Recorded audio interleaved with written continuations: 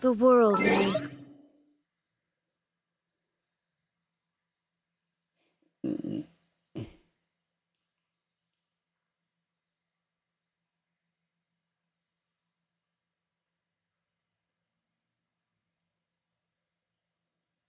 Okay, I think we're good now.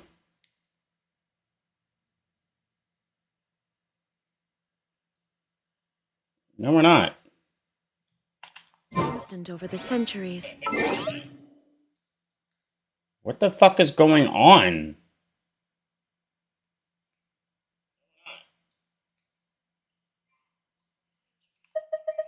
But human life is like the dew at dawn, or a bubble rising through water. What is wrong with my server right now? Transitory. My shit is lagging like a motherfucker.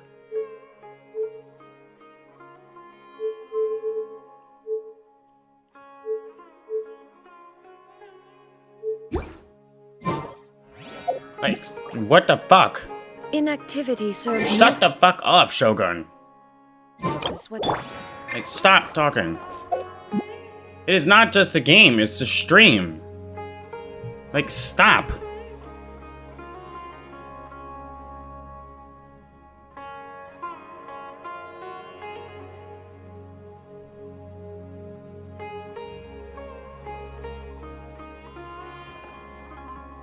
Like, what is happening right now?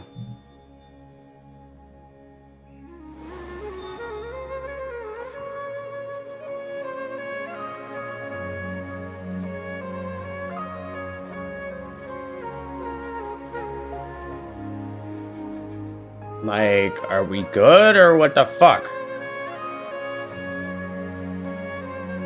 Like, I never have stream problems.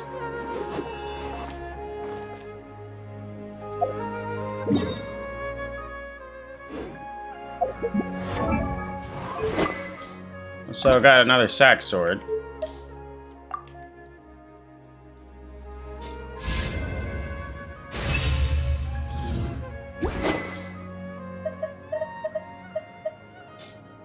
Are we good? Like, what the fuck is going on?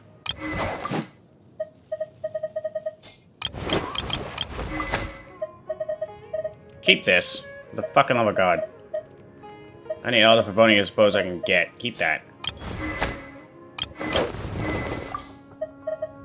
I don't give a shit about refining that, though. God damn it, Nahida.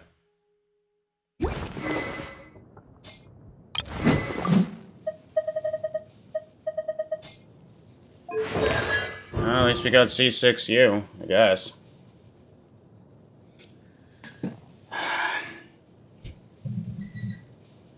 I think we're okay.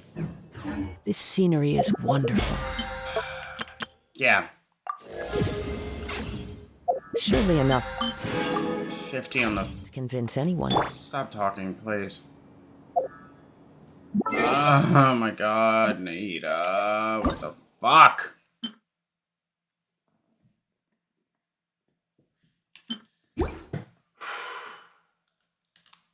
Fuck.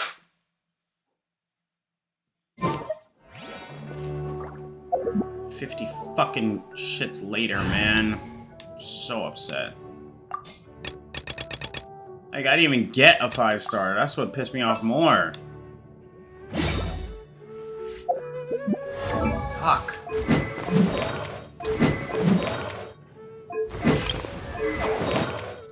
Let's give her the noblest set. The emblem shit, whatever. Motherfucker, man.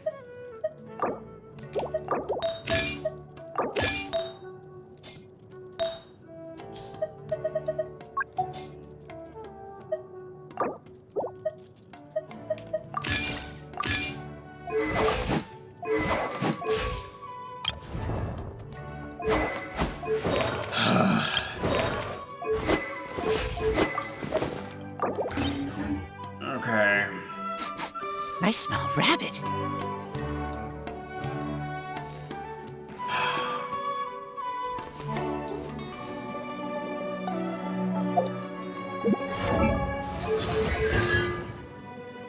Charges up, causing the next normal to release lightning that deals 100% of his attack as electro damage.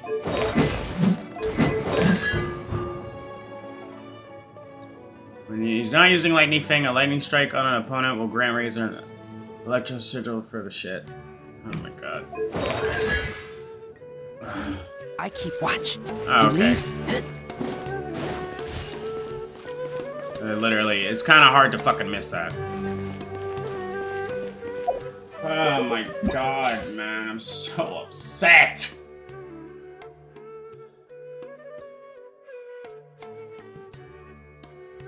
We have 2 more weeks to get her.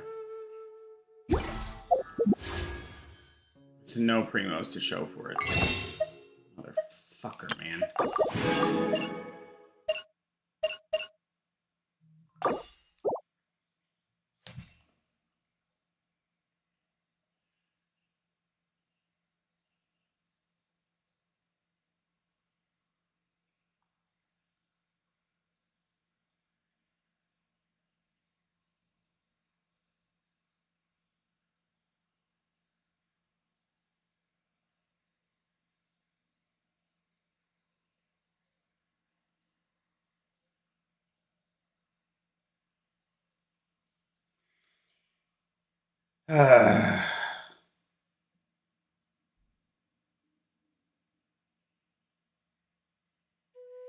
Fucking shit, man.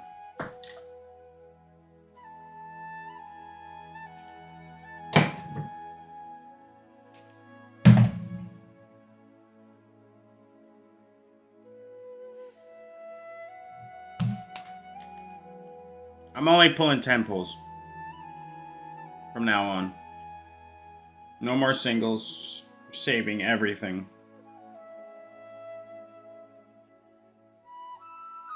That fucking broke me, man. I would have preferred to at least get a 5-star, man. Just rather than nothing.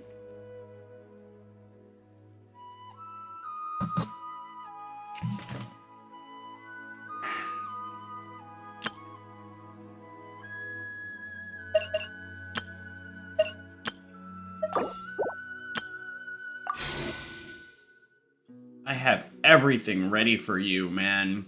I'm so ready. Please come home, Nahida. Come on. I'm hungry.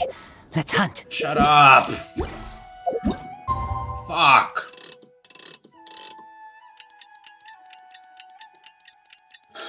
I'm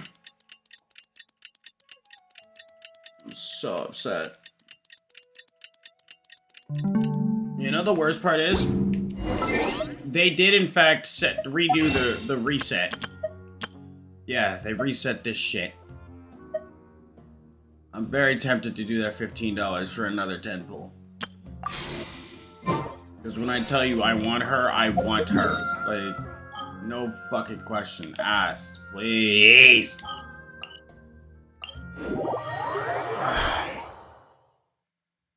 Like, do you understand how fucking amazing she will be for collecting materials, for one, and in battle? Add Ast. Oh my god. I don't miss Inazuma one bit. I'll tell you that one bit right now.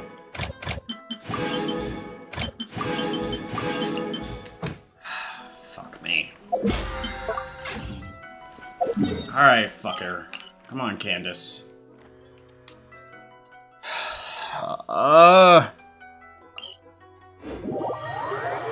Like, I feel hurt, man. I really do. Like, my heart hurts. I did 50 fucking pulls, man, and got nothing.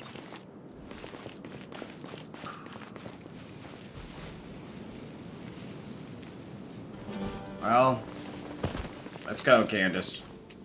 Candace, we're here! Has everyone arrived? Everyone is already waiting inside. Well, what are we waiting for? Let's join them! Please, wait a moment. Before attending the meeting, I hope you can promise me one thing. What? What do you need? Promise me that you won't commit to anything too reckless. Do you know who we are? you think. Okay. Do you know who the fuck we are? This is gonna be a long-ass quest, I can already tell. They're all waiting for it. I am so upset. Like, I cannot express that enough. Join the Aramites. Shut the fuck up. Wonderful new life.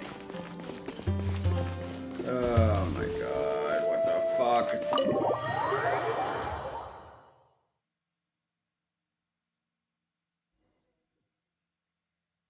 Everyone's here so early! But why isn't anybody talking? We already discussed things a bit. Hey, where have you been? I've missed you two. Are you ready? Yeah. Very well. Group finally works out a detailed plan Are together. you sure this is gonna work? Okay, talking about it with me would be nice. I gotta admit, it's bold. Color me impressed. It's worth a try. The point of discussion is to arrive at a solution. Let's cut the small talk and move to the next point. You're making Paimon nervous.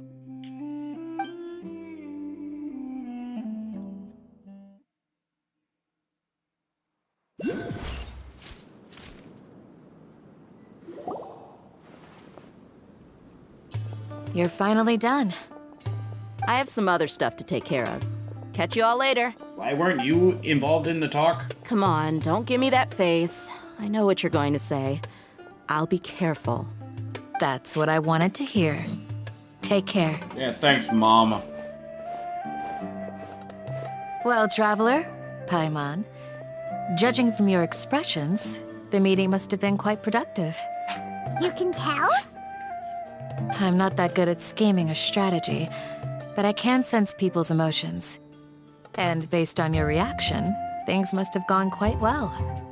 On the next Nagbarha day? Paimon's a little worried.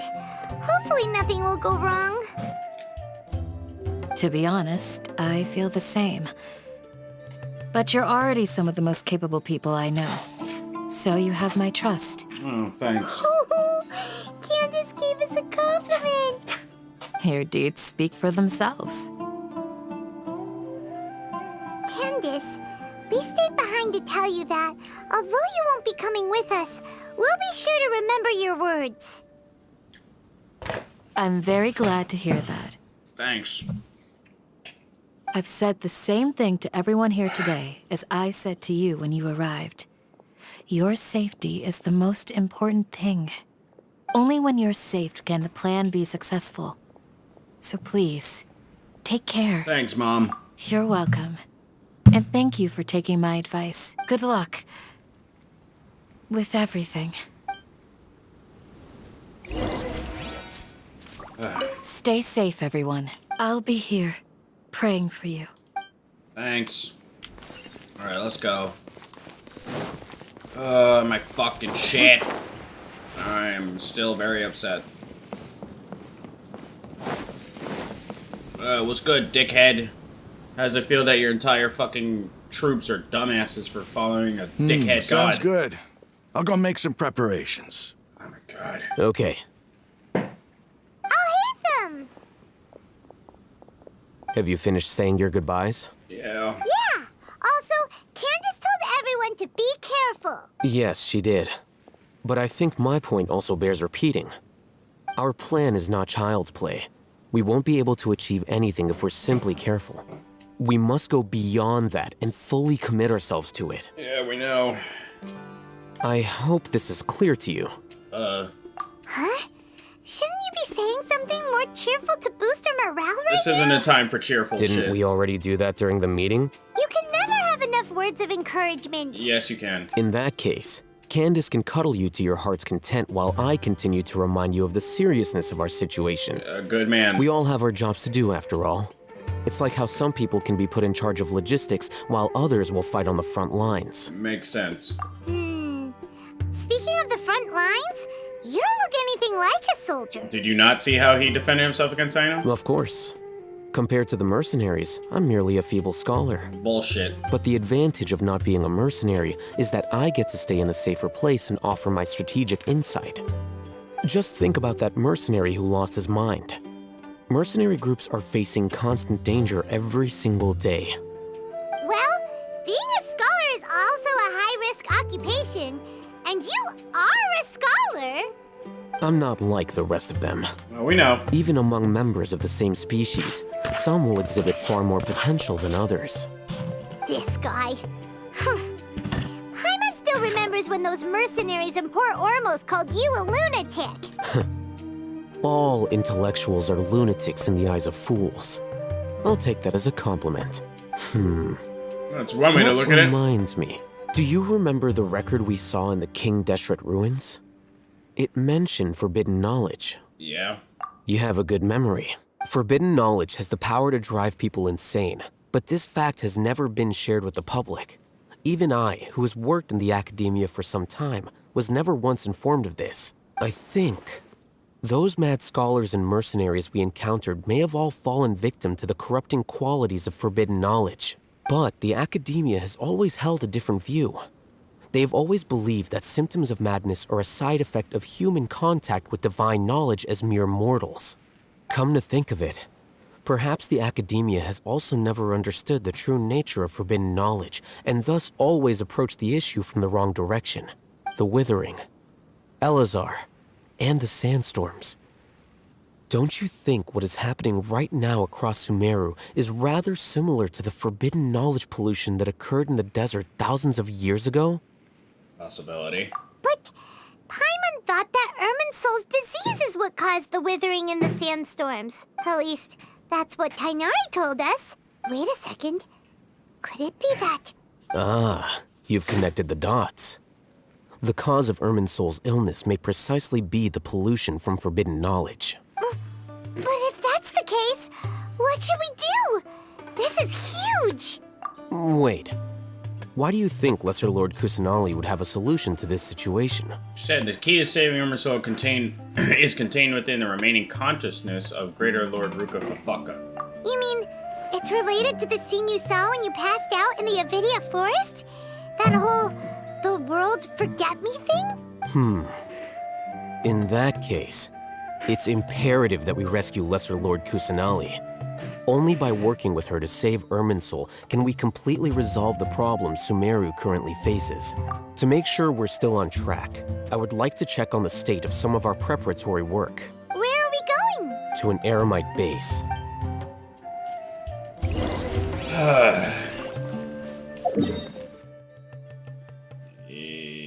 Oh. Not exactly. Not close enough. Oh my god. So is Razor's sword just ready to go? Yes.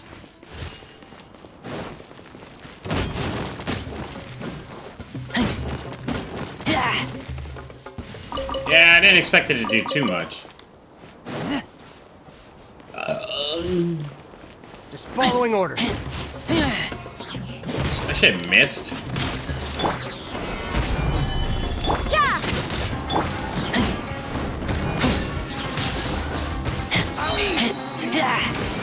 I'll take my...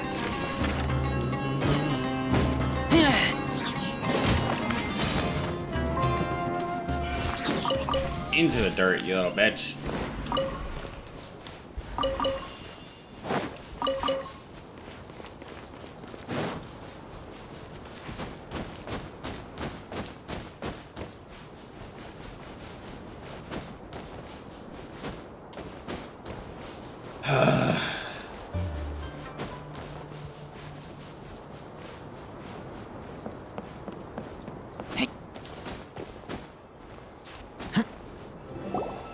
Oh, you made it.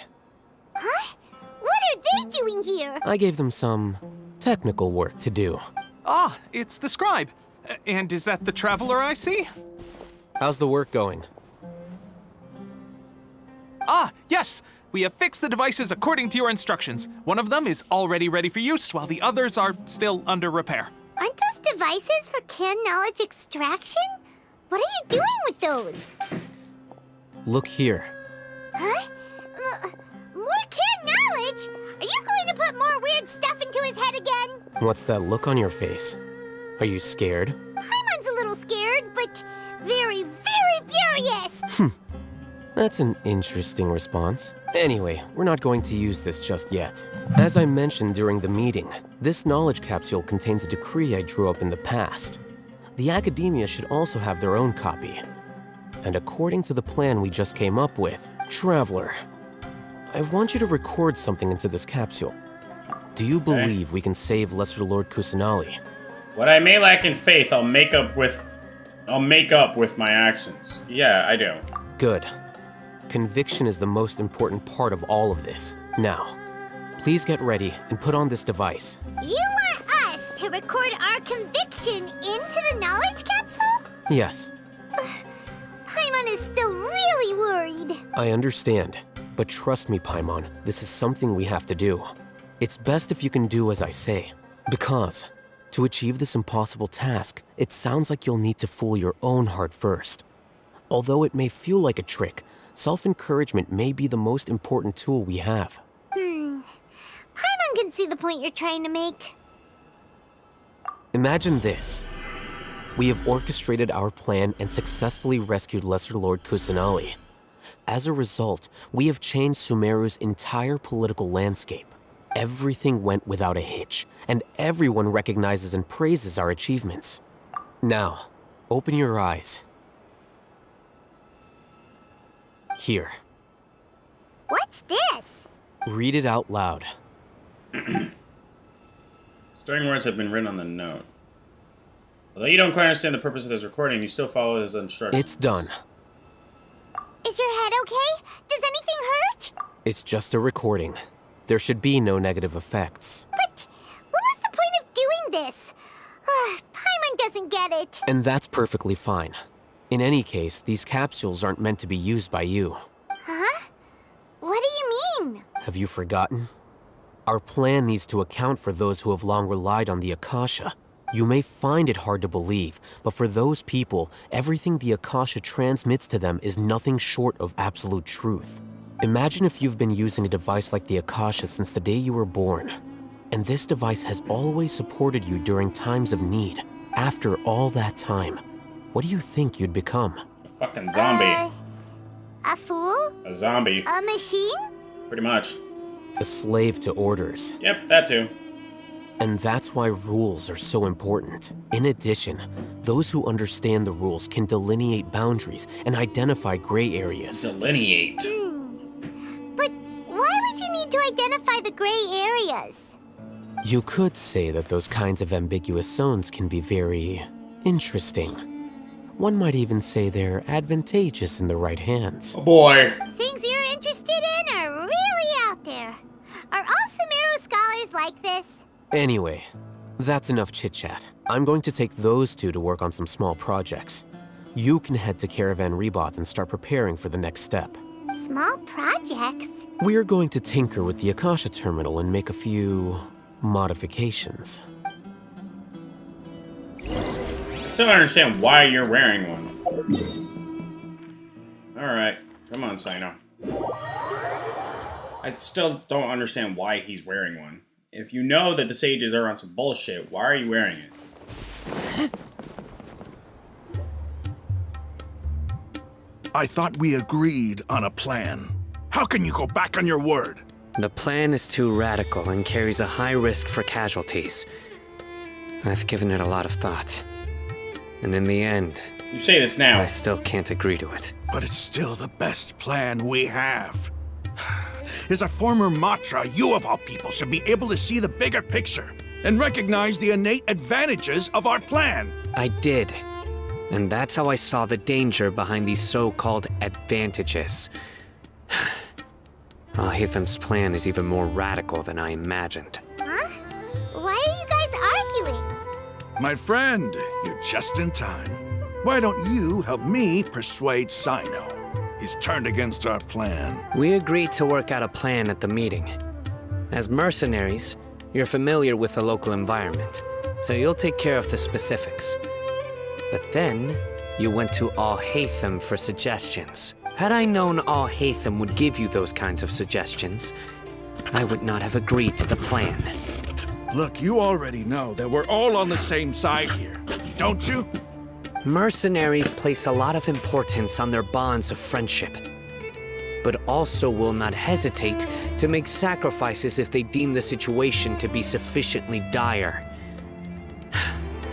I'm sorry, but as things stand, I can't accept your principles. Why are you acting like such a dickhead?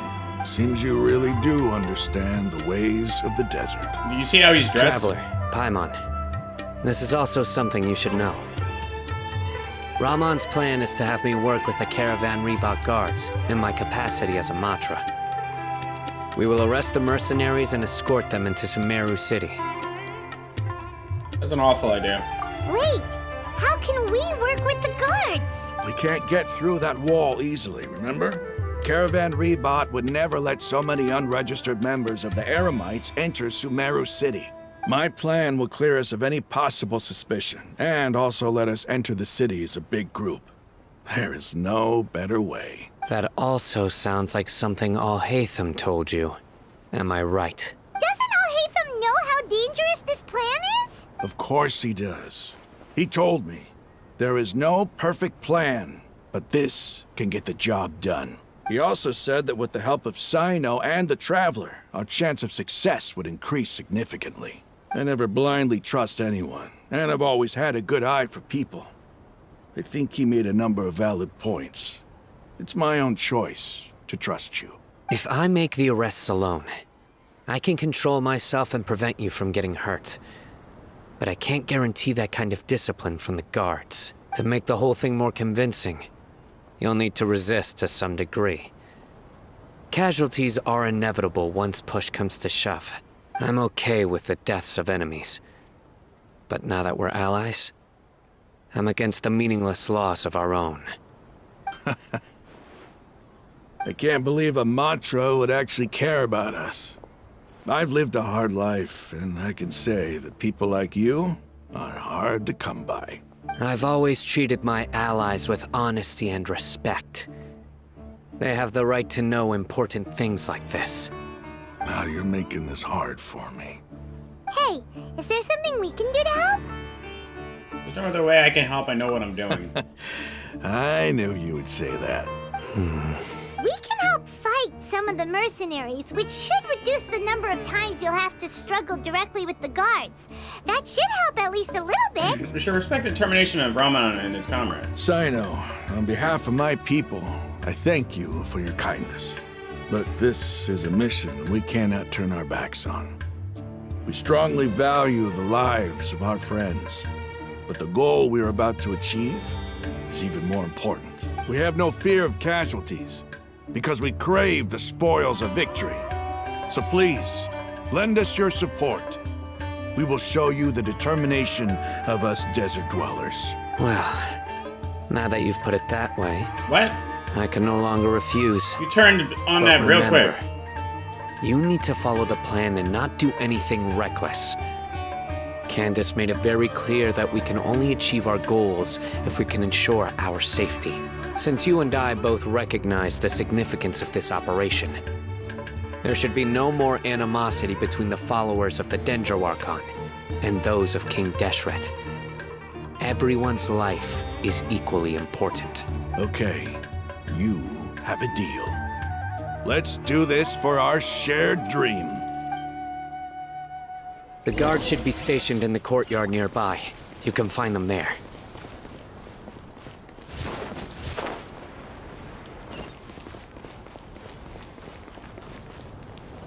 So our mercenaries can never get the fuck along. Guards! General Mahamatra! To what do we owe the honor? Keep your voice down. This is a secret operation. I'm going to arrest a large criminal gang near this location. According to the Academia's Guide and Regulations on Secret Operations, I have the right to ask for the cooperation of Caravan Rebot. Ah, of course, of course. Mahamatra Sino's order is the Academia's order. Just let us know what you need. But who exactly are you planning to arrest, and how many people are you expecting? Depending on the scale of this operation, we may need to report it to our superiors. They're a squad of Eremites whose number is comparable to Ain el Akhmar in Port Ormos. They're involved in the theft and resale of supplies from the Academia. As many as Ain al Akhmar? This should definitely be classified as a joint operation. Then I suggest that you report this to your superiors as soon as possible, and treat it as a top priority desert operation. I will need personnel. Got it. Please wait a moment. I'll contact them immediately.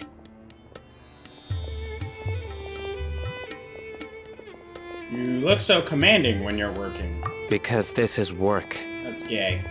You're much more friendly to us. Because I trust you. Paimon can't believe you're still in the mood to chat. This whole thing has Paimon scared stiff. Aren't you even a little worried? What if these guards already know that you have betrayed the Academia and are no longer their General Mahamatra? Even if that guard doesn't know, their superiors might, right? We discussed this, remember? The Caravan Rebot operation is of great importance. But don't worry, the guards there shouldn't know that Sino has stepped down. How can you be so sure? First, the other Matra still don't know why Sino has left, which proves that the Academia has been covering up the matter. Second, this is a crucial moment for the Academia's God creation plan. If something were to happen to the General Mahamatra, it's bound to attract a lot of unwanted attention. No matter how you look at it, they don't seem interested in sharing the news of Sino's departure. A reasonable inference. I agree. Which brings us to our next issue. I'm sure some of you have been wondering if the prediction function of the Akasha will affect our operation. The Akasha is still in operation, so I must remain on high alert. Actually, considering the power of the Akasha, it's quite strange that it hasn't already tried to interfere with my actions. Why are you still wearing it? I've given that a lot of thought. For now, I don't think you'll need to worry. If you remember, when you first came to Aru Village, all your actions and routes were predicted by the Akasha. It even gave that information to those who kidnapped the village keepers. But things like that never happened again after we met up with the Traveler. That's true. But why? Look at it from a different angle. Why do you think the Akasha will predict your actions? Because my personal data has been entered into the Akasha. That's true. But the key to this question is, how well can the Akasha make predictions about a person? Haven't you ever thought about it? Just how can it do this in the first place? Because the Akasha controls the entirety of Sumeru. The Academia firmly believes that all human actions can be explained through logic. Nope. By sorting and analyzing entered data, the Akasha can derive behavioral logic and predict the actions of those who fit an existing logic model. However, at the risk of sounding like an advocate for fallacies, can everyone truly be considered logical at all times? No. Emotions are part of our behavioral logic. But can you guarantee that every experience of the same joy or pain would be equally intense? How can our feelings and opinions be predictable down to the letter in every single instance? Sino, in the past, you've always worked alone. In the absence of another person who could sway you or your thoughts, the Akasha could produce predictions that were similar to your real-life behavioral principles. Decisive and principled, you were used to solving problems alone. That's why the Akasha could figure you out. But now, you've joined a team. And I believe the Akasha hasn't yet figured out the full composition of it. Our thoughts and logic have intermingled and weaved themselves together to become a complicated, chaotic mess. Any one of us could potentially disagree with another. We know. The Akasha lacks data on these interactions, and it's impossible for it to predict your actions in the future based on your decisions in the past.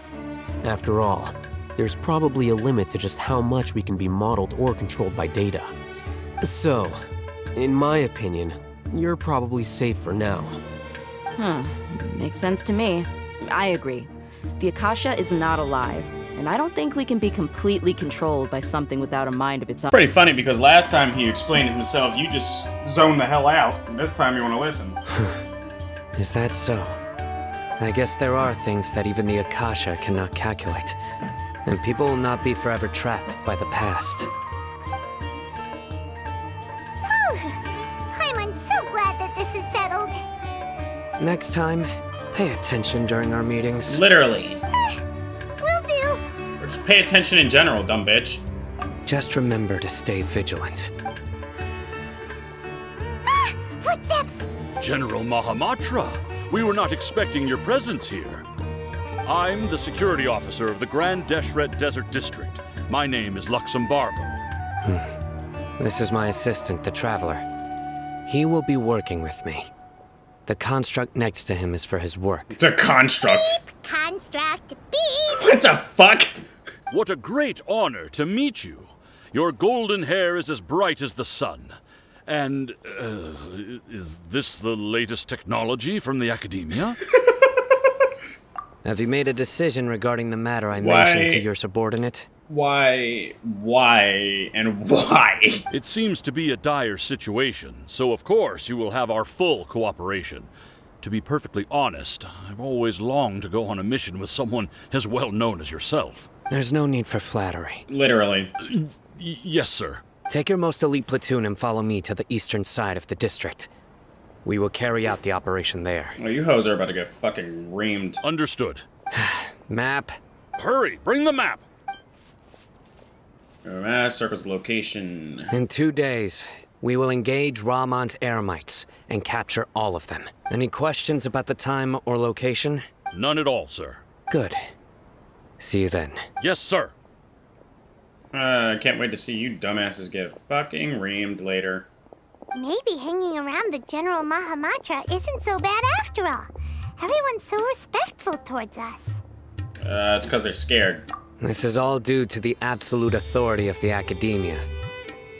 And now, we're going to strike back against that massive pillar of power. Get ready. We will move out in 2 days. Hey, more time skips. 2 days later.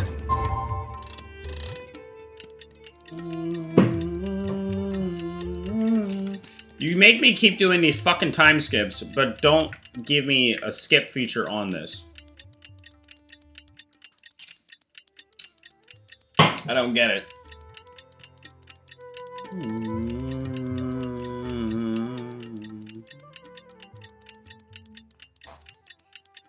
Alright, let's do it.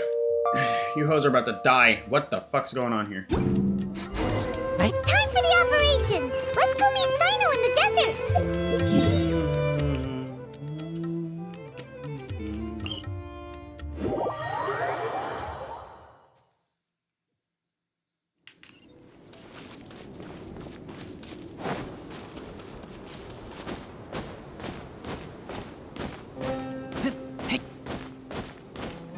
Far enough from the city to where they can get fucked up. We're close enough to Aro Village, though. Look! Over there! Our helpers have arrived already! Let's hurry over! Wait a moment. Ah! Oh, it's you! You're my assistant, remember? Being my assistant, you must stay with me. Now let's head over there. It's General Mahamatra and his assistants. We meet again. You're here early. It's to show how important we think the operation is. Since this is a big case for the Academia, we are prepared to give it our best. I'm glad to hear your sense of resolve. Remember, we must capture them alive. They are our only leads for the case. If they die, we will be unable to continue the investigation. Understood. Everyone! The Eremites are approaching from the west! Make preparations and be ready for combat. How are 4 of you gonna take down a whole group? Cutscene. Halt! Or not. Oh? What a warm welcome! What do you want? Judging from those shiny weapons in your hands, it seems like you're not interested in a deal. Rahman, the Academia has caught wind of your smuggling and illicit sales. If you value your life, I advise you to surrender. Who are you supposed to be? A Matra from the Academia?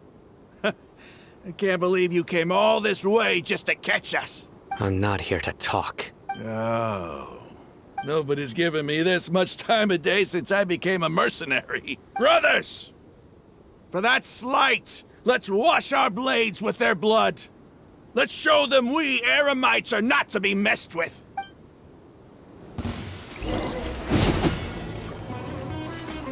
Oh, I actually have to fight the boys? Seems kind of pointless, but whatever. Judgment! Seems kind of ass backwards, but whatever.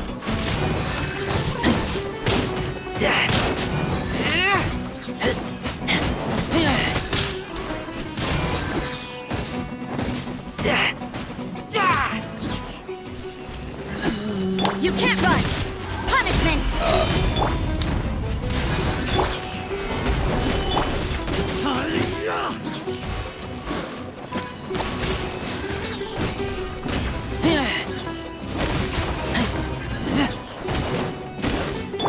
Order guide you. Fuck.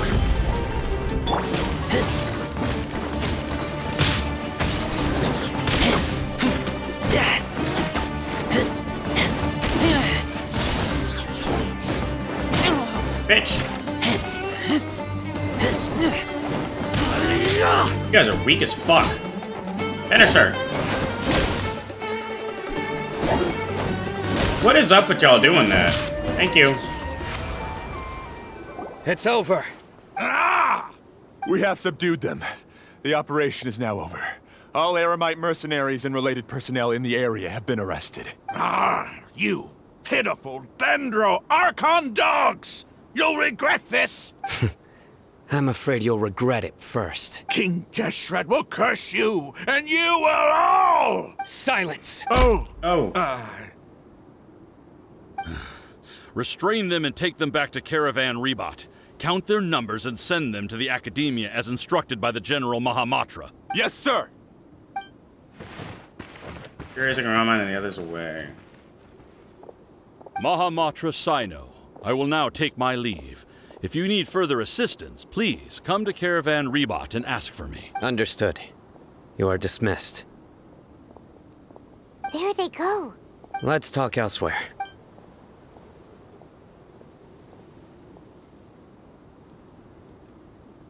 This part of the plan went really well. Yes, things went perfectly. That's fantastic! And that punch you gave Ramon there sure looked convincing enough. Once we're done here, I'll return to Caravan Rebot and oversee the group's transport. I promise. I'll get everyone into Sumeru City safely. Yeah, you're the reason why everything went so well. It's not the time to celebrate yet. I believe Dia should already be waiting for you. Go join up with her. She will need you to introduce her to Tainari. Speaking of which, is it really okay for us not to share the full plan with Tainari? What if he'll feel miffed about it and refuse to work with us? I completely doubt that he'll do that. I have a very close relationship with Tainari. Oh, I bet you do. Given how well we know each other, I believe my message alone should be enough to bring him to our side. He knows I won't make jokes about things like this. If we need help, Tainari is the best option. Get ready for the next phase of the plan.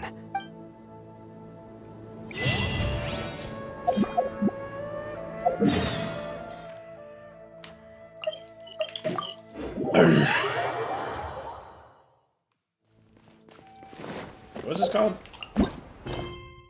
As by a god's side. Dia! We're here! It's about time. Didn't you say our part of the plan is the most important of all?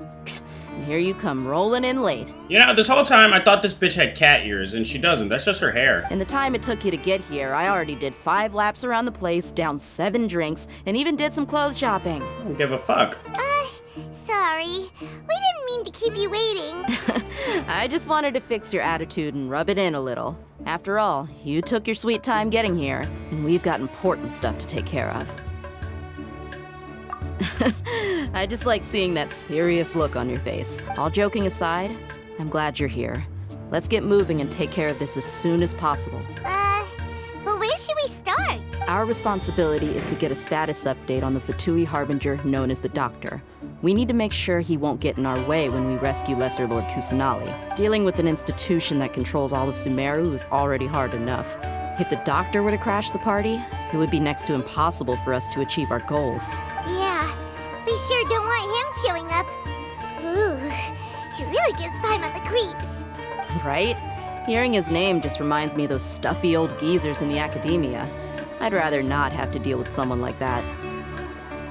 What should we do? According to the plan, we should first go to Pardis DI and ask for Forest Watcher Tainari. If all Hatham and Sino's sources are solid, then we can be sure that Tainari still has the Academia's trust. So, we'll find Tainari and convince him to get us the latest intel on the doctor. Then, depending on what we learn, we'll make any necessary adjustments to our plan. The sages have placed spies everywhere on the other side of the wall. I'll follow you as a bodyguard. Didn't expect you to become my bodyguard, bitch. You should be honored. I don't offer my services to just anyone you know. I'm not paying you. Paimon thought mercenaries would do anything for Mora. You're not getting a fucking penny from me. That's certainly true. But when multiple employers are vying for your services, you should always go with the best offer. Let's see. If I were to charge you a bill, I guess I can apply a discount. Yeah, if. How much more do you want? Paimon's not sure we can afford it. How much do I want? Hey, how about paying me with a smile? What do you say? Huh? I haven't seen you smiling much recently. If you ask me, someone like you must look lovely when they smile. Oh, well, thank you, you fucking bitch. Thanks. Oh. Come on, give me a smile so that I can be less worried. Oh, thanks, big sister Dia. Looking good.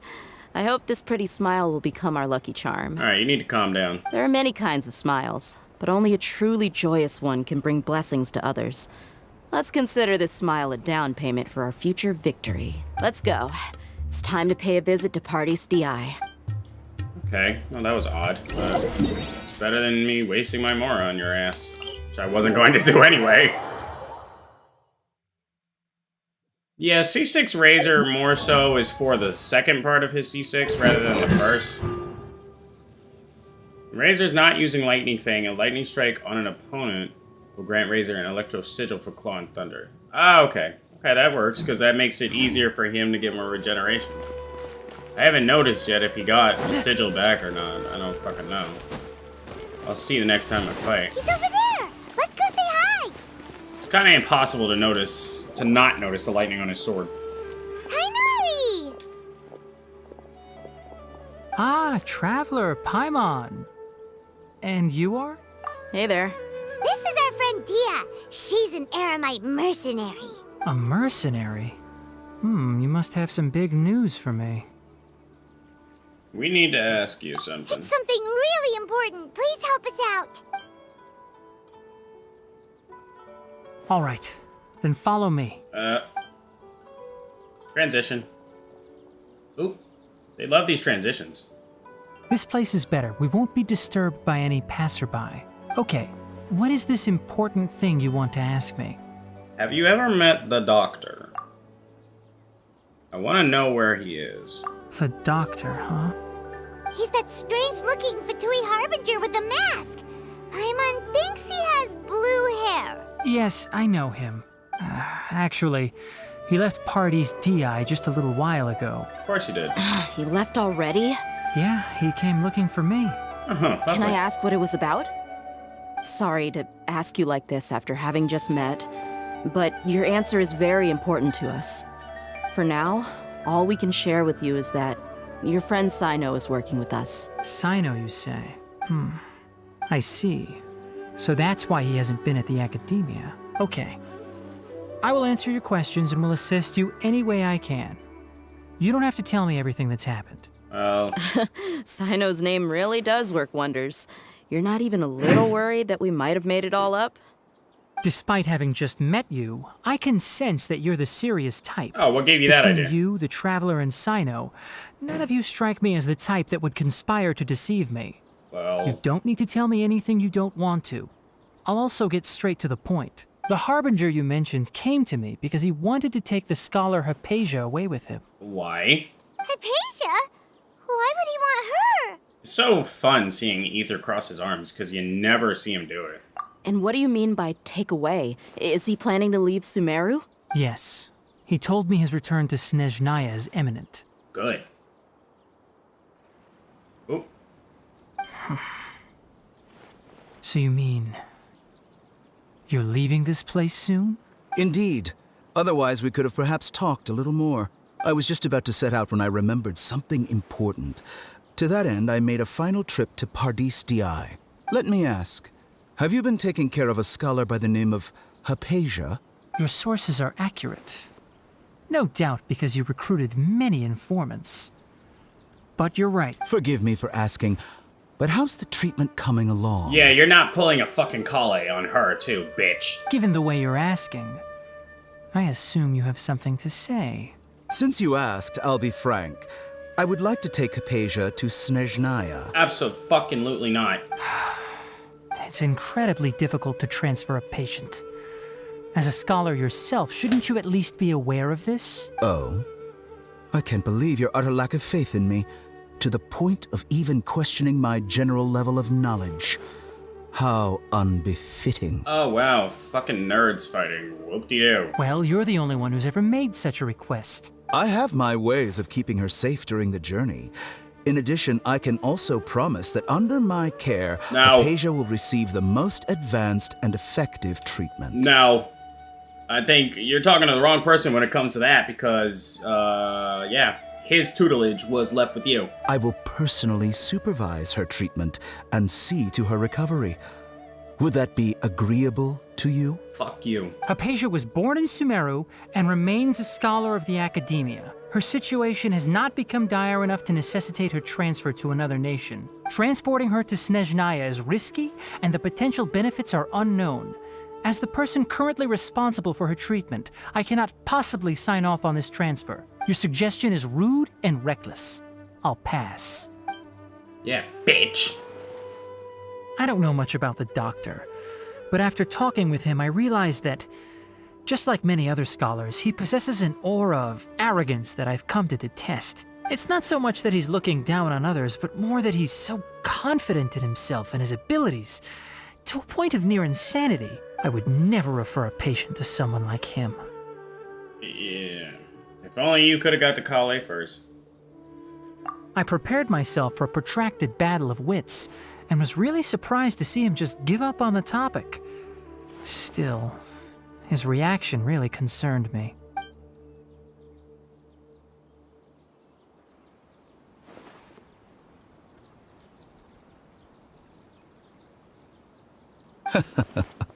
Fuck is so funny? I see, I see.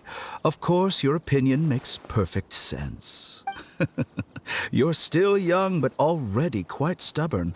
I must say, you are not like what I had expected. Under normal circumstances, I wouldn't just let you off the hook like this.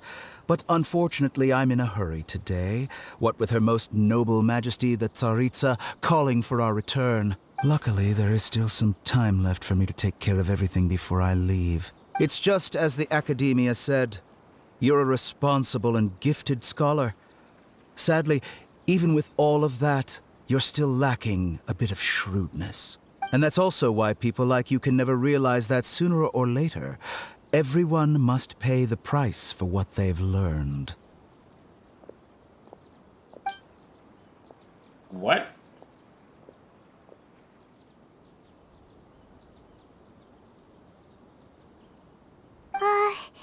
Paimon can't help but feel like he's hinting at something unpleasant. He asked a question, yet didn't care for my answer. Perhaps I'm nothing but a talking rock in his eyes. He never came off as malicious, but an utter lack of compassion permeated throughout our conversation. From his tone, I can sense that he's always looked down on others. Can't believe he's actually leaving. I can barely believe it myself.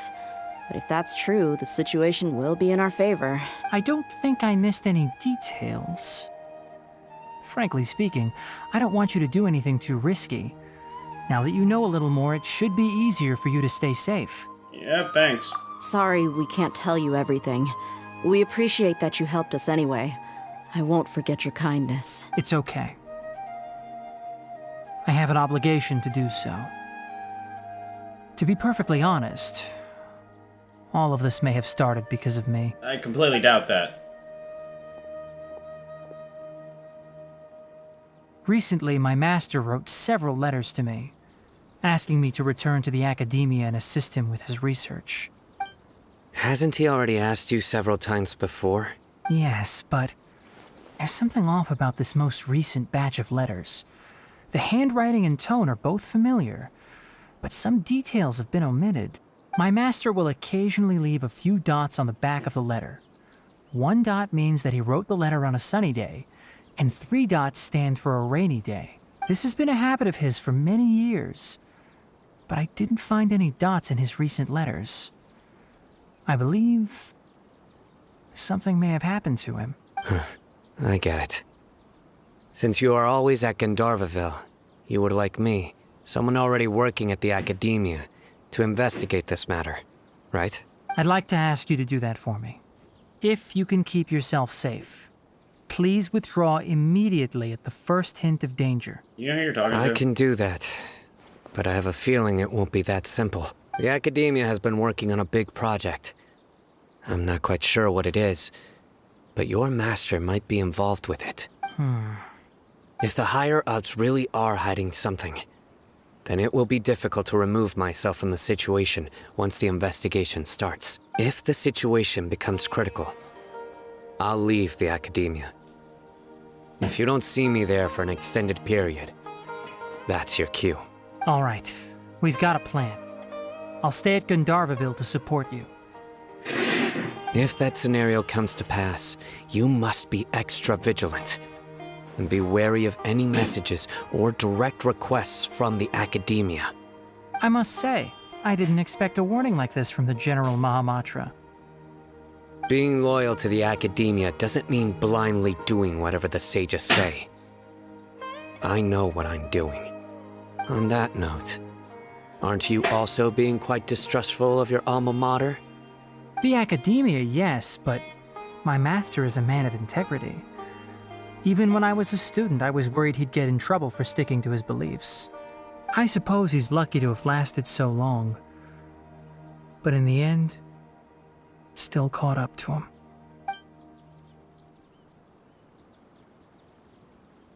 I see. So you noticed something was up with the academia from the very beginning. This may well be how Sino became involved in all this. In that case, I must keep my promise and help you however I can. Also, if you run into Sino again, please help me pass on a message to him. Trust your own senses and experiences. I think this may be something he needs to hear right now. Okay, we'll find a chance to tell him. Thanks. Right. Now let's go hunt down this Harbinger. Oh, by the way, which way did the doctor go when he left Pardis DI? That way. Gotcha. Thanks so much. We'll be on our way. Obviously in Port Ormos.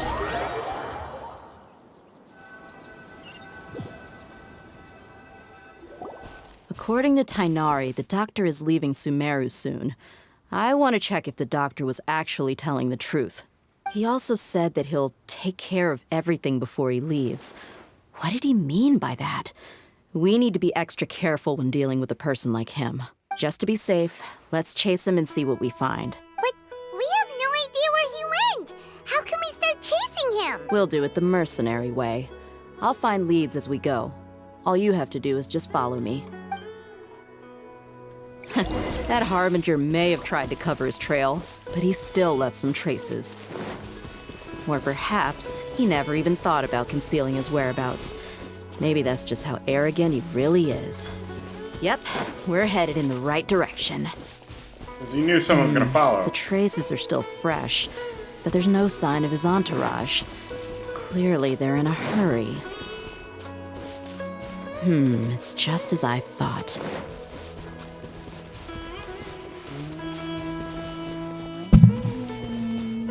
Of course, if it's who he can't.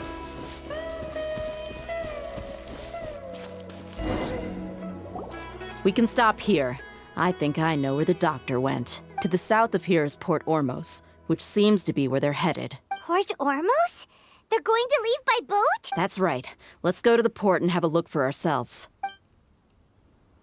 It's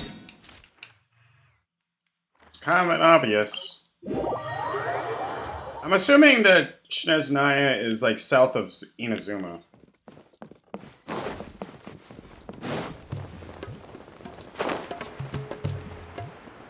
Okay, well, there's two agents just chilling. Oh, no, yeah, there's Fatui everywhere. Look! Fatui soldiers! Shut up! Thanks to Dia's tracking skills, seems we found the right place. Shh! Don't draw their attention. Honestly. The port is crawling with Fatui soldiers. Let's keep going and see what we can find. Now, I figured. is a proper farewell ceremony for a Snezhnayan Harbinger. I figured I had to be sneaky. The Lord Harbinger is leaving. I've still only seen him once or twice. I used to hold a position in our homeland, and back then, the doctor spoke in a very different way from the way he speaks now. Maybe the way people talk in Sumeru has rubbed off on him? It's always like that when you spend too long away from home. When he gets back to The music seems really loud.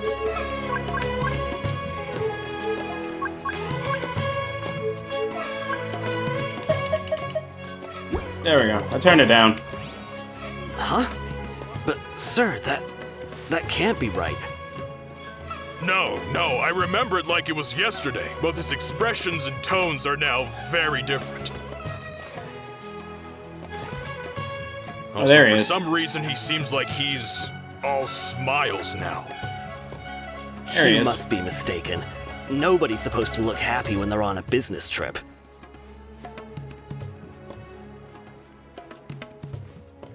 The doctor is on that boat. So he told the truth after all. He is actually leaving Sumeru. Let's get closer and find a place to hide so we can observe him. This place will do. We can hide here while we keep an eye on the boat. As if he can't see us. So the doctor didn't lie about leaving, but could it really be that simple? Are we sure he's not planning something? Like, look at this man. Uh-oh. He saw us. Oh, this motherfucker waved at us? Huh? Is he waving at us? It's time to say goodbye. Wait, is he the only person on the boat? You guys didn't really hide yourself very well. You mean there's nobody with him? And where are all the soldiers we saw on the port just now?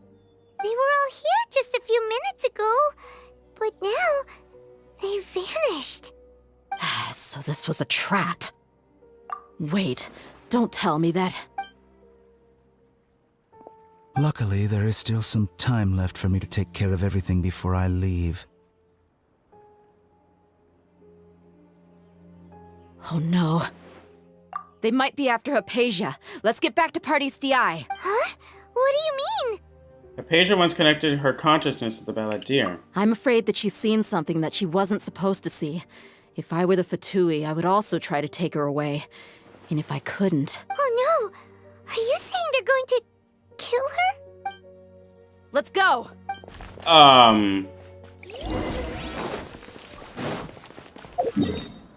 What the fuck? They better not. Hurry the fuck up!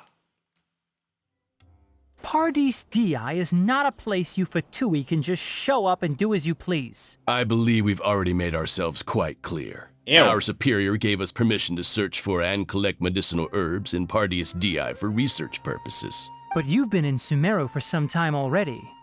I find it coincidental that you chose to only come here today. Even the Grand Sage himself may not have the right to question our research, much less an ordinary scholar like yourself. I've done my duty to inform you.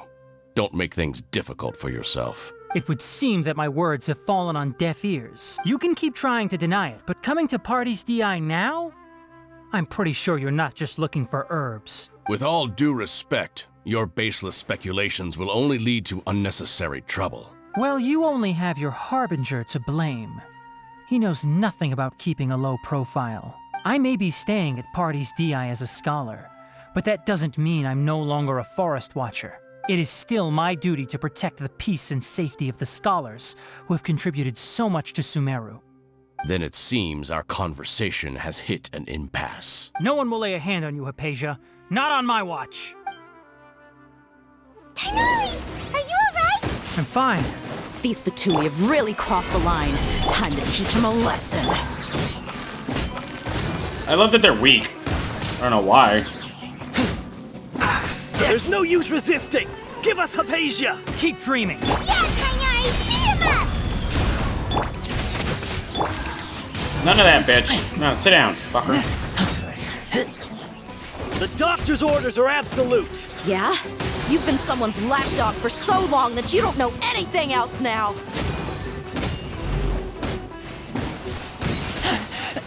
I taste blood. Can you not? You motherfuckers? No, just for that. No, just for that. No, motherfucker, no. Just for that, you mother...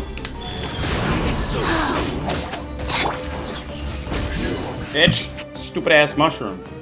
We're not getting anywhere. Traveler, Paimon, please go to Hypatia. We need to make sure they don't try to sneak around and attack from behind. Got it! Hypatia's still here. Doesn't look like anyone's broken in. Some harm, but why is she so still? Yeah, she's just sleeping. Well, how is she? She's just asleep. Oh, that's good.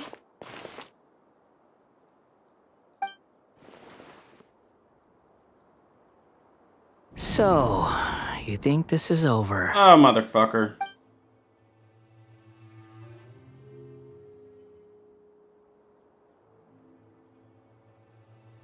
What? The Balladeer is here?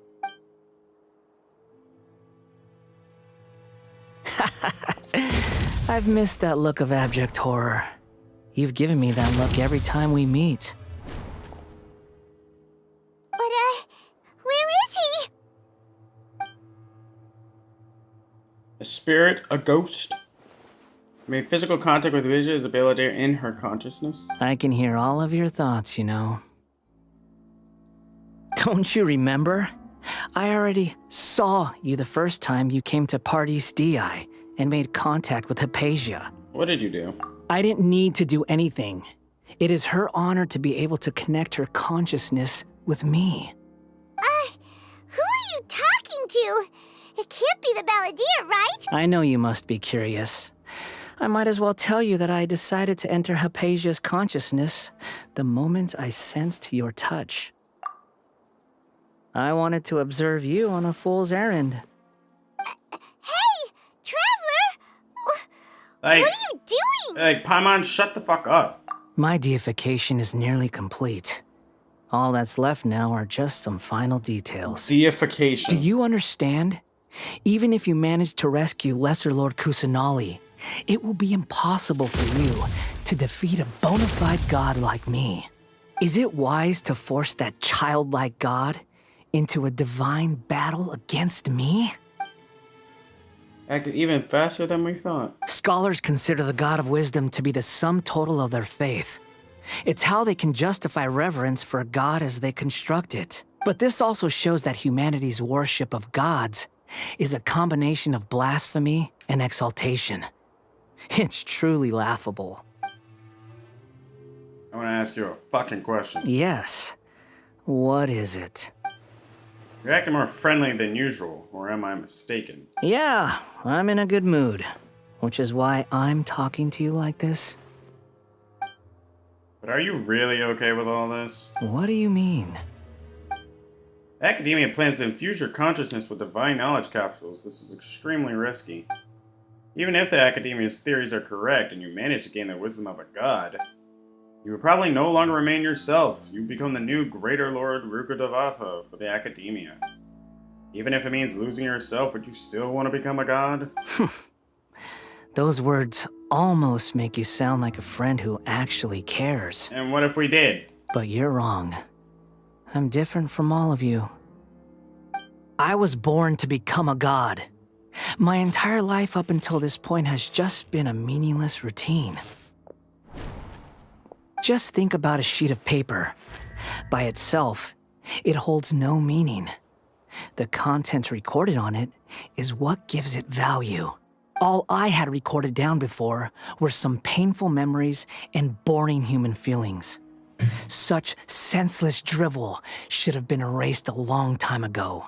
Indeed, to me, the sight of you fools in your futile struggles is far more amusing. Tell me, just what has this world done for you to protect it with such zest and conviction? You literally would not understand. I'm connected to your consciousness, so I can hear what you're thinking and sense the depth of your determination. My sister? This is a good conversation we're having. So here's a word of advice. Let go of your misguided guardian complex. You know nothing about the truth. It'll be for your own good, as well as everyone else's.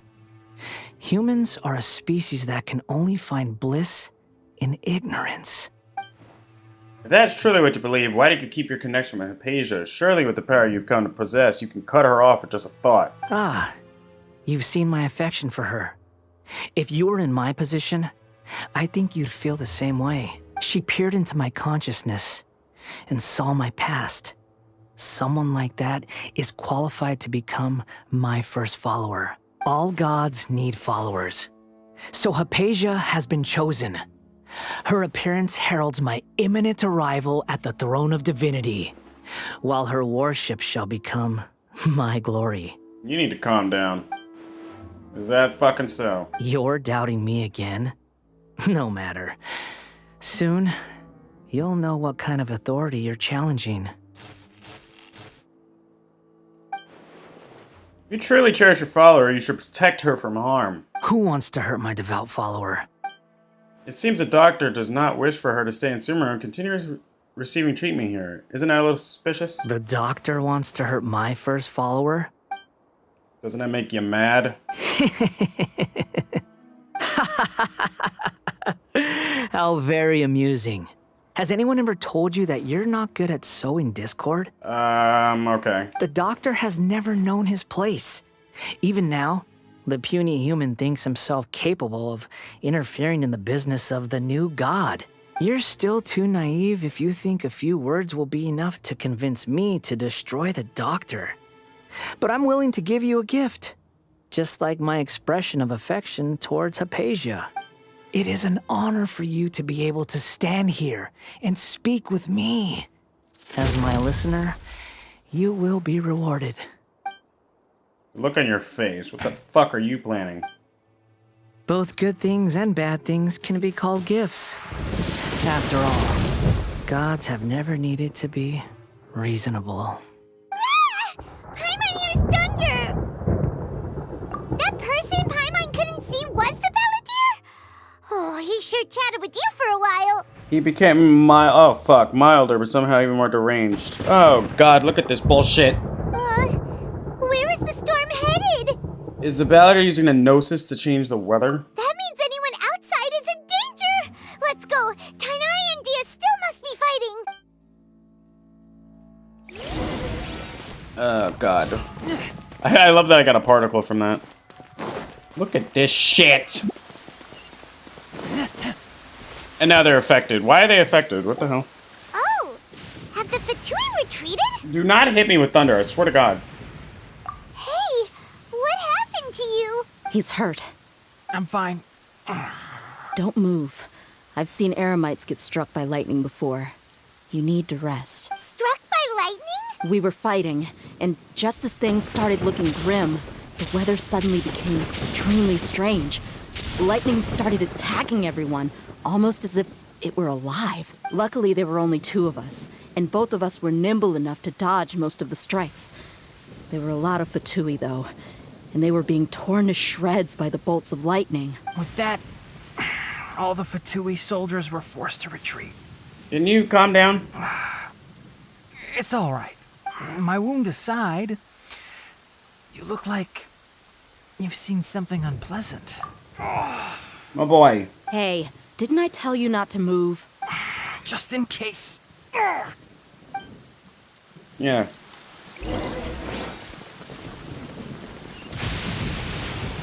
As much as Dia tries to be a mediator, it just does not work for her.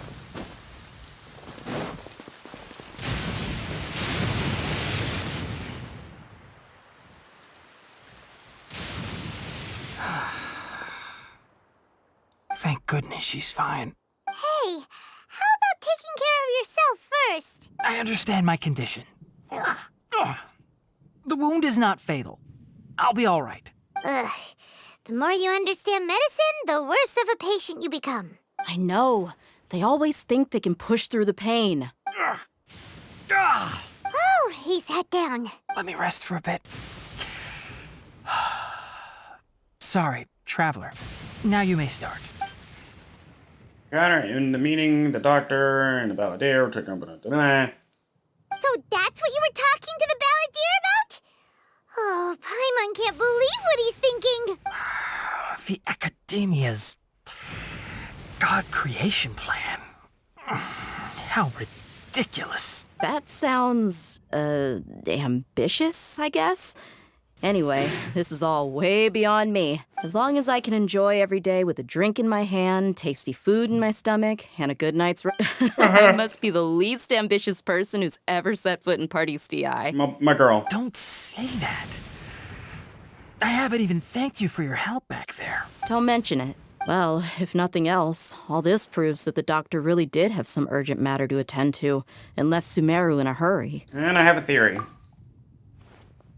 I think the balladeer is the reason why the doctor is targeting Hypatia. Her consciousness connected to the balladeer, and she has seen his past. Maybe the Fatui want to cover up some secret of the balladeer. Is that why they tried to seize Hypatia? You said the balladeer claimed that Hypatia has seen his past. So, what could be there? I'm not sure. Have you noticed? The balladeer is not happy with the doctor's actions. He thinks the doctor has no right to consider himself as his equal. So, if the doctor was to show up again, would the balladeer zap him with lightning? Based on what the traveler has said, I think he would. Having the doctor gone benefits him as well as us. In other words, we've successfully completed this stage of the plan. The doctor is out of the picture now. Yay! That's a big accomplishment! I'm also happy for you. Thank you for the help, Tainari. Make sure you rest up for now. Yeah, get some fucking rest. Yeah. All right. Okay, that wraps things up for us here at Party's DI. Traveler, it's about time we rendezvous with the others at the Grand Bazaar. Let's continue to keep a low profile. You can head there once you're ready.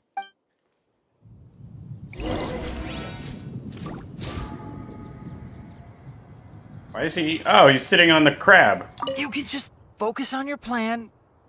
Leave Hypatia to me. My wound isn't going to get in the way. Oh. Okay. Guess I'll sit still for a little while longer. Literally. I love that he's sitting on the crab, too. And now the lightning's gone. Oh, wait. Gotta change the time. Wait until the agreed time. 5 hours later.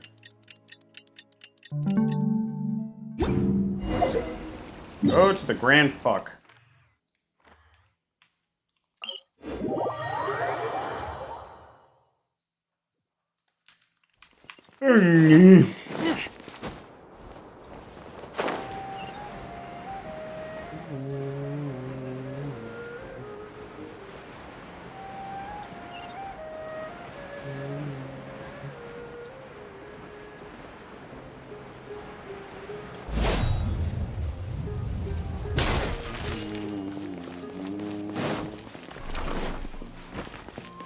Okay, I expected Nilo to be here. I don't know why. All right, everyone is here. Well, Nilo's gonna come into the fray later, actually. Any luck with your missions? I almost forgot. Let's report back one by one. I'll start first. We've made the necessary modifications to the Akasha terminal. In addition, the props required are also ready. I'll go next. The Traveler and I went to Party's DI. The situation was a bit complicated, but we found Tainari. Unfortunately, he was wounded during a fight. Who is behind it? Well, that's the tough part. What should I say, Traveler? The Fatui or the balladeer? Let's go with the balladeer. After some back and forth, we confirmed that the doctor has left Sumeru by boat. He has something urgent to attend to back in Snezhnaya. So, we've successfully removed the doctor from the picture. Also, Tainari's already resting, so he'll be okay. Oh, Tainari also asked us to tell you this message. Trust your own senses and experiences. All right. I'll remember that. Everything also went smoothly on my side. The Eremites should have arrived at their destination by now. To avoid alerting the quarry, they will stay there for now. I can't believe you actually got so many Eremites into Sumeru City. It's all thanks to Rahman and his brave team, as well as their bold strategy. It appears to have been very effective. I'm glad to hear it. Well, is that everything? Okay, this meeting is adjourned. Huh? Wait, you mean that's it? Well, what else is there to discuss? Shouldn't you end with some words of encouragement? Yeah, to we fire said the us up same now? thing 30 minutes ago. Personally, I'd rather we all go home and get some rest. Like, fuck. I'll hate them. You... Like, stop with the encouragement shit. This is too serious for that shit. We ain't got time for that shit. And if you wanted someone to say something to that effect, then I must reiterate that I'm here to strategize and not to lead. So you should find someone more suitable to do that. But I thought all of you academia big shots were great speakers. Then I should remind you that I'm the scribe. I know that. So what? A scribe is responsible for recording meetings, not speaking. I don't know what they're on about right now. Fine, whatever. Well, Sino doesn't seem to be much of a talker either. I guess that leaves it to my employer. Employer? Yep, the Traveler hired me. She asked for a smile as her fucking payment.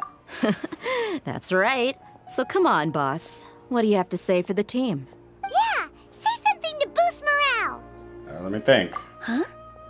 What are you all doing here? I'm like, where's Nilu?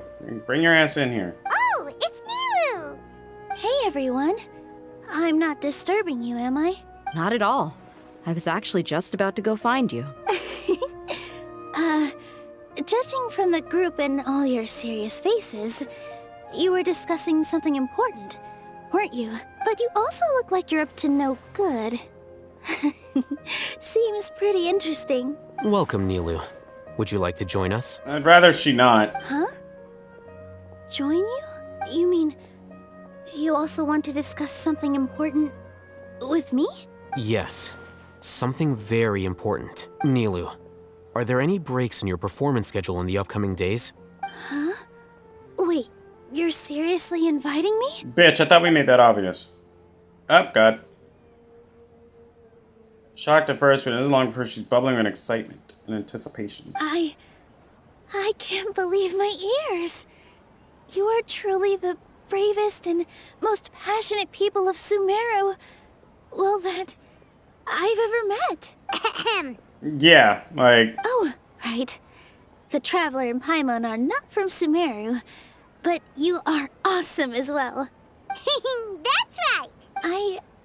I must admit that I'm a little scared, but I'll try my best for Lesser Lord Kusanali. If I can somehow use my abilities to help you, then count me in. Remember, believe in yourself. Okay. I'll get my friends at the Grand Bazaar to help us tomorrow. Just remember not to say too much. Be discreet. Yep, you got it. Where do you shop and who does your hair? Oh. Very important. Burning questions. Where do you shop? All the preparations are done. Now, can we finally conclude this meeting? Tomorrow, I'm assuming you're asking that to Nilu. So, have you thought up what you'd like to say? It's hard to believe. It's hard, bitch. It's hard to believe everything that has happened till now and our actions. Yeah, I said Neil. It's hard to believe everything that has happened till now and our actions will bring change to many things tomorrow. She inspires my sarcasm. Yep. It's a grand plan and we're all super awesome. That's right. So, just get a good night's sleep, everyone. Well said. A good night's rest before an operation can be the difference between success and failure. Hi, Lee. How you doing? Thankfully, I've had my place to myself recently. It's been nice and quiet. Yeah, cool. Uh-huh. Oh, nothing. Okay. All right, let's all go home and get a good night's sleep so we can be up early tomorrow. I'm mad that we just dragged Nilu into this. Okay. So I guess that means it's time to say goodnight now. Yep! Good night, everyone! We literally just grabbed Nilo into this. This fucking dog's name is Swoof. Like, what? Wait until the shit next day with the shit. I'm okay, waiting around for the building maintenance person to come back. Alright, that's cool. Today is the Academia's Neogarbaha Day. We can finally put our plan into action. Oh god. Alhaitham should be waiting for us. Let's go to the Academia and find him. This is not going to go well.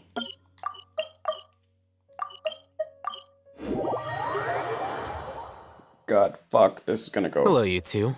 Sleep well? Bitch, I stood in one place and just time traveled, let's be real. Not really. Paimon got too nervous thinking about today and didn't fall asleep until the sun was almost up. What about you, Alhaitham? Mood. That's a fucking mood. Naturally, I slept just fine.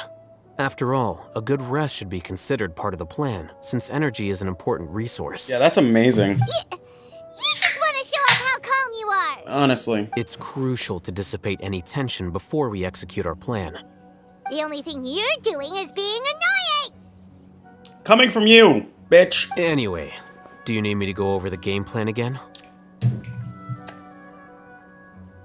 Yeah. Fucking ginger Our ale target burps. is Grand Sage Azar's office. Everyone in the Academia knows that's where the Grand Sage's console is. Only they can operate it. Okay. Many restricted commands and operations are executed via that console. I'm sure that console has a way to free Lesser Lord Kusanali. Okay. Bitch. You know, Paimon's been thinking, what kind of technology could let the sages imprison even a god?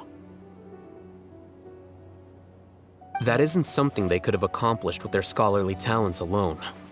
In the Sanctuary of Suristhana, there's a device of Greater Lord Rukkhadevata's that she once used to isolate herself while meditating. 500 years ago, the Grand Sage at the time modified the device so that it can no longer be controlled from the inside. They were effectively trapping one god with the power of another. With her own power, because Rukkhadevata is just Kusanali. With amnesia. So, how are we gonna get to the Grand Sage's office? Don't forget, today is Nagarbaha Day, arguably the most important day to the Academia. The sages and core Academia personnel are busy loading the latest batch of research developments and legal decrees into knowledge capsules so that they can be entered into the Akasha. Okay. All the Darshan's researchers have their noses to the grindstone, and the Academia's grounds are flowing with all sorts of people. It's the perfect time for an infiltration. When the Grand Sage leaves his office to supervise the entering process, that's our cue to access the console and free the Dendro Archon. This feels very unrefined. Well, yes. That's just the visible side of our plan, after all. Oh, Lord. Wait, why am I wearing the If precedence Akasha? holds, the Academia should have already started preparing for Nagarbaha Day. Why am I wearing the fucking... Everyone should be in position. All that's left is for us to lead the charge. Why am I wearing the Akasha? Let's go. So are we just gonna walk in through the front door, or...? And why is Paimon not? Yes. Were you expecting a stealthier approach? Yeah. Paimon can't think of a good comeback. Alright, it's all on Alhaitham if things go south. Literally. Alright, let's fucking do this.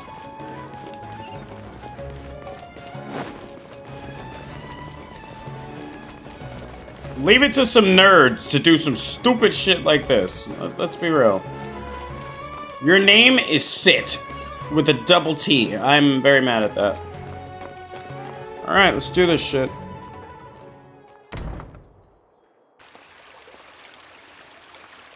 Scribe? Please, wait. Are you Scribe Alhaitham? That's me. Is something the matter? I'm in a hurry. No. I was just surprised to see you here. I had heard that the sages were looking for you not long ago, but I didn't know what for. And, also, please don't bring outside guests into the Academia. Outside guests? How did you arrive at such a conclusion? Your groundless inference shames the Haravatat Darshan. What did you say? I'm the top student in Haravatat, and I earned 3rd place at the last Interdarshan debate. Don't look down on me. Yo, nerd, get the fuck out my face. That wasn't my intention. As your Haravatat senior, I just assumed that you possessed a greater aptitude for critical thinking. Yeah, nerd. Look, based on what you already know, the purpose of my return and the reason they're here should be obvious. Is that so? Wait a moment. Let me think. Don't tell me the answer. Oh my god. The sages search for you. A blonde-haired traveler. Outside guests. So, from the start, the sages weren't looking for you, but this traveler? And you were gone from the academia for so long because... Hey, shh. Yes, you've proven yourself as the top student in Haravatat. I surmise you've arrived at the correct conclusion.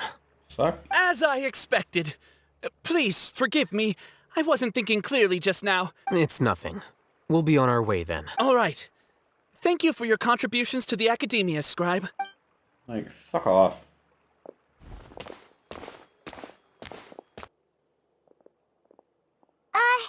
What the heck just happened now? What did he just guess? I'm afraid I don't know either.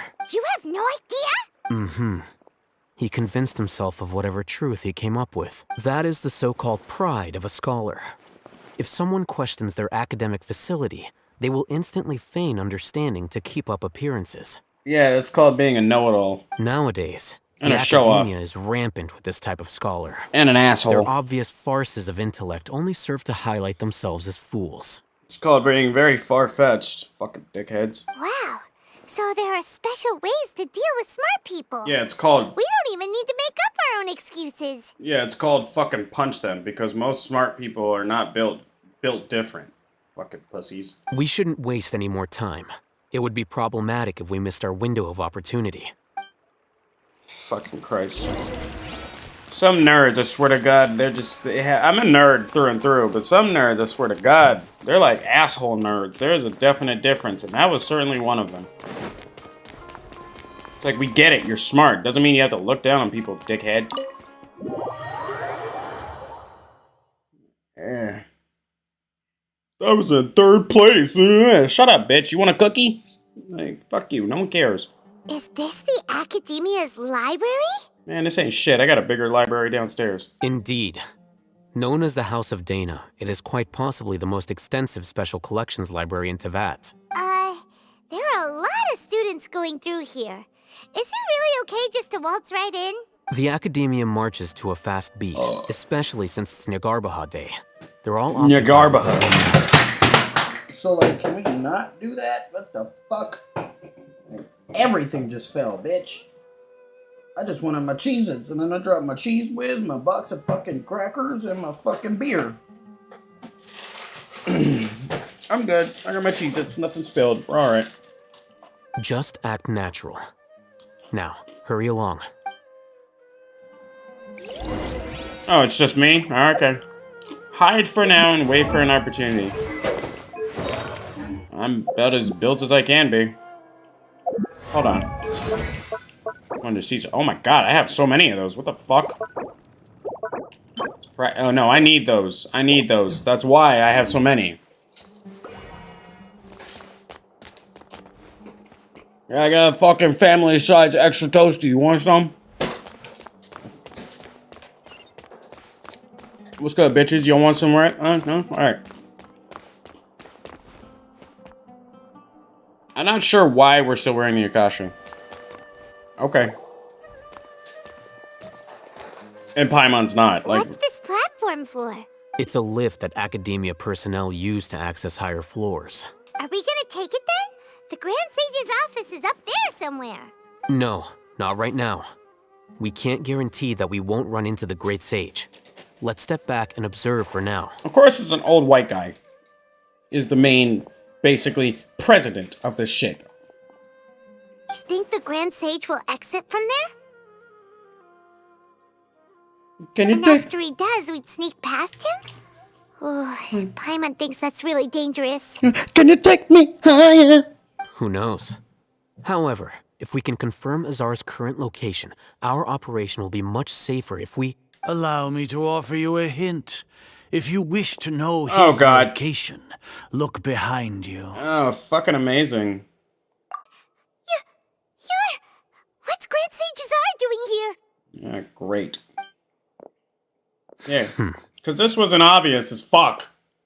We just walked up in here. Like, come on. Hence why I said... Do not tell me you believed the Academia would not grow suspicious of you after such a prolonged absence, scribe. An eyewitness had informed your whereabouts, so I came to personally welcome you. Great Sage, I didn't expect you to care so much about me. I'm truly flattered. I am far more interested in these two unexpected guests. You are the Traveler and Paimon, correct? It's a pity that only now have I been afforded the opportunity to formally meet two of Sumeru's most esteemed guests. I do apologize for my lack of decorum. The fuck? There's no talking. This man's an asshole. No, there's no talking. Fuck that. Oh, fuck you. Excellent. You immediately initiated discussion instead of attempting to prepare some perfunctory excuse. You clearly understand the situation at hand. Oh, the foot fuck you. traffic here renders this place unsuitable for discussion. Please, follow me to my office. I don't want to follow you nowhere.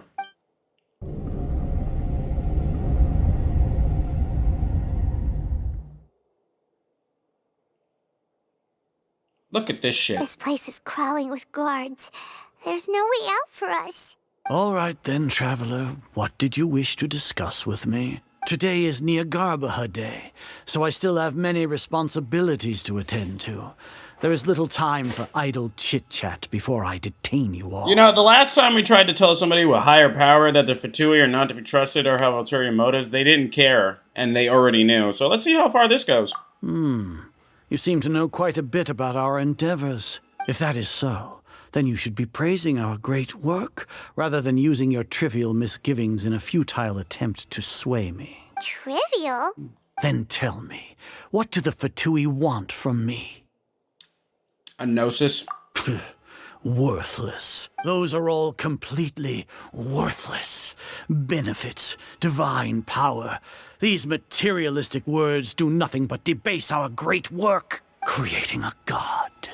Yes, we are using human wisdom to create a god. I don't like when their pupils do that. If humanity cannot attain omniscience and omnipotence, then we shall create a god to reveal them. This is the pinnacle of human wisdom. We shall regain a god's guidance at long last. No longer will we flounder in the interminable void of consciousness and knowledge. Even Ermin's soul will be freed from its plight. No. For our nation of scholars, this is the ultimate aspiration. No cost is too great to realize it. Yeah, he's contradicting the shit out of himself with these two right here. You say it's the pinnacle of human wisdom, but in the end you're still relying on a god, dickhead. You will never understand the rapture of having a god be born within your very hands. With your degree of knowledge, you cannot even comprehend such an emotion. Crossed arms, get his ass. What about Lesser Lord? No, fuck that. What about Kusanali? No more Lesser Lord shit. It's not like Sumeru didn't already have its own god, dick fuck. Gods exist on a plane that far eclipses humanity's. Lesser Lord Kusanali. What can she even do? Oh, I mean, you locked her away in fucking solitary confinement, so you could never really give her the chance to show what she can do. Care for the people? Fend off sandstorms? Fabricate silly fairy tales? These are but child's play for the Academia. Does that make us equal to the gods? We are a people favored by Greater Lord Rukkhadevata. Though I may have personally not seen it, our forefathers bore witness to true wisdom. Honestly, I wouldn't, you could have fooled me otherwise, dick fuck, for how old you look. The ascension of the Lesser Lord has brought nothing but bewilderment to the scholars. They all ask, is that truly what true wisdom is supposed to look like? Hold on. Phone was acting up. Alright. With that in mind, it is better to keep her isolated in the sanctuary of Suristhana, so our academy will not become embroiled in turmoil. From a child, really? Pathetic justification. Do you really think that only the super smart or powerful should be able to call themselves gods? I don't know what else I can say or do, the arrogance of the scholars. As per your judgment, Grand Sage, They are indeed dangerous individuals. Not only are they acting against the academia, but their ideologies have the potential to lead scholars astray. Looks like there really was merit in my assignment. Alhaitham? Are you talking about us? Anyway, I've brought them to the academia as ordered, but it took some time and trouble. Oh, that reminds me. Here's the investigation report you had requested. Wait. It's a summary of my time spent with the Traveler. An array of information about him ready for your perusal. Wait. Alhaitham? So you're still on the academia side! We finally started to trust you! Are you fucking kidding me? Wait, no, hold on. I feel like it's a double trick. Excellent. Detailed contents with no errors. I would expect nothing less than an immaculate report from the scribe. As it is Niagarbaha Day, I'll enter the information on you into the Akasha. Surely you know what that means. We'll be monitored, just like Sino. With the Akasha's calculation prowess, all of your actions will be predicted with an accuracy of at least 98%. Furthermore, your data will be updated in real time whenever new information presents itself. To put it into words you can understand, wherever you go, you will be walking under an invisible leash. This is Sumeru's greatest penalty for dishonest persons. What the fuck? Are you not familiar with the concept that great responsibility begets an equally great suspicion? In any case, you are Sumeru's most concerning external variable. Locking you down will greatly decrease the chance of any undesirable outcomes coming to pass. You're despicable! Despicable? Perhaps from your perspective, but I suppose you had mentally prepared yourselves for this, no? Your ploy was to sacrifice the Traveler here, was it not? Lord Azar, I know what you're trying to say, but I've been following your plan this entire time. Why are you doubting me at this juncture? Must I delineate your entire plan? Very well.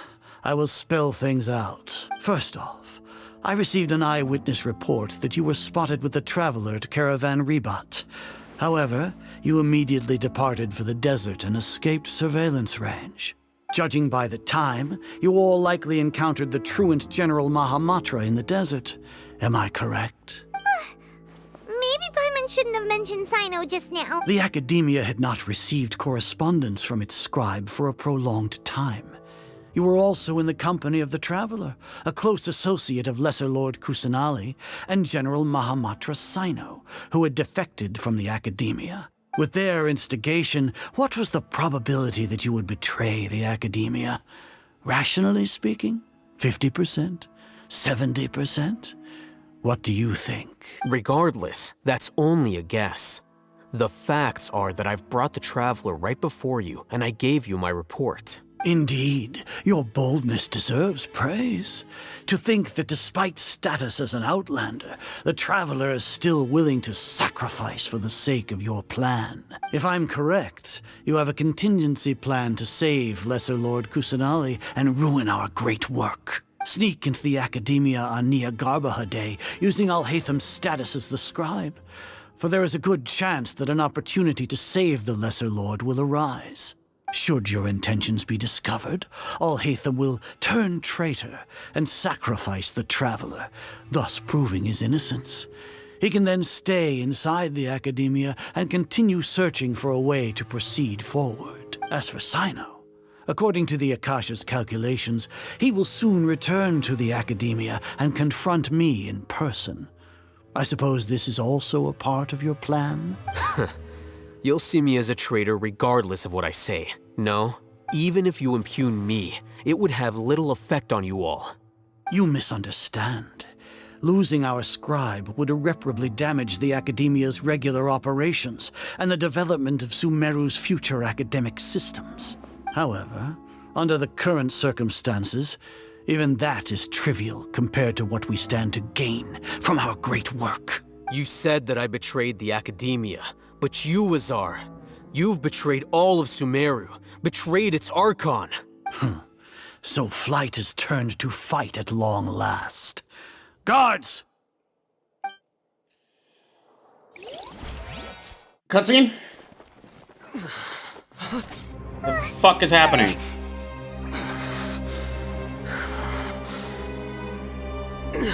What the Excuse me?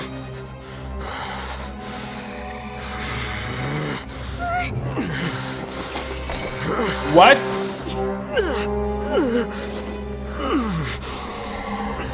Well, what do we have here? So you stole that divine knowledge capsule. Traitor! You traitor! Even the most rational scholar will yearn for the power of a god in a moment of desperation. Aren't you doing the exact same thing as me, Alhaitham? Unfortunately for you, no god will lend you their power.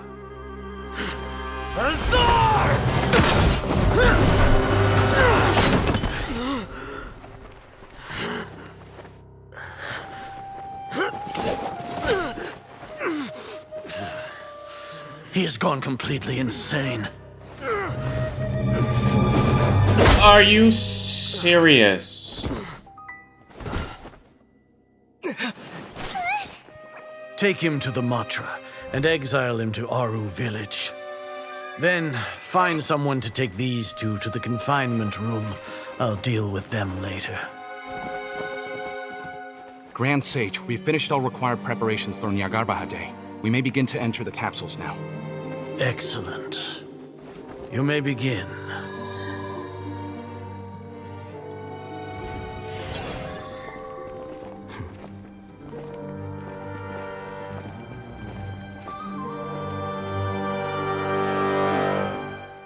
Oh, that was part of the plan. What the fuck is going on? Don't lock us up! Let us out! Paimon, shut the fuck up! Oh, yeah. Paimon got a bit carried away there. How was Paimon acting just now? Great, huh? Not bad. Worse. No, fuck you. Everything's going according to plan so far. We made it into confinement, and Alhaitham's probably done with his part too. Oh, that was all. Oh, okay, that was all just a joke. I was about to fucking say, yo. We even managed to trick Grand Sage Azar. Alhaitham sure knows how to cook up a plan. Yo, motherfuckers, I was about to say, if this man triple crossed us. Oh, you motherfuckers, man, stop. What are we doing next? Paimon has trouble remembering things when she's worked up. No, you have trouble remembering things because you're fucking retarded. Like, let's be real. Right, oh my right. Paimon god. thinks it went something like this. Oh my god. Apart from that, we still have yet another goal in the first stage of our operation, which is to send the Traveler to the confinement room.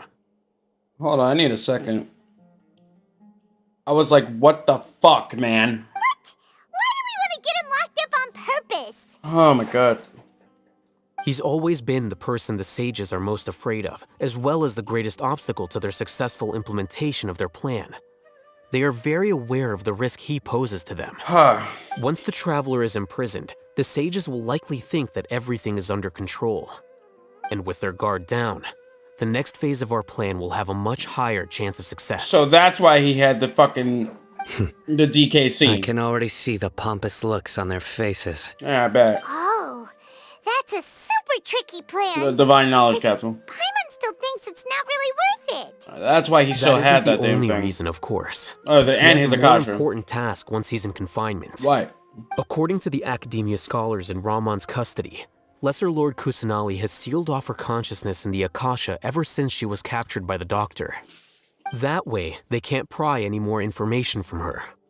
Even if we break into the sanctuary of Suristhana, it will take time to awaken Lesser Lord Kusanali's consciousness. We need to do that in advance. So our job is to wake up Nahida.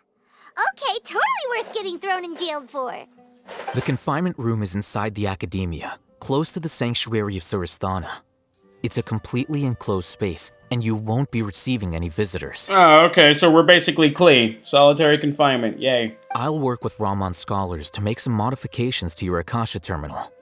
Once you're in, get as close as you can to Lesser Lord Kusanali and try to connect to her consciousness. Okay. However, as for whether she'll actually wake up, that will depend on our luck.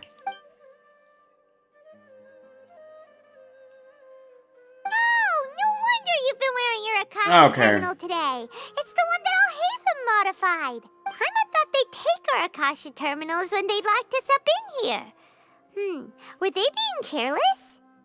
That wasn't because of carelessness, but because of their arrogance. They think their Akasha is completely under their control. Alright, so what now?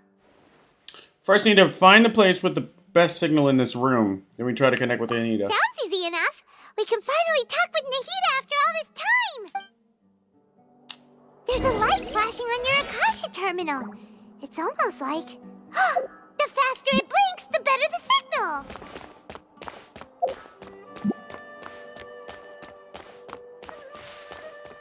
The fuck are we? We're literally just like...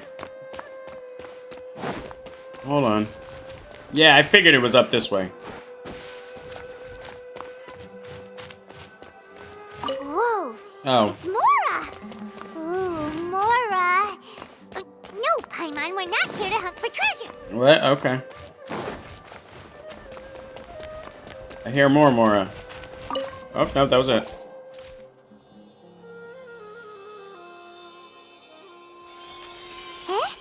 Is this the right spot? Are you getting anything? I have a signal. Prepare to connect with her consciousness now. Please work.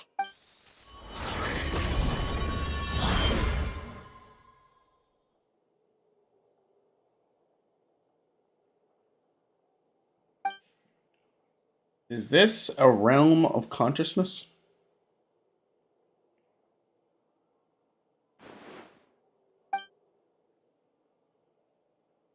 Hello?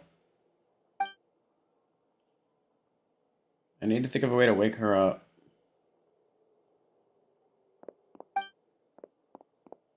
Oh.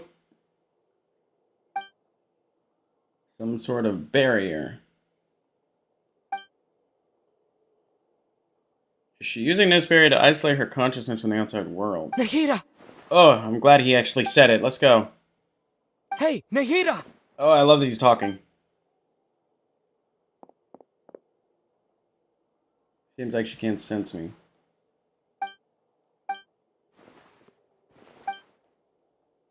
When did it first start?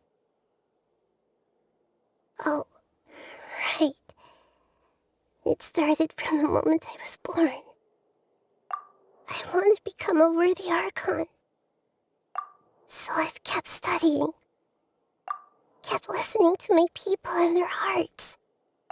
Kept looking for a way to save Irminsul. So I can catch up. Catch up to Greater Lord Rukkhadevata. You are Ruka. But I'm stuck in the sanctuary of Sarasthana. The sages are creating a god to replace me. And I'm forced to lock my consciousness in this boundless darkness. Nahida!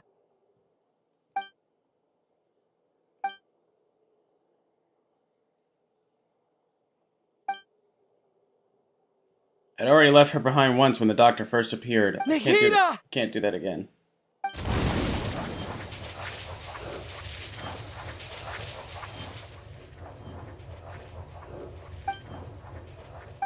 It's so quiet here. Now that I think of it, I don't think I've ever actually listened to my own inner voice. Do Archons have them? Should Archons have them? Have I been doing the right thing? Am I really not needed? How do I really feel about all of this? It's so quiet here. Since you're the god of wisdom, you've known the answers to all these questions since the very beginning, haven't you? Who are you? Whose voice is that? It sounds familiar. You're right, though. I won't ignore my own voice anymore.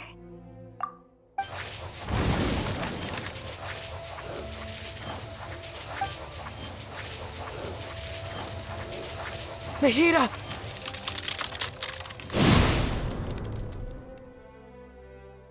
Windblade!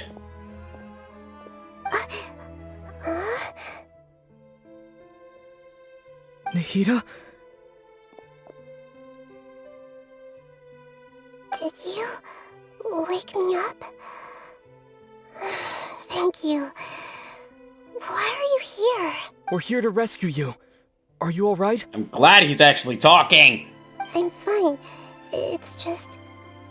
when I think of everything that's happened to me, I feel really angry now. You should have been angry ages ago. Ah, Zach, yes, talk. I love it. Fuck, he needs to talk more. Ugh.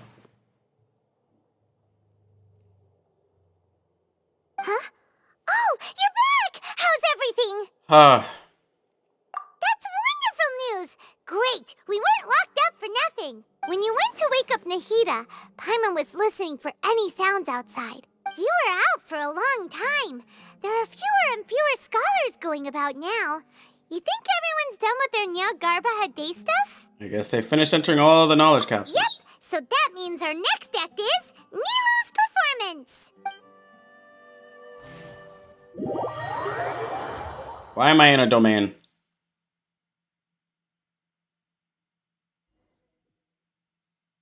Cutscene? Nope, not yet. Nilu, are you sure about this? You're taking such a great risk for them. Yeah, what's good, Zabar? I'm sure, and I'm going. You know that I don't like to pass up any opportunity to dance, and this one is especially important. All right. You seem to have a lot of trust in them, but if anything happens, the few of us here may not be able to help you. Don't worry. They've been through worse. Everything's going to be fine. All right. You know, if you really do get arrested, we'll do everything we can to get you back. Be careful, even if it's only for our sakes. Thanks, Mr. Zubair. You're so very kind. Oh, I'm actually playing as Nilo? What the fuck? Of course, they give her her weapon, Noblesse, ill. I had to make a grocery list. Okay, welcome back. You missed some good shit, actually. We actually had Zach talking. Man. Yeah, I'm like, there's no waypoints. I'm with fucking Nilo right now. There's not even names on the map.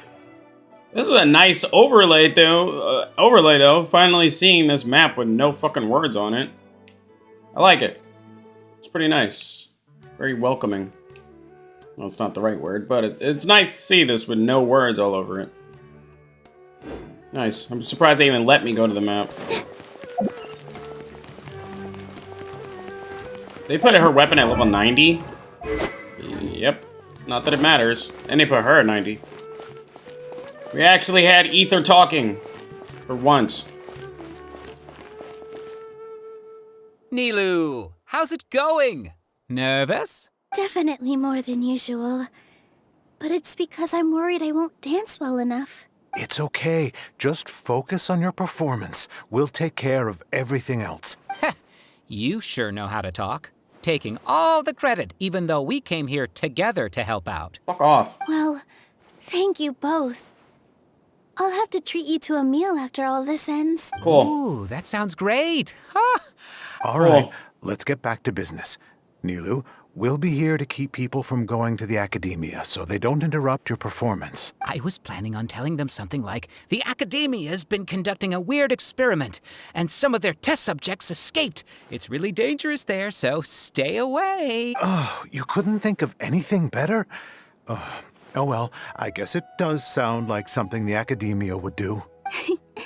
I think it sounds great. I'm counting on you guys. Don't worry, it'll be a piece of cake. When they do that zoom out thing, that's how I know the cutscene's about to end. And I appreciate that. Why, and why? Hey, Nilu. Sorry, it's great to see you, but I'm really busy right now. Our Bait People Away with Yalda Candies plan is working beautifully. Do you want some candy? We have more than we can give out. VR, thank you so much for doing all of this. And even dressed up as the Knight of Flowers, no less. I'll pass on the candy, though. I cut back on sweets in the period leading up to a performance, and I'm about to start one. You have a point. The stage is cleared and everything's ready, so you can start your performance at any time. Yeah, thanks to you. I'm really grateful. You're welcome. The honor's all mine, since I'll have such a great view of the show. Cool. Come on! Fuck. Cutscene. What the fuck is about to happen?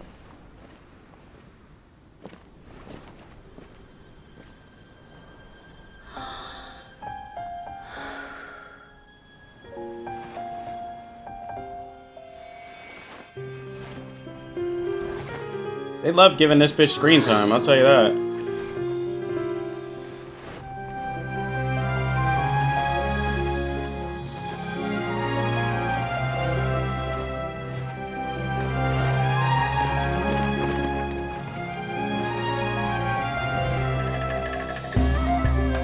I've never seen a performance like this. This is incredible. Yeah, but I heard that public performances like these have been banned. I can't believe she's doing this here.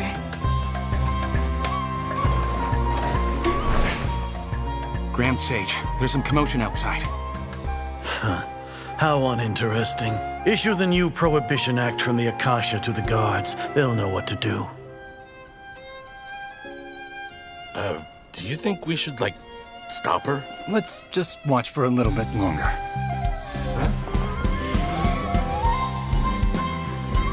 Escape from... Go into the city to detain her immediately.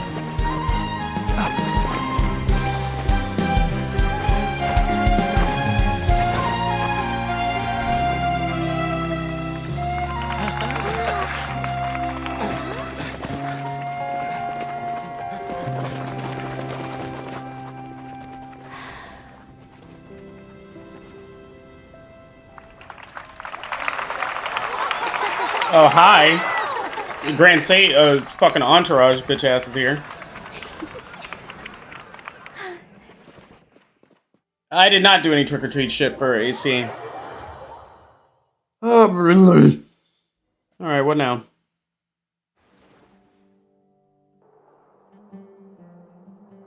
Huh? Did you hear that? It sounds like a lot of guards just ran by. Does this mean the plan has moved on to the next stage? Sounds like Nilu completed her shit. It's great that everything seems to be going well. Come to think of it, when did Al-Haytham replace the knowledge capsule that was about to be entered into the Akasha?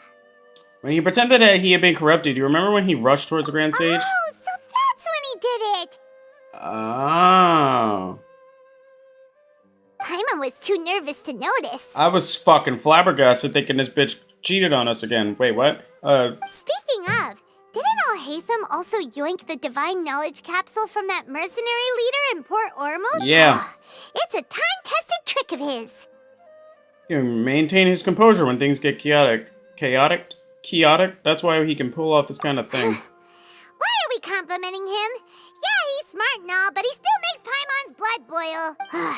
Let's review our plan for this stage again. It's not like we have anything else to do right now anyway. Cool. Paimon remembers that Nilu's task was supposed to go a bit like this.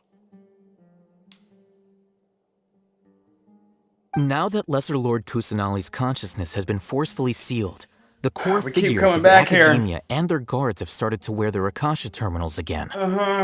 With the Doctor's technological support, they think they have nothing to fear. How despicable of them to rely on such a person. But this is also our chance. I was originally asked to draft the knowledge capsule for the Artistic Performances Prohibition Act when I was still at the Academia.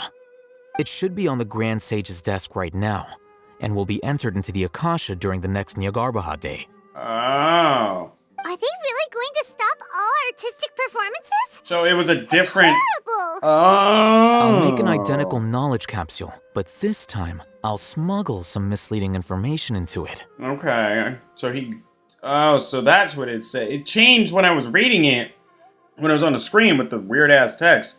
At first it said all artistic shit is prohibited, but then the next second said Lesser Lord Kusanali, he got out the sanctuary. We only need to find an opportunity to switch the capsules.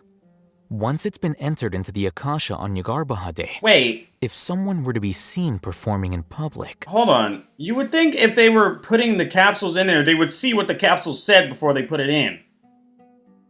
Even after he did that and he swapped them out, you'd think they would have saw what the fuck it said before they put the shit in. The sages would definitely use that opportunity to announce the ban. And so, the misleading information will be disseminated amongst the guards. Disseminated? Sure sounds complicated. But it seems like if everything goes well, we'll be able to get rid of all the guards in the academia without any effort. That's pretty clever, getting right into their heads. Literally. I just have one question. Even if we manage to get the misleading info out to the guards, how can we be sure that they'll believe it? Good question. People who are used to relying on the Akasha become less inquisitive, and their ability to distinguish truth from misinformation is significantly reduced. They will view everything the Akasha releases to them as the unequivocal truth. They most likely wouldn't question it, though, because it's in a knowledge capsule. Nerd logic. The Akasha will turn humans into machines. Yeah. I've seen it happen many times. I bet. Yeah, that does sound about right, I guess, actually. Yikes. Good thing I didn't wear it for long when I was working in Sumeru City. At first, I thought it was a good thing, too. Yeah, we know. By the way, this plan still requires a performer, right? And we got her. Do you have someone in mind? Oh, yes, you do. Nilu of Zubair Theater. Fuck me, I did spill my drink. Really well. I did spill my we can drink. Trust her. Motherfucker, I spilled my drink. I spilled that shit all over the floor. It fell face down. I was like, what the fuck? How did I not spill it? But nope, turns out I did. And I'll just leave that right there. Push your ass back there. Like this. I'm kinda hesitant to ask her to participate in a dangerous plan like this. But we can ask her in person. All right. After the guards in the academia are gone. Second part. Then it'll be time for me and my stowaway brothers to shine. Yes, it is. Oh, that's the next part. Domain expansion again. Wait, please tell me we're playing as Dia. No, we're not playing as Dia. They're not gonna do that. It's another cutscene. Here they come. Did you see that, Raman? They came out from the academia in droves.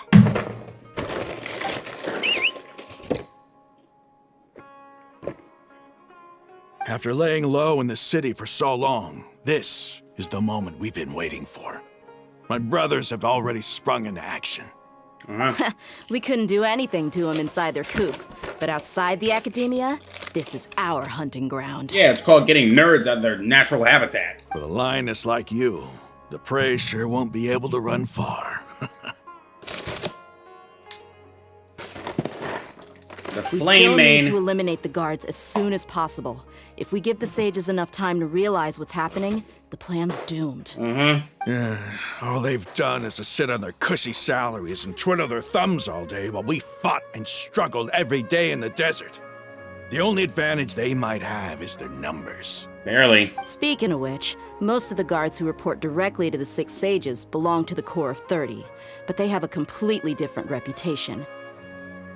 Following those blasted sages every whim, throwing away all the principles of being a mercenary. As someone in the same profession, I'm obligated to teach them a good lesson today. Indeed, the trap has been set. All we need to do is lead them there. All right, let's each take a road and herd those scattered guards back into one place. Make sure to attract their attention. Isak will be the key. You gave such an important task to that child. Will he be okay? It'll be fine. Oh. Isak was so determined to help, so let's put our faith in him. The kid that wanted his grandpa back? What the fuck? Besides, even if he's caught, the guards would be too scared to do anything to him. They've never seen Lesser Lord Kusanali in person, after all. You've got a point. Anyway, I think I see them coming. Let's head out. Good luck.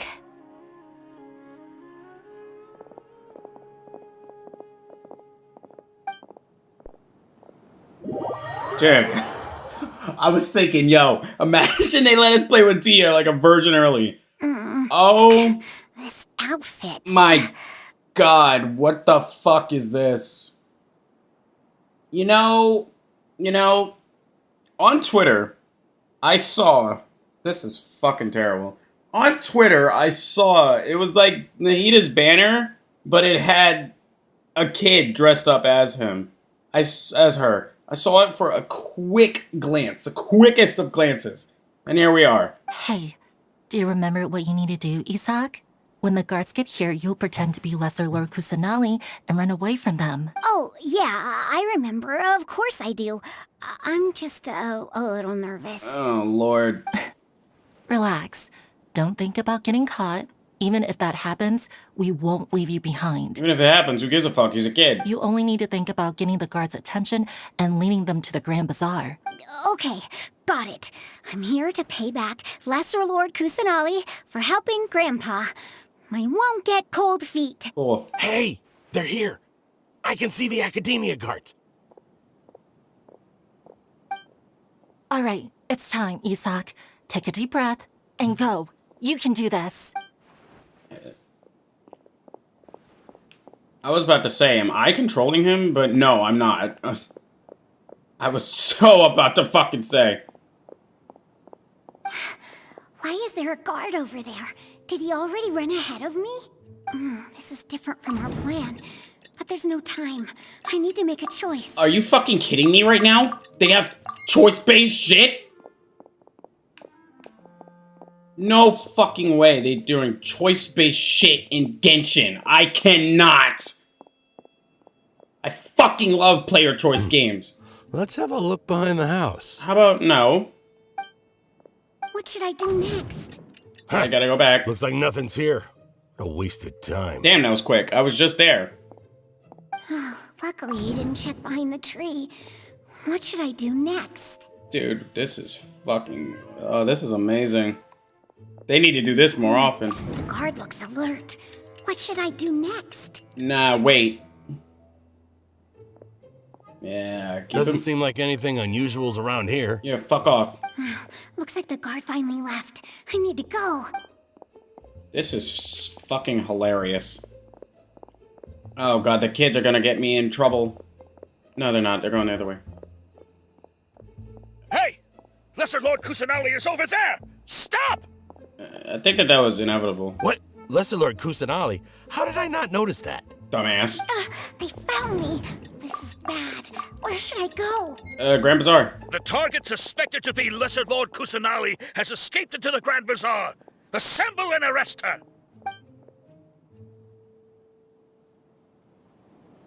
That was very interesting.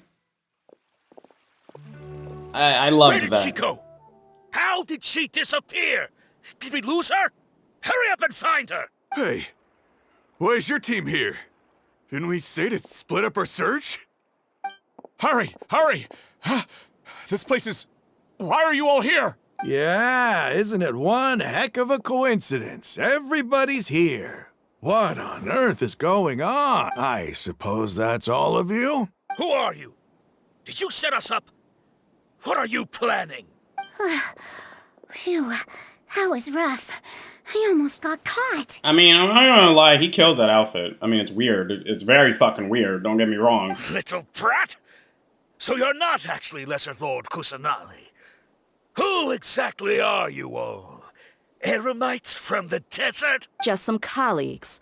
Think of this as a business competition, or a personal grudge. After stepping into our traps, stop thinking of yourselves as hunters. Behave like the prey you are.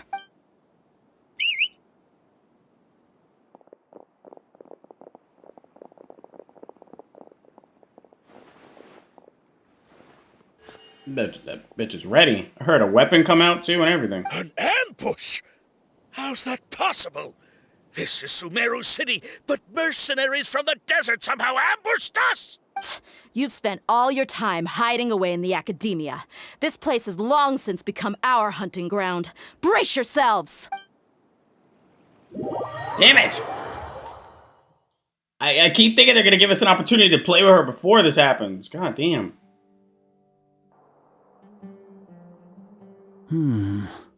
This is odd. The academia has quieted down after the conclusion of the Niagarbaha Day ceremonies, but it's much quieter than usual. Where are the guards? Why have I not seen a single one? Guards? Guards! Grand Sage, how may I be of assistance? I called for the guards. Why did you come? My apologies. Right now, all Academia guards have entered the city to perform the ordered arrest. I thought you knew. Arrest? Who is there to arrest? I have an ominous feeling. I bet you do. Arrest Lesser Lord Kusanali, right? Is that not what the order was? Lesser Lord Kusanali? You mean she has disappeared? Yes. I wouldn't dare make up something like that. Right now, everyone is in a panic, and many are saying that Lesser Lord Kusanali will take revenge on us. Well, she is. What happened? Just what is going on? Lesser Lord Kusanali somehow escaped? Was it Alhaitham and his party that freed her? That's impossible. The Academia is heavily guarded today, and any order to release Lesser Lord Kusanali would be strictly confidential. Besides, Alhaitham and the Traveler are already in our hands. What manner of trickery did they employ? How could Lesser Lord Kusanali disappear into thin air? Disappear? Wait. How was the arrest order distributed to the guards? It was issued by the Akasha earlier today. Only you have the authority to send messages like that, so I thought it was your order. Let me check.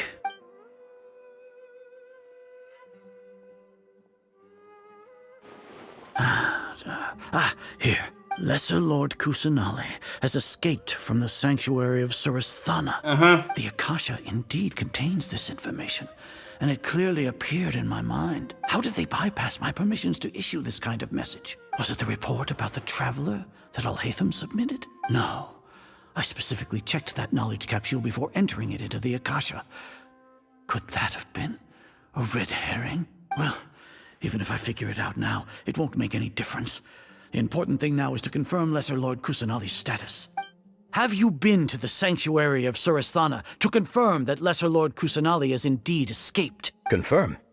No, I haven't. It may be a bit offensive to say this, but Grand Sage, what you're saying doesn't make any sense. How can the information in the Akasha be inaccurate? What the Akasha decrees is fact. That is common knowledge to all of us. If we have to confirm the information and knowledge from the Akasha ourselves, then how is that any different from us learning that information ourselves? Wouldn't Greater Lord Rukkhadevata's legacy lose its meaning that way? See, this dude's using actual logic. It's called maybe stop relying on technology and do it your fucking selves, like cavemen used to do back in the day. Dick fuck. In the beginning, it was I who asked you to believe in the Akasha, to believe in the legacy left by Greater Lord Rukkhadevata. Are you trying to use my words against me? No, Grand Sage. I'm merely confused because I believe in you. I never meant to refute you. Oh, fuck off. Now you want to think differently? Stay here and see if there are any suspicious people around. Now you want to act differently when you... Yes, Grand Sage. Oh, you a bitch. Nah, you a bitch, Uday. Fuck that. Wait, why does it say we're in Mondstadt? Okay. Lesser Lord Kusanali has escaped from the sanctuary of Surasthana. Yeah, cool. How can that be? Stop thinking about it. Stop. It must be a trick of theirs. As long as I personally confirm it. Ah! Impossible. Pussy boy. That's impossible. There must be something wrong with my eyes. Oh, there's nothing wrong. What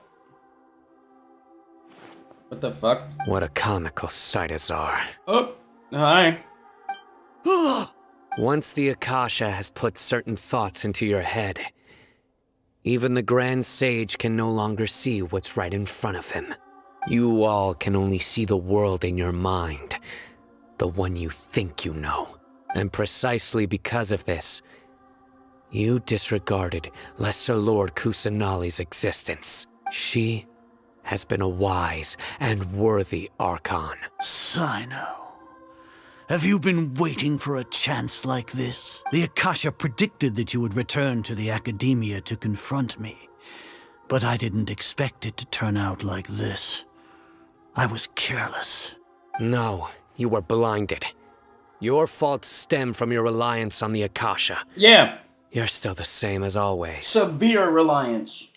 I truly did not expect a proud person like you to cooperate with Alhaitham and the Traveler. Give me 1 second. I gotta plug my phone in, but I gotta fucking bring the cord back under my dresser. Hold on. I like it being in a dresser because my fucking tire keeps rolling over it. Shit. Come here, you fuck. There we go.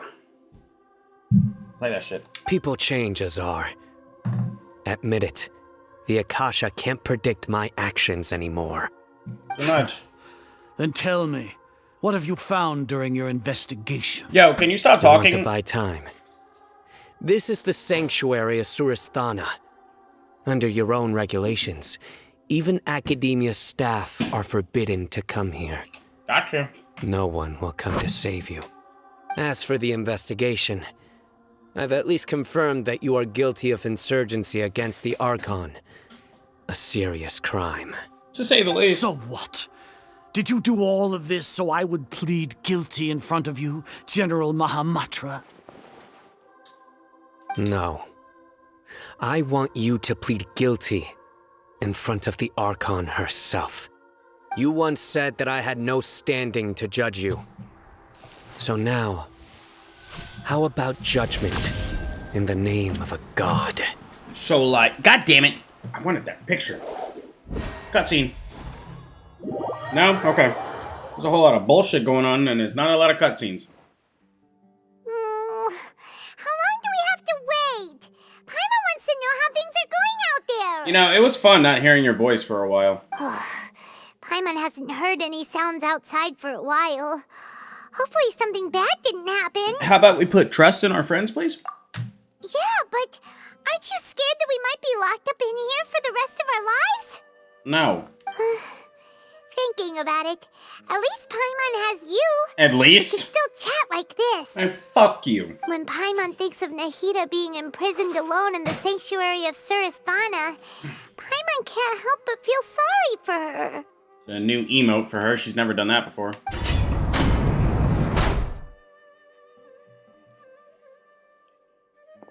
What's good, bitches? Here comes your savior. Yeah, thanks. Dia! Paimon just knew you would come to rescue us! No, you were literally scared a literal 2 seconds ago. You two really owe me some big thanks. I had to search through who knows how many guards to find the key here. It felt even more tiring than whacking them. I'm exhausted. Thanks a lot. Need Paimon to rub your shoulders? Calm it down. Sounds No, that's, yeah, thank you. No, we don't need that. Thanks. What are you afraid of? Oh, are you ticklish? You need to calm down. Now isn't the time to talk about being ticklish. Like, for fucking real. Things in the city and on Sino's side are both going well. The guards that stormed out of the academia are all taken care of. The fuck? The Corps of 30 is in charge of the city's defenses, but we already talked to Asfand. They've been fed up with the sages bossing them around. Obviously. As long as it doesn't break their employment contracts, they'll turn a blind eye. That's probably because you've been super great friends with them for a long time. So, how's Sino doing? The Grand Sage is in his custody. Even I know how terrible it is to fall into Sino's hands, so he probably does too. Sino forced him to release Lesser Lord Kusanali. He has no choice but to obey. So, hurry to the sanctuary of Surasthana. Assuming nothing weird happened, we should have already rescued our Archon. Honestly, I didn't expect our ragtag bunch to do this well. We just came together last minute to save the Archon, you know? All right, you two better go. I still have to clean up some messes in the city. See you around.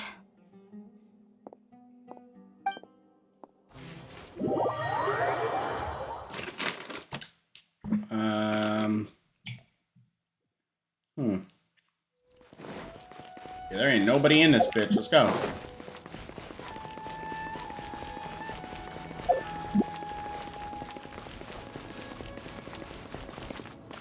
Good bitch. Finally get to go up in here, huh?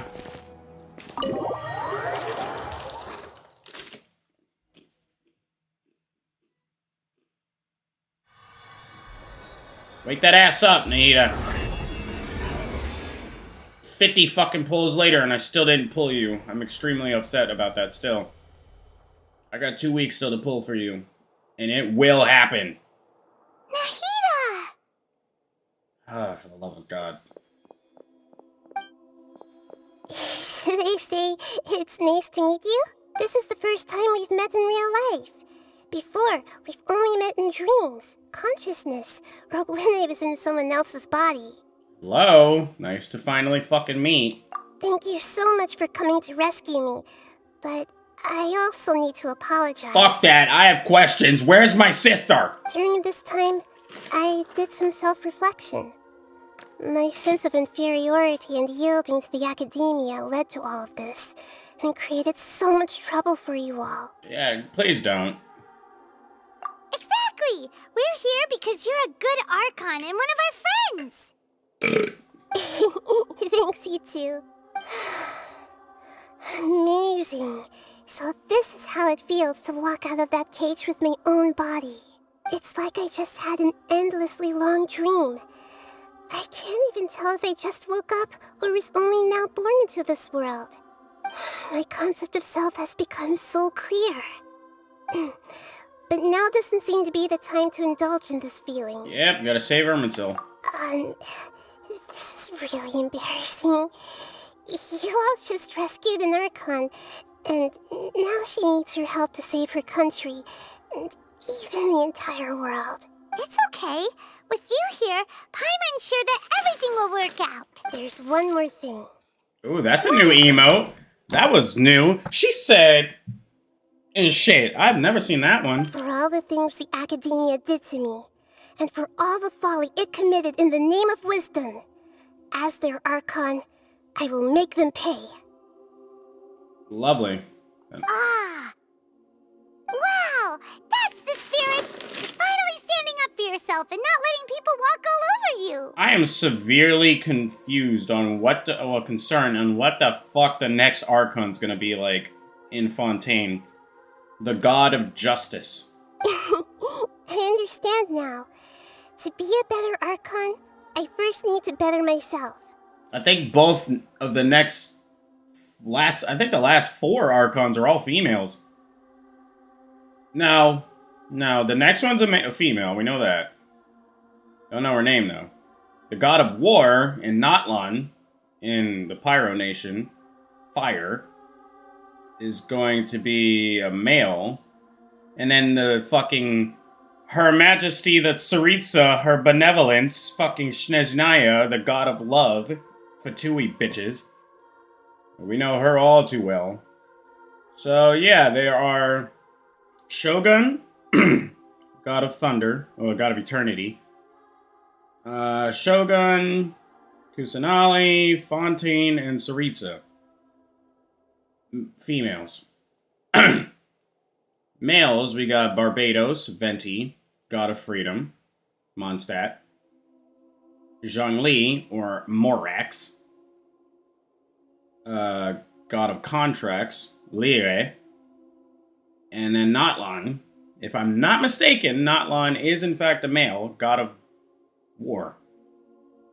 Alright, yeah. If you haven't even figured out how to be a caterpillar, how can you be a butterfly? Fair assessment. This is the knowledge that only you yourself could have discovered. Yes, true. That reminds me. I wonder how far along the academia is with their god creation plan. Doesn't matter, we're gonna end it. We need to hurry and prevent the birth of that false god. I need to make some preparations. Since I'm now free, I can establish a direct link to the Akasha and control it. First things first, I need to remove the restrictions that the doctor put on me in the Akasha. After that, I'll make some adjustments and revoke the sage's permissions. The Akasha will then be like how it originally was, only operable by the Archon. As it should be. After all, the academia betrayed Greater Lord Rukkhadevata's trust. This is an interesting angle. Am I supposed to be looking at it from this way or that way? This might take some time. In the meantime, you should also work on your own preparations. If we don't stop the god creation plan in time, We'll be in for a tough fight. We're already gonna be in for that. You might as well prepare for a fight. When we're done, we can take a walk around. After all, we missed out on a lot of stuff when we were locked up. So we're just not gonna so where the fuck is Azar? I feel like this shit is still going down.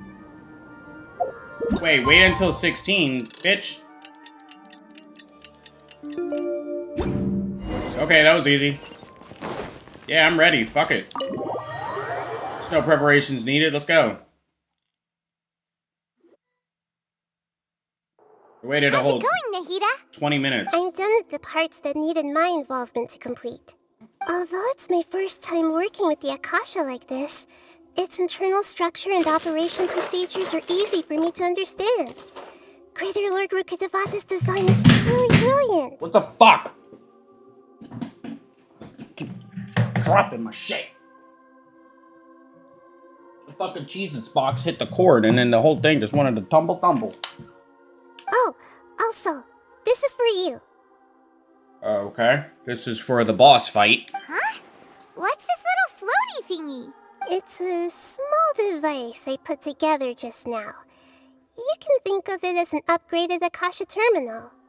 You may not need it right now, but it should be helpful in certain situations. Sure. Wait! This thing has the same characteristics as Paimon! Not even. We're both small things that float! Does it look like a fucking, rabbit? I mean, do you look like a rabbit, bitch? All the things that make Paimon special got copied!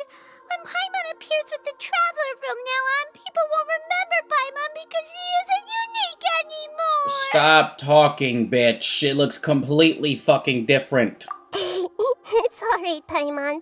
It can't replace you. Can it gladly, though? That would be great. It's only a flying device, but you're the Traveler's irreplaceable friend. Making a lot of assumptions right now. You're so good at comforting people, Nahida. If only the Traveler was as smart as you. Okay, bitch! The nerve! Motherfucker! I'm gonna motherfucking backhand the fuck. I was simply telling you what I feel to be the truth. Oh my god. I wasn't trying to comfort you. Oh my god. Nahida, you're natural at this. What you just said made Paimon even happier. Can we get on with this, please? By the way, there's something I need to confess. Even though I'm the Archon and in control of myself again, I'm not very good at fighting. You may have heard that an Archon's power is derived from their people's faith.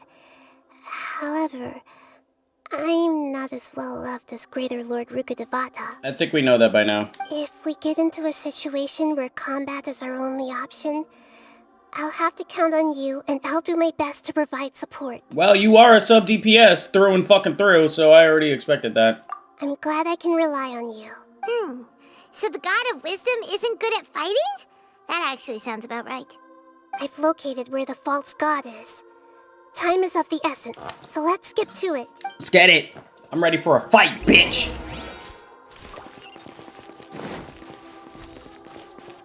This fucking sanctuary looks fucking wild, though. This fucking music. I swear it's just Aranara singing.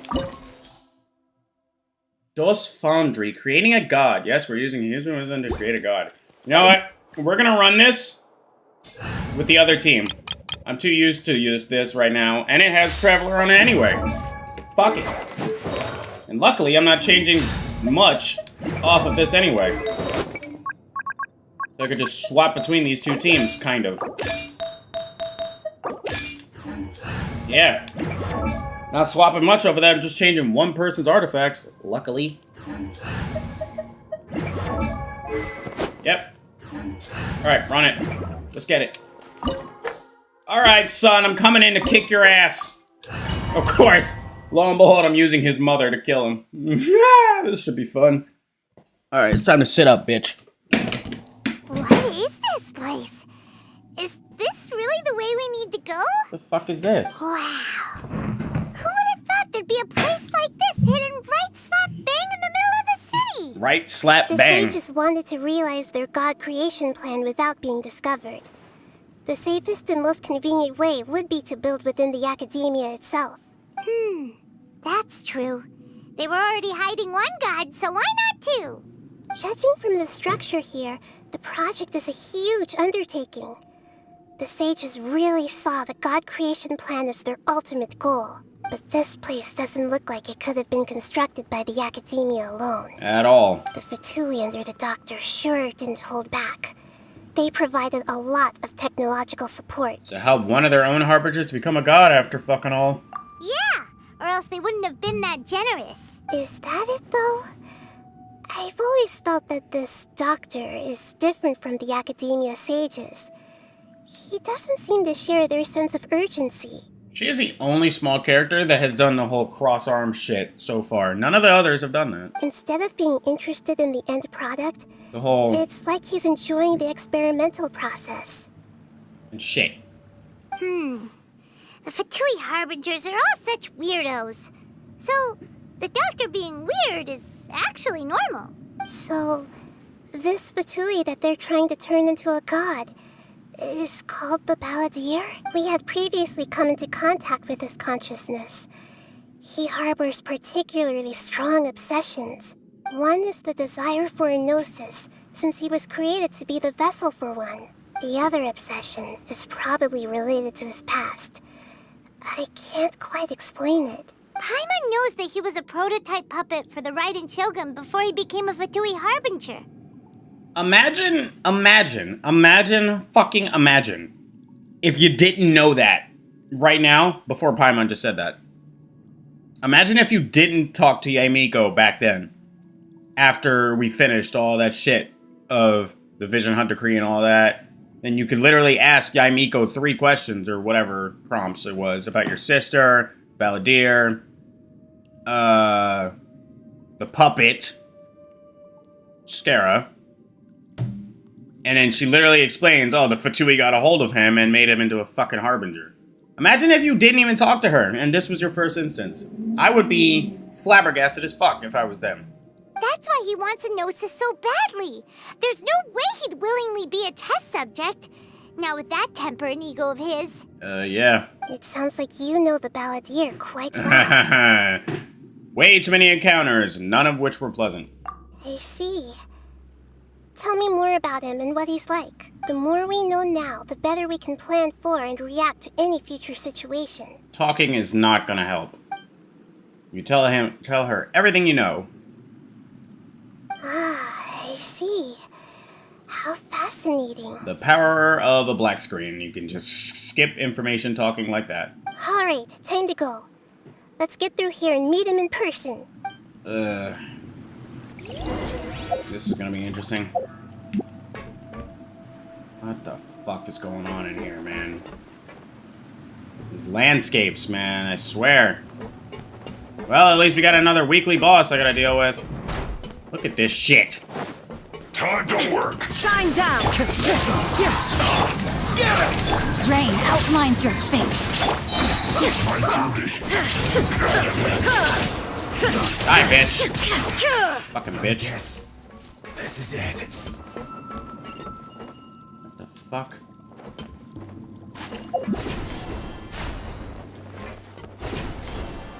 See, this is the kind of shit I'll expect in... It looks like we can climb up these pipes. Oh, thanks. This is the kind of shit I would have expected in Fontaine. All this clockwork shit going on. Because that's what Fontaine's all about. Machinery. So that's going to be interesting. What the fuck is this?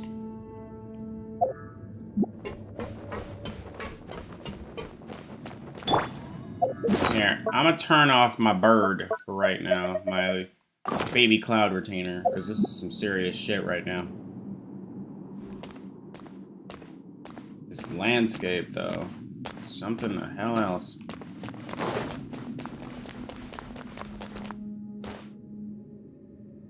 The pattern on the ground seems all messed up. Let's go around and see if there's a way to fix it.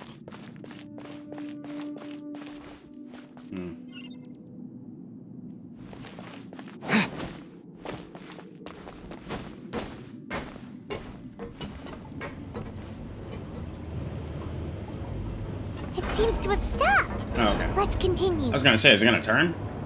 I'm gonna keep Kazuha on in case I fall.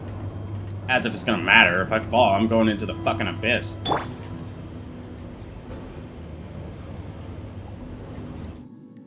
I'm not seeing anything. Oh, wait. I was gonna say, I didn't see nothing there at first. What the fuck, man? These fucking Fatui bitches. Get over here. Illusion shut! No, my sword!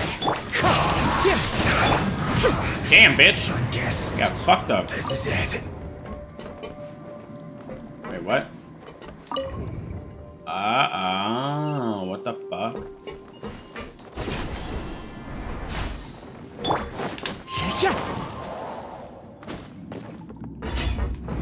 Really?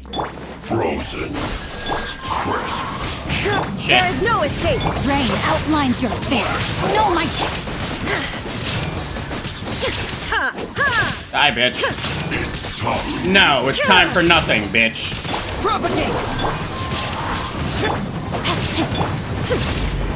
Shine down! Prepare yourself. Bitch.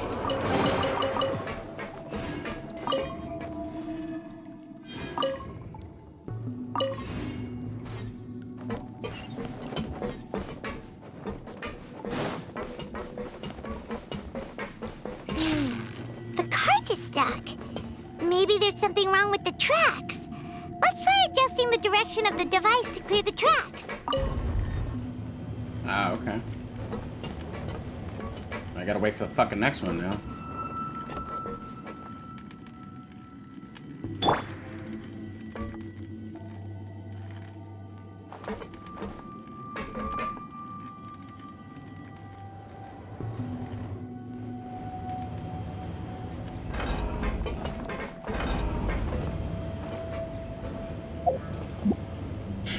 I'm not waiting for that. Fuck that.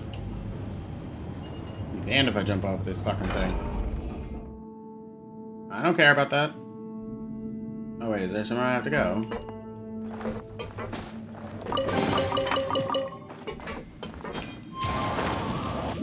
What the fuck was that? Oh my god, that's so dumb. I just lost all my goddamn burst because of that.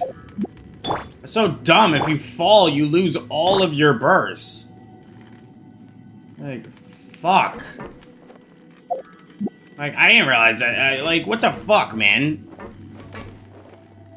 I had to go back this way. Like, fuck that. Give me this shit, and we'll go back that way. That's what that was for. To come back over here. I did not know that at all. Give me this shit. My dude. My dude, my dude. Stop fucking with me. Thank you.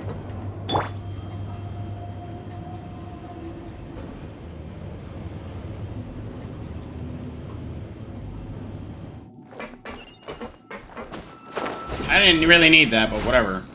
Have a load of this. That's why you missed, bitch. Gonna get careless. Rain outlines your fate. Gotta get my shit back up.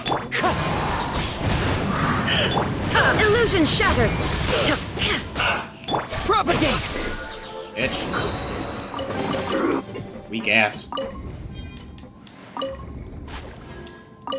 Got it.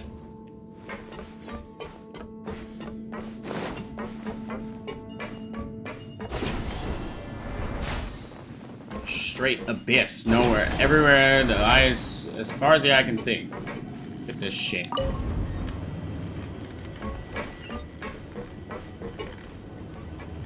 Okay, well, it goes that way now. Is there 3 of them, or is that it? No, that was it. It's another one that's coming.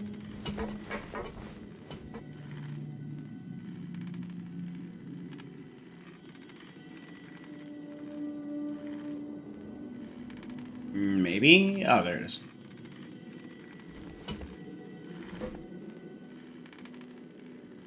Today, bitch. Oh, wait.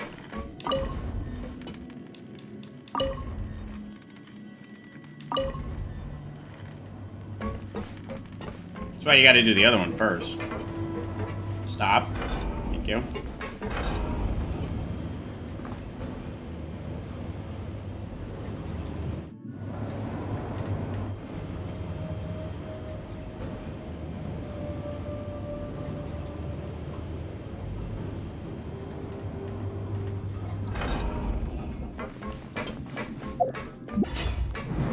Oh my god.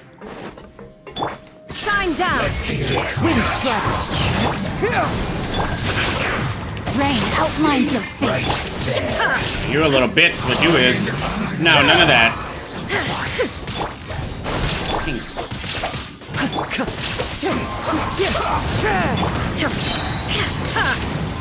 Weak ass on somewhere. Really? Illusion shattered! The wind knows me. Propagate! Know my soul! Oh my god. All you hoes dying.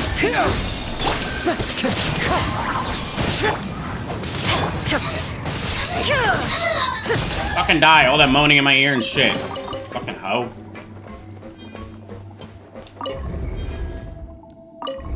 Got it. Nope, nope, not yet. Outer ring, all the way around. Got it. We're out of here.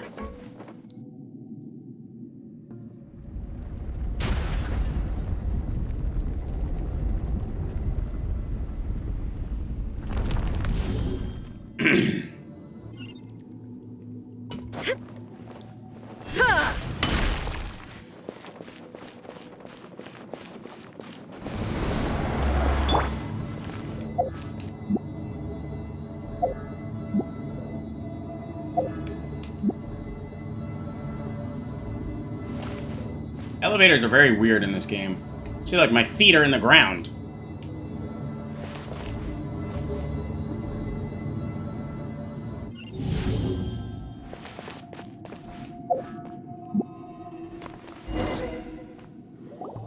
Looking at its operational status, we must prepare for the worst.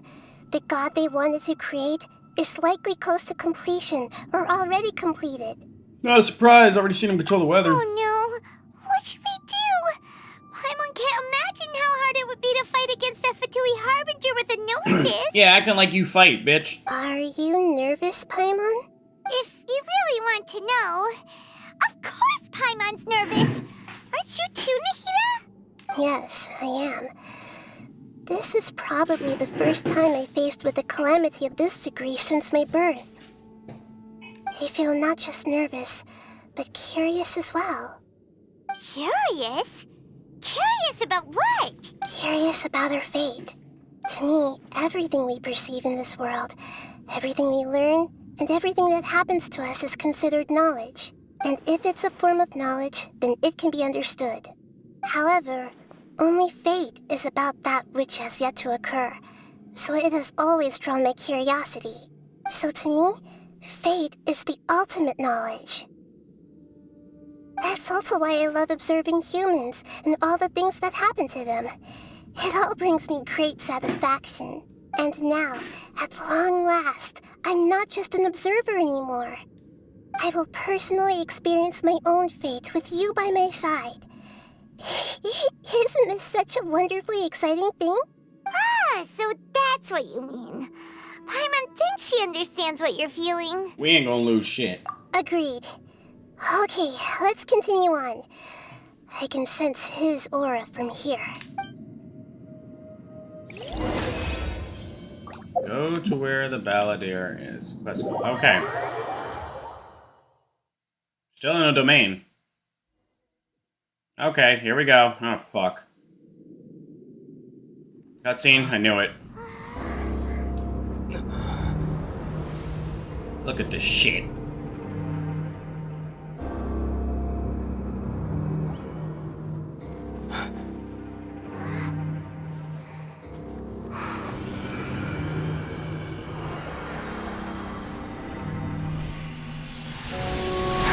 Yeah, that was definitely not gonna work. Whatever the plan was there. Who would have thought the world would be so eager for my birth?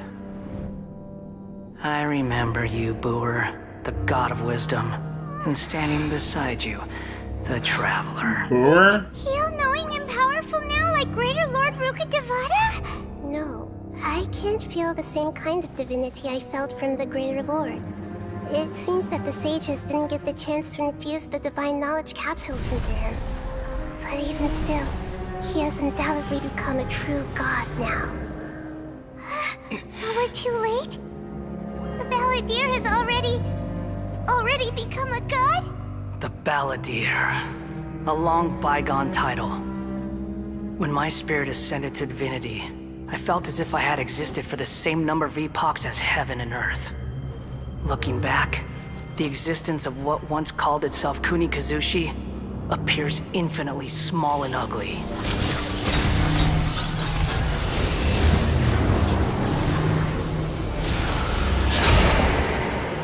Shokai no Kami. I didn't even Imposing aura. get to read the whole name. It feels like the gods. The Prodigal, Everlasting Lord of Capitalizes on the Archon Balladeer's something. original construction as a mechanical puppet, with the Gnosis serving as a constant power supply. Does this really look like the time to be talking? How much effort and resources did the sages put into this? From a purely technological perspective, it's a commendable achievement indeed. It's no exaggeration to say, this is the culmination of human wisdom. You sure are something. Dishing out compliments at a time like this? But I don't think he's reached the spiritual height of a god. So he's still the same old Balladeer on the inside. I'm not sure if that's a good or bad thing. Strife is engraved upon every god and every gnosis brought forth into this world. Everlasting Lord of Arcane Wisdom. Can you feel it? The exhilaration of such power, and the thrill of anticipation for our contention. Nahida wouldn't feel the same things as you. Do you not realize that you are interrupting a conversation between gods? Lowly creature, know your place. I gotta agree, fuck Paimon. Still the same bitch that we know. The strife engraved upon a gnosis. You're talking about the Archon War. Tevat's current peace was not easily won. I didn't personally participate in the Archon War, but the way I see it, all those losses were meaningless, driven by the demands of the laws. There's no point in bringing it up again. Is that so? Yet I am deeply disappointed that I was never allowed the fortuity to personally participate in the Archon War. This is a first. Encountering a god in this world who does not crave power. No wonder your own people have abandoned you, god of wisdom. From now on, Nahida's followers will only continue increasing its number. Your judgment is as your existence. Unsubstantial. This is where everything ends, Booer. The god of wisdom. Booer? So wait, she has 3 names? 2? You should know that wisdom cannot solve every problem. Like now, where your only option is to face me in combat. Come. Oh. Let us reenact a scene of the Archon War. Come and inaugurate my birth as a god. Come. Alright, let's get it. Alright. Perish! No, I can't hit him yet. Pick up energy blocks generated during the battle. Okay, yeah.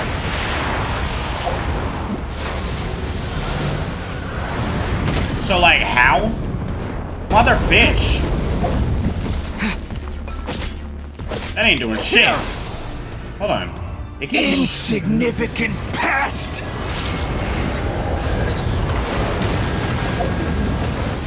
I am lagging.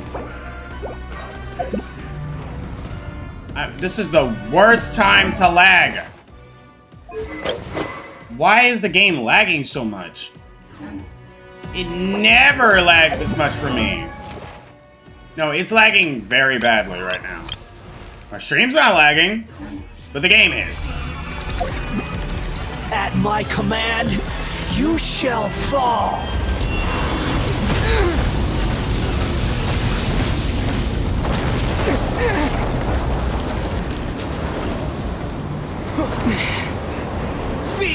human. Oh, okay.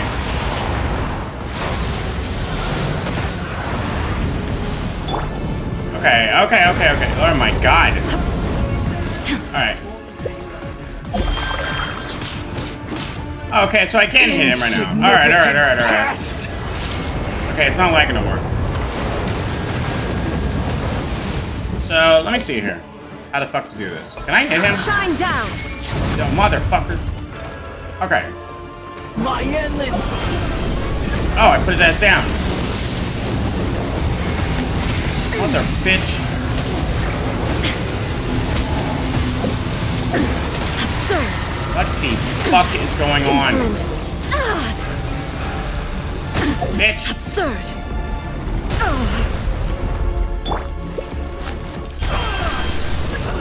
Activate the other electromatrix to overload and stimulate. Okay. Got you. Motherfucker. Come here. Wait, what? I'm so fucking confused. Perish!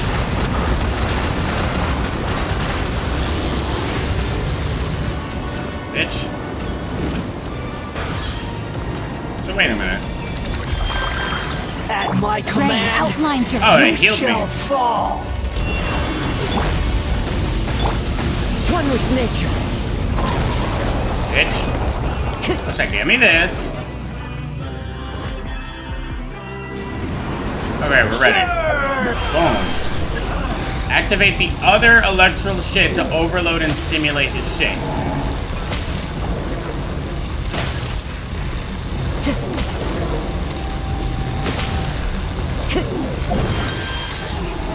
That didn't work. Motherfucker. I'm glad he's doing like no damage because I am very confused right now. Wait.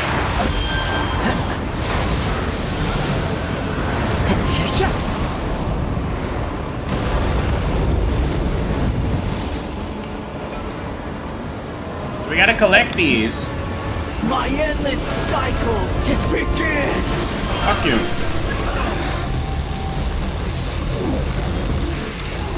Overload and immobilize. I am so fucking thoroughly confused. You can't activate both.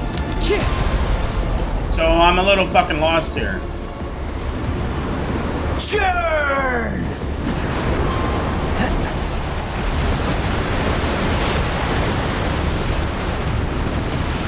What does the pyro one do?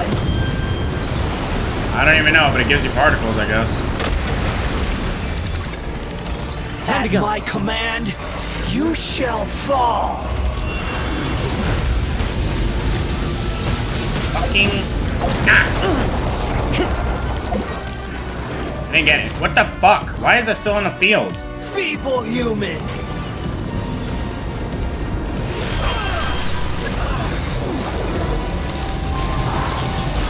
I cannot hit this man at all. I'm so confused right now.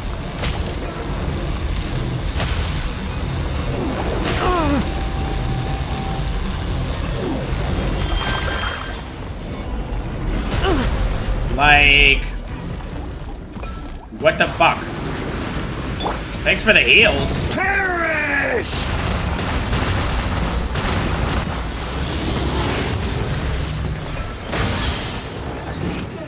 My endless.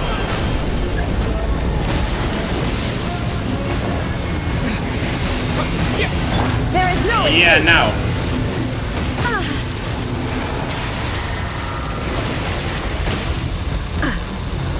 I am not understanding this at all. Insignificant pest.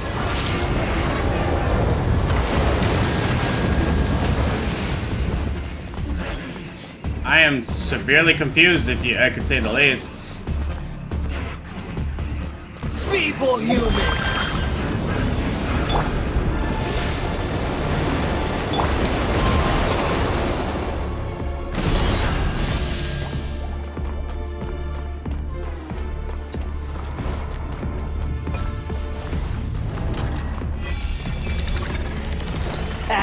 attacks him. Activate the other electromatrix to overload his shit. When I'm on this, it doesn't let me.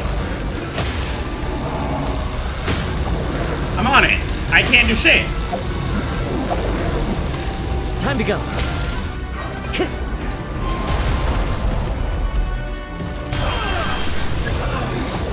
That's the only thing putting him down. I'm not understanding this at all. Like, you tell me what to do, but it's not working. Look at this. I'm on the shit. It's not letting me do nothing. You know what? Restart this shit. That hurts. Because clearly, I'm missing something. Do I really have to do... Oh my god, are you fucking kidding me? Okay, thank the gods. I was gonna say, do not make me go through all that horse shit again. This imposing aura. A body that can... How much effort... But I can't skip all this again. Sure Yeah. are something. Dishing out compliments at a time like this? Yeah, we need to see how to fight this bitch, because what the fuck?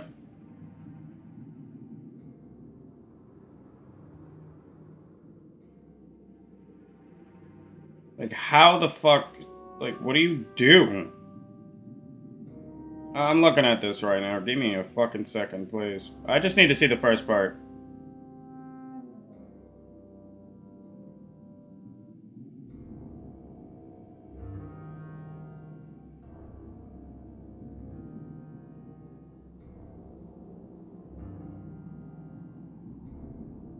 Give me a second.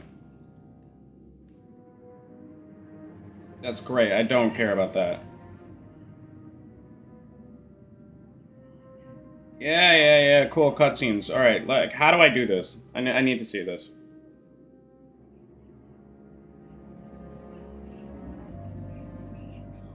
I'm watching it right now. You gotta give me a sec. Okay, so you collect the particles. So you can attack him. What the fuck?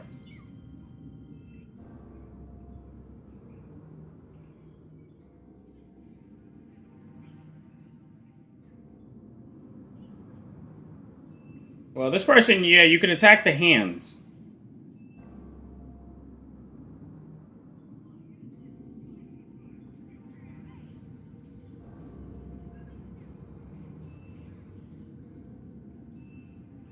What the fuck? Alright, well, he didn't even fucking do it like how it said. But I don't think he's... Strife isn't... Can you feel it? Can I seriously not skip this? Do you not realize? Oh, God, come on, man. Shut the fuck up. Engraved upon a gnosis. To that's Stop current... All those talking. This is a... We've already been through this.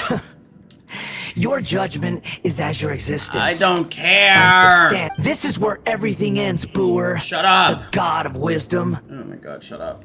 You should know that wisdom cannot solve every problem. Thank you. Come. Come again. Yeah, you like Let saying... us reenact. You like talking about come, huh? Alright, so his ass in the video just attacked the hands when they came down. Time to go. To activate elemental matrices. Insignificant pest. Okay, he covered the fuck out of the area with that. Hey, okay, Time yeah. Alright, thanks. Churn! Time to go. Well, here's the thing. I gotta... Motherfucker. Shine down! Fallen leaves. Adorn what? Propagate! I'm over here waiting and shit. Witness the power of Gawa! Torn to oblivion! At my command, you shall fall. None of that, bitch.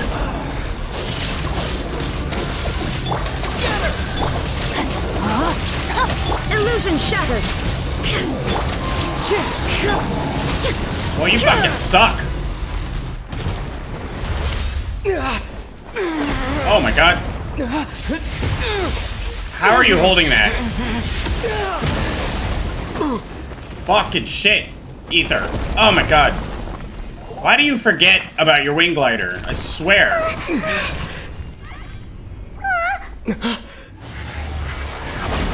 Now explain how the fuck we're supposed to fight this? Please explain to me. Like, what the fuck? Alright. This is fucking ridiculous. This man is just gonna fucking tippy toe on us. Oh, okay. There is no escape.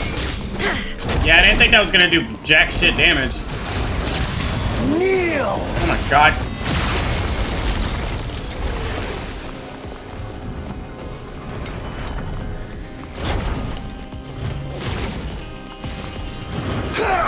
Alright.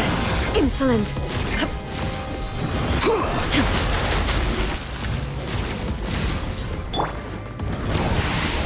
Burn to oblivion!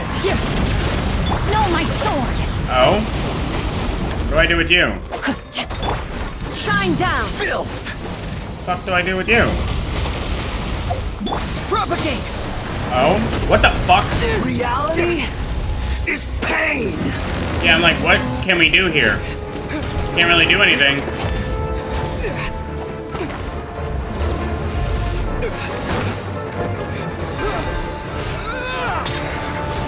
Ah, little bitch.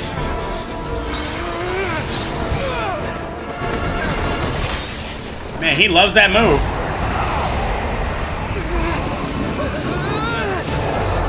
Oh, God.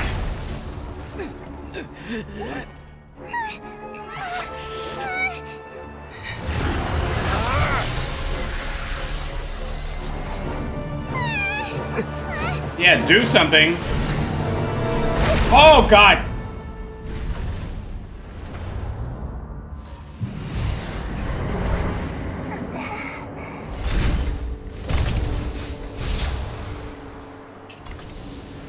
This is supposed to be a battle between gods, yet you choose to hide behind a mortal. And now, you're acting like you'd sacrifice yourself for a human. Are you having fun proving a false sense of heroism to yourself, Boor? Oh my dear fuck!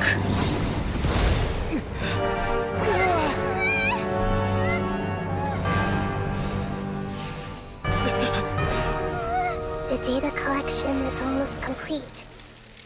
Do you even know how many times you've tried to take my gnosis from me? Uh-oh. It's a simulation!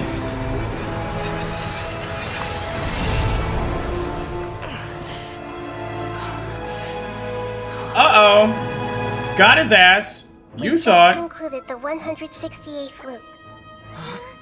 Oh. Did you know that in the effort to create you, the people of Sumeru were forced to live through the exact same number of Sub-Zerus festivals and Samsara cycles? The power of dreams. When did you use it on me? Aha, I got you, bitch.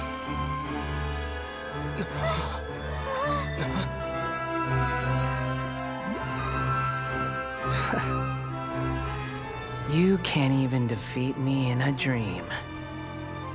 What do you hope to achieve with this little trick? Come, Traveler. Just like before. Allow me to awaken the memories in your dreams. All that battle experience! It's more than that. Compile everyone's wisdom in the name of the Archon.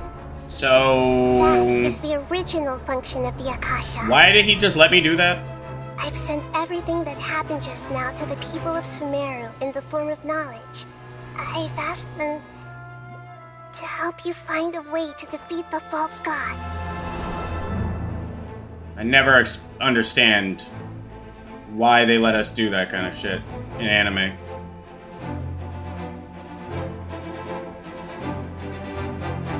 Why did Sino put his back on? Now, all of Sumeru's wisdom is at your disposal. Meaningless tricks won't save you.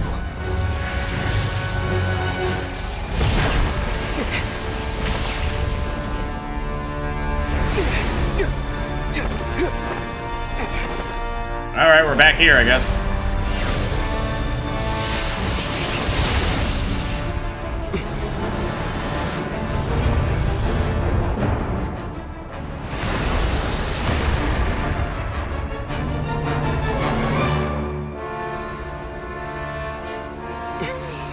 He said, fuck you, bitch. Are you done with your tricks? Can I finally take this as a real battle between gods? I'll leave this to you. The first sage of Boor. Alright, real fight starts now. Let's go. 1,000 eons, mine to dominate. Motherfucker. I knew they were gonna give me her, obviously. Burn to oblivion! This man is lighting him up. Kneel! Glad he doesn't do that much damage because it would be fucking impossible otherwise. Okay. My man's just lighting him up right now. Oh, I didn't even see. Wait, hold on. Oh, I can just go like this to these. Cool. I gotta keep getting these so he can light them up.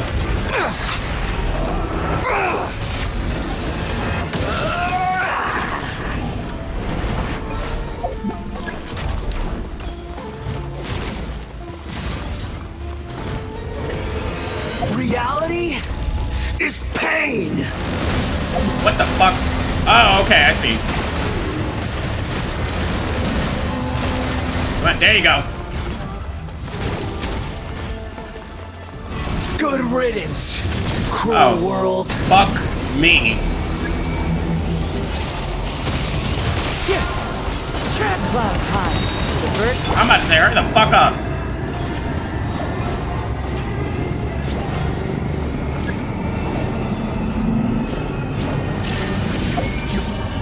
Motherfuck.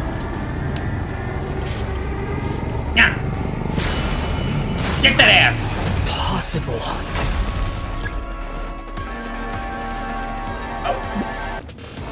Oh boy. Mother. I did not do that. I'm seeing the sigil, but it won't let me go up to it. Are you serious? There is no escape. Let me weave you a verse. Rain outlines your fate. Huh? Shine down. Yeah, it would not let me come up to it at all. That was annoying.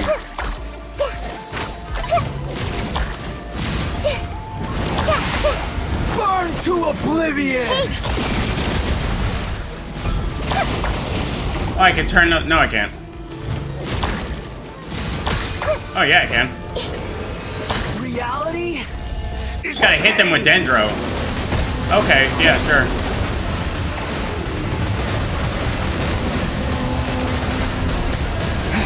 Fucking... Ah, bitch. There we go. I must have killed him with that.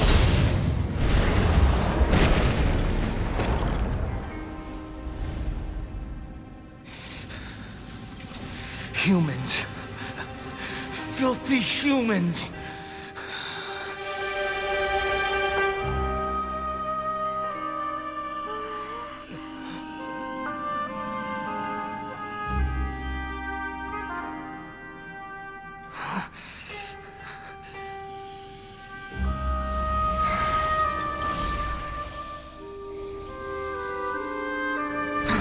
Got his ass.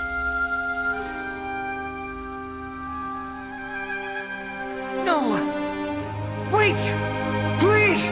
Anything but the Gnosis!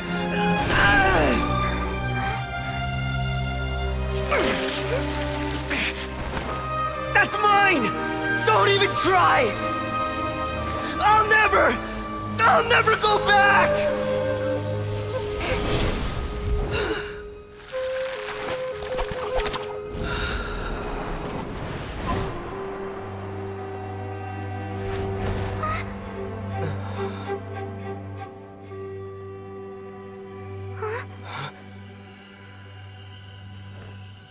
We haven't yet found the answer to the most important mystery. Irminsul is still waiting to be saved. With the power of another Gnosis, we may now finally understand the last memory of Greater Lord Rukkhadevata.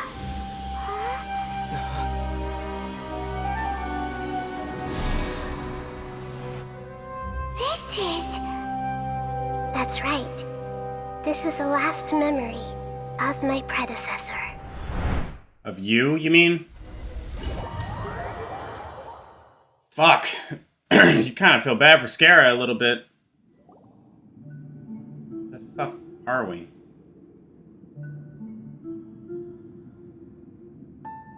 Huh.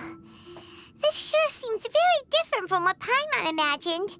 Shouldn't Irminsul be in this realm of consciousness? Yes, that is our destination.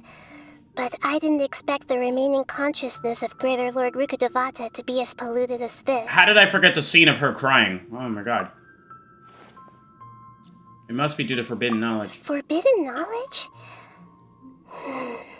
It seems you know about a concept that even I don't completely understand. Could you tell me what you know? Your inference seems logical enough. Forbidden knowledge once polluted the desert thousands of years ago, but was successfully repelled thanks to King Deshret's self-sacrifice and Greater Lord Rukkhadevata. Then, a second instance of forbidden knowledge pollution occurred during the Conria Cataclysm 500 years ago. Oh! Of fucking course. But I'm afraid it is much more serious this time, with Irminsul itself already in danger. So, if we're in the remaining consciousness of Greater Lord Rukkhadevata, and it's also been affected by forbidden knowledge pollution, then does that mean, in order to save us, Greater Lord Rukkhadevata? Yes. It's very possible that she sacrificed her life in the fight against forbidden knowledge.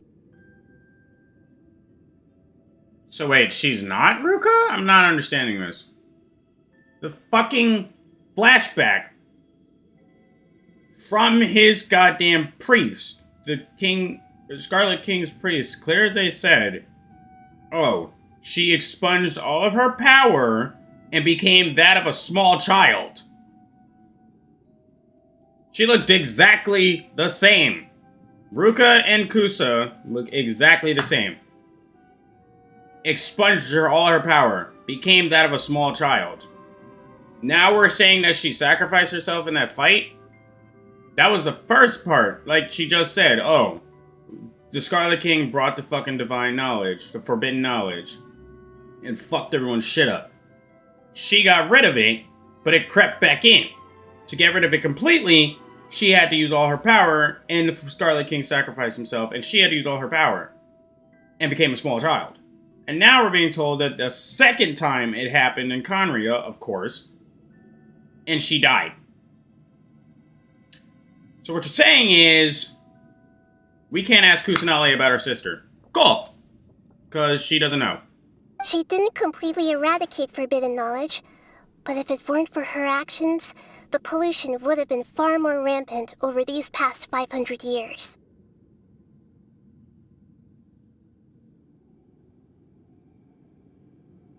The way that everyone, including me, has forgotten everything about forbidden knowledge may very well be due to her restoration of Irminsul. She's legit talking about her as if she's a different person.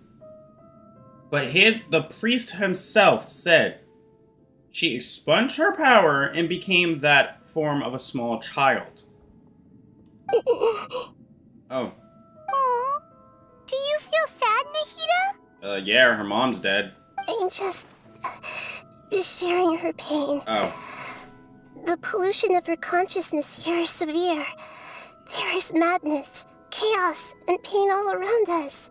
Did she fight to resist the forbidden knowledge pollution in such terrible conditions, all the way up to her last breath? She even used her last remnant of lucid consciousness to leave a clue for us to follow. The words, "World, forget me." Yes. Her words were distorted by forbidden knowledge, so that's all we could hear. But now, we have a chance to find the answer to this mystery. What the fuck is 3.3 gonna be about? We can cross the polluted consciousness until we found the right path to meet with her lucid consciousness. And then, we'll let Greater Lord Rukkhadevata tell us the truth in person. Yeah. Each of us need to be mindful of the state of our own consciousness while we are here. Even with the Gnosis' protection, we must always keep a clear mind. That's so scary. Don't worry. It should be easy enough for you to keep that mind of yours clear, Paimon. Let's go. I think she just basically said you're fucking stupid. Because I'm gonna go with that. I'm sorry, sir, but you're ineligible. That's funny. Leave this place using the brewer's consciousness or some shit? Look at this shit! Wait, what Are we in the air? And why is there a huge boat? That's the boat of consciousness, which symbolizes reason here. Its course is the direction our consciousness is traveling towards. If we lose control over our consciousness, we will fall into madness. So let's make sure the boat stays on course. This fucking landscape is mesmerizing. I really wish we could take pictures in domains. God damn it. Closest I could do is a screenshot. Fuck. No, that's out. Was it a window print screen? I think it was. No. Shit. Was it? I could have swore it was window. I clicked the wrong button. There we go. I got it. I clicked the wrong button at first. Propagate! Click the wrong button. Trying to close the same container. Alright. Livonia's sword seems like it'll cut your fucking wrist off. Of course there's hilly trails here. Wow! What are these? The monsters seem to have been affected by them.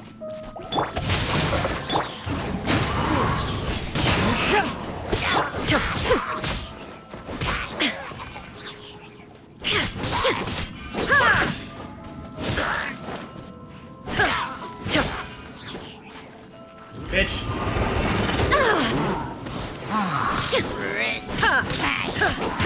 Illusion shattered. The wind knows me.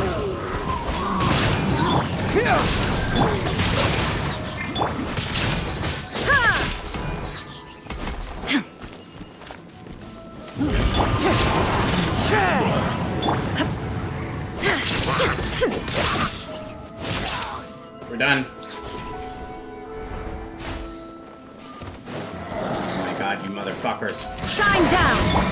Into the wind. As one with wind and cloud. No, my sword. Propagate.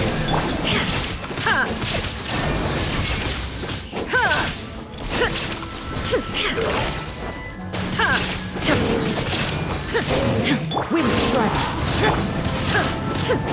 There is no escape. Look! A four-leaf sigil has appeared in the sky!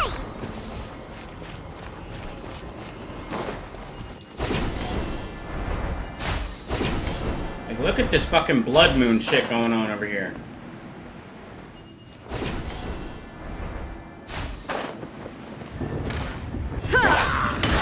Shine down. One with nature. Oh, what the fuck is going on?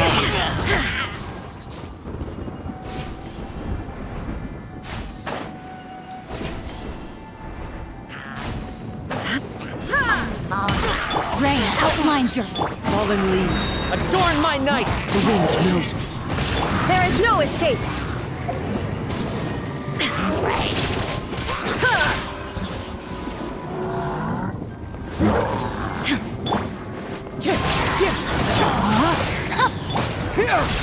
Spring forth. Illusion shattered.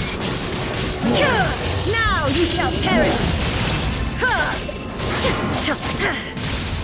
To control the boat of consciousness, we need to find the helm first.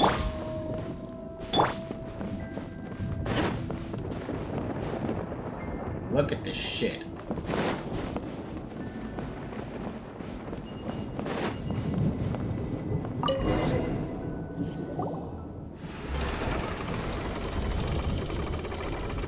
We changed direction. Are we still going the right way, Nahida? Mm-hmm.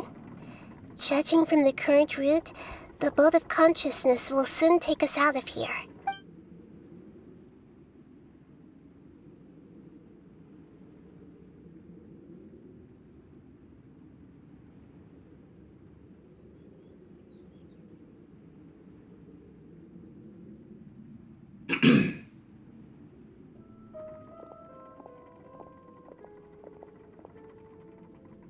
We'll be arriving at our destination soon. How are you feeling? Are your minds still intact? Seem to be okay. Some strange thoughts in here. But everything's been completely normal for Paimon. Hopefully there won't be any more interruptions. This time, we should be able to meet Greater Lord Rukkhadevata. Are you saying you've never met Greater Lord Rukkhadevata before? No. It seems that my birth and her death took place at the same time. What the fuck is that smell? It smells like dog food. Otherwise, I think she would have given me a little more guidance, and I could have done a better job. Hey, you've done a great job, Nahida. Let's get out of this creepy place and go meet her.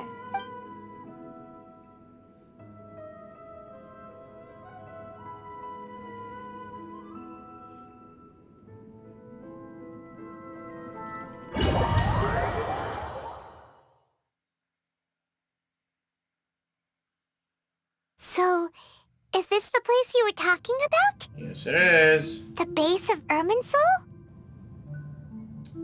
Get returned. Fuck, can't we take pictures? Yeah, Irminsul's fucked up right now.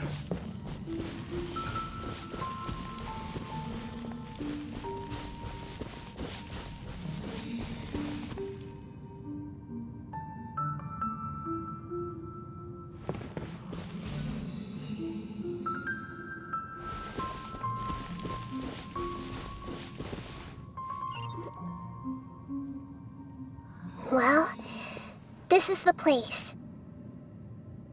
Same place from my memories. We're here to find Greater Lord Rukkhadevata, right? But the one standing over there is... Is that... me? She looks exactly like me. Are you Greater Lord Rukkhadevata? Yes, that's me. Are you surprised by my appearance? Oh! Irminsul and the surrounding lands have been reproduced here as they were years ago. But this is just a realm of consciousness. We are manifestations of the same nature. Hence why we would appear exactly the same. We're of the same nature? Why? Because you are me, and I am you. You are me in the new samsara. The new samsara? As Greater Lord Rukkhadevata, I'm the avatar of Irminsul. And you are the purest branch snapped from Irminsul. Imagine it this way. Even if a tree dies, its branches will eventually take root and grow, continuing the tree's life in another form. I'm merely the remaining consciousness of Greater Lord Rukkhadevata. The real me has presumably died a long time ago. Oh, okay. Judging from your appearance, I've probably been dead for 500 years. How'd you just assume But you're that? finally here. My new self in the samsara. So this is the connection between you two. Lesser Lord and Greater Lord. If this is true, then am I going to be a great Archon like you someday? Nahida. Though we share the same nature, our fates are bound to be different. All things have their own fate. When a branch grows into a mature tree, it won't be the same as the original tree. That's why fate is the ultimate knowledge, isn't it? That's a great insight. Yes, very good. Love her voice. It's also precisely why you won't become like me. Really? But perhaps you may become an even greater Archon than I. Thank you. I already see a determination in you that I didn't possess in my time. And the future that it leads you to will be yours alone. Thank you. That's exactly what she needed to hear. Along with the blessings from your past experiences. Especially from you. Don't worry. The growth of wisdom is like that of a plant. You only need to wait quietly for the flower to bloom. You will be a great Archon. Come to think of it, the sages never had the faintest inkling of the meaning of wisdom. Thank you. Nothing makes me happier than discovering that the Archon I always admired was in fact myself in another fate. It's so nice to speak with you, Greater Lord Rukkhadevata. I've always wanted to meet you. The feeling is mutual. From the moment I snapped the branch off Irminsul and created you, I've also looked forward to talking with you. Could you tell me why you wanted to create me? And what exactly happened when you died? That'd be nice to know. Ah, I see. You're here seeking answers, right? Yeah. Everything that day, even the sky itself, changed into a color like this. Anrian Cataclysm. At that time, the seven were all summoned to the nation of Conria. Except for me. I had a more important task to attend to. I had to protect Irminsul. The disaster occurred together with the pollution of forbidden knowledge. At that very moment, with my consciousness connected to Irminsul, I sensed something was wrong. The pain started to torment my mind. By the time I reached Irminsul, it was already displaying signs of corruption. Had I not repelled the pollution of forbidden knowledge with King Deshret thousands of years ago, I might have felt even more hopeless and lost. So what exactly is forbidden knowledge? It's a kind of knowledge that doesn't belong to this world, and a form of truth that can't be understood.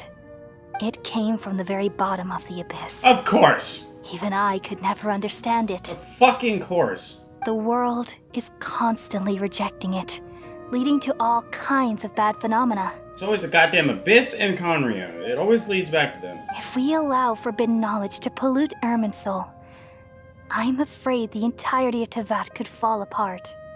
So, there's knowledge that even the God of Wisdom can't understand?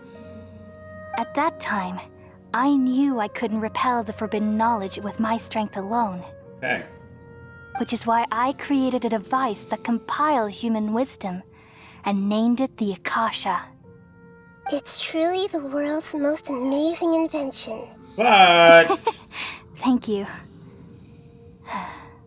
For a long time, I thought dreams were the fruit of human wisdom. But then humans wanted to counteract the Akasha and make it fucked up. Though it was selfish to do so, I borrowed people's dreams using the Akasha. Then I compiled their wisdom and all of my own power. Well, did it work? Thanks to the wisdom of the people of Sumeru, almost all the forbidden knowledge was cleared from Irminsul. But things didn't go as smoothly as I thought. I had a terrible headache, which gave me an uneasy feeling. And then I remembered that my consciousness was also connected with Irminsul. It brought me knowledge and wisdom, but vile corruption as well. From the very beginning, my existence had been polluted by the forbidden knowledge. Oh no. How could that happen? I've experienced that pain in your consciousness. It must have been a horrible experience. Yes, but my feelings weren't important. The important thing was that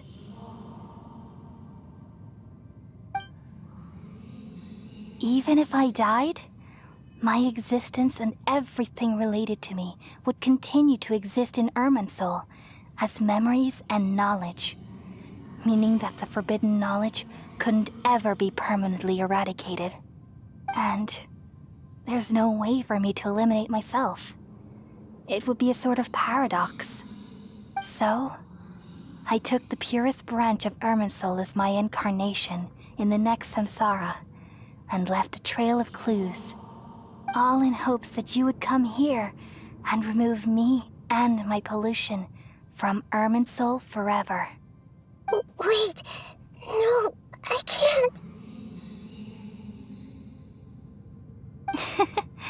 So you realize what that implies. You are very smart indeed. Irminsul has all the knowledge and memories of this world. And as you've realized just now, removing me from Irminsul means I essentially will never have existed in this world. But this is the only way to save Irminsul. People love you so much, and they've missed you so much over the past 500 years. I am exactly the same. So how can we just forget you like this? Is there really no other way? There must be something else I can do. You're the god of wisdom, Boer. You should know that there is no other way. But this is so cruel. I don't want to forget you. No need to feel so sad, Boer. As someone who delights in wisdom, you should feel joy at finally finding the answer. Not an answer that she wanted to come to terms with. These are the words in their entirety. The answer you've been seeking all along. Let the world completely forget me.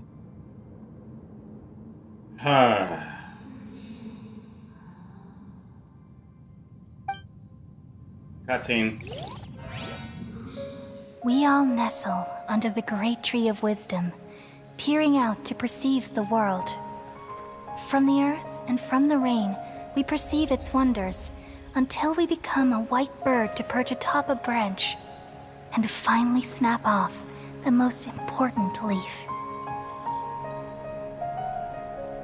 Once upon a time, I alone dreamed in this world. In my dreams, everybody would also dream after they fell asleep. Wild and wonderful thoughts would emerge from their minds. Some tumbled to the ground, and others floated to the sky, connecting all things in the world into one dazzling net. Among a plethora of worlds were numerous smaller worlds, all of fate, finding within the tapestry their brilliant glow. I gradually understood that these indescribable and constantly changing things are the most profound things in the world. Only they can completely repel the madness. Only dreams can awaken consciousness from the deepest darkness.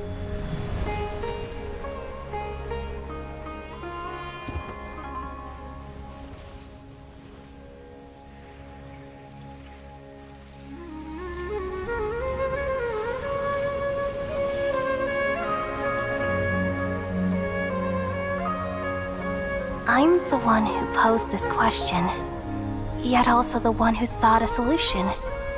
Saving the world with the dreams of the people used to be my answer. And now, you've also found your own answer, and I shall return all the dreams to the people.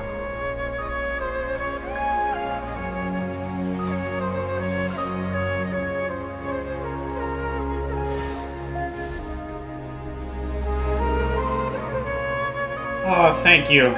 Please get rid of that. People of Sumeru, may you be blessed tonight with the sweetest of dreams. Oh.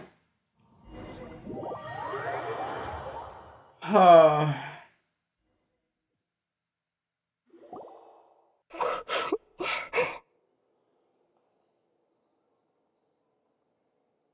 Oh.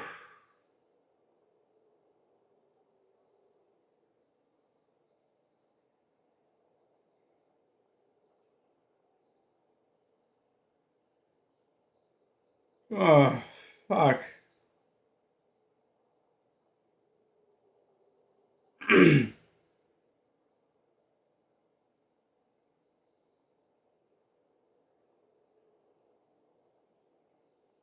Oh.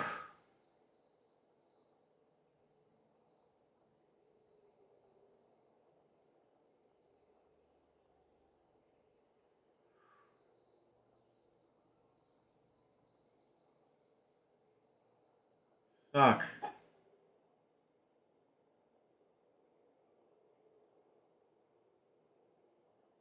Hold on.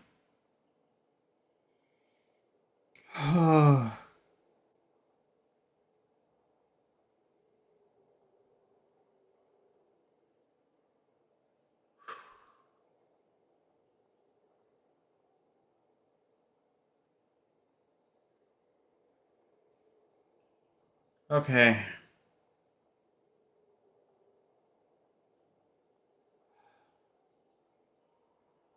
That was so good. Oh, my heart. Oh, I wanted to cry so badly to that, but I just couldn't. Oh my god.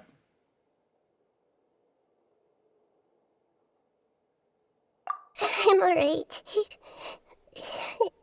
I'm just a little confused. About what? We've just saved the world, right? So why are you sad? So why am I crying? Oh, my heart! Fuck! Oh.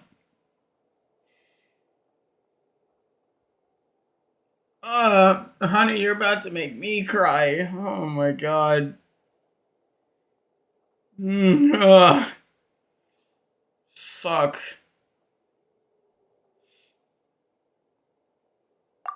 I don't know where this feeling inside of me is coming from, but I feel very sad. Oh my god. Do you still remember what just happened? Just now, we used the power of two gnosis to successfully connect with the Ermin soul consciousness from 500 years ago.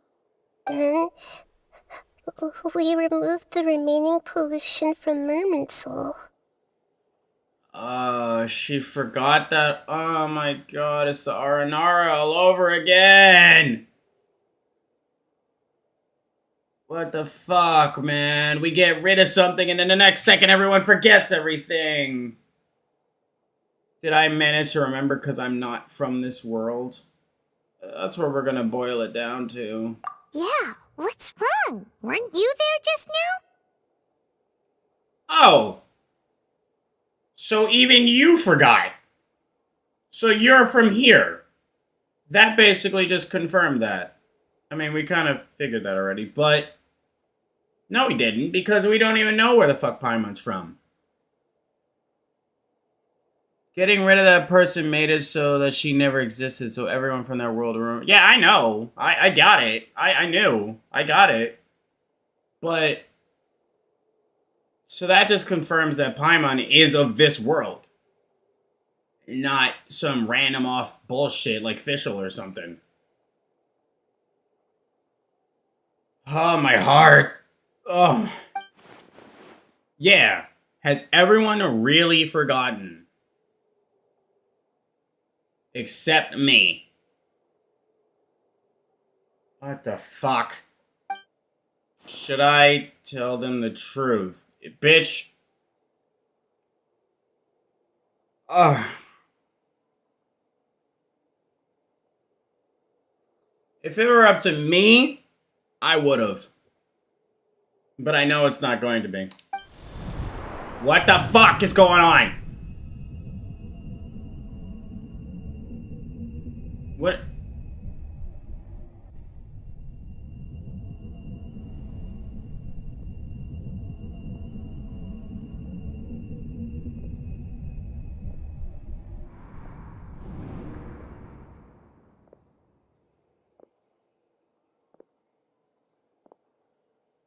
Huh? That sound. What? Traveler!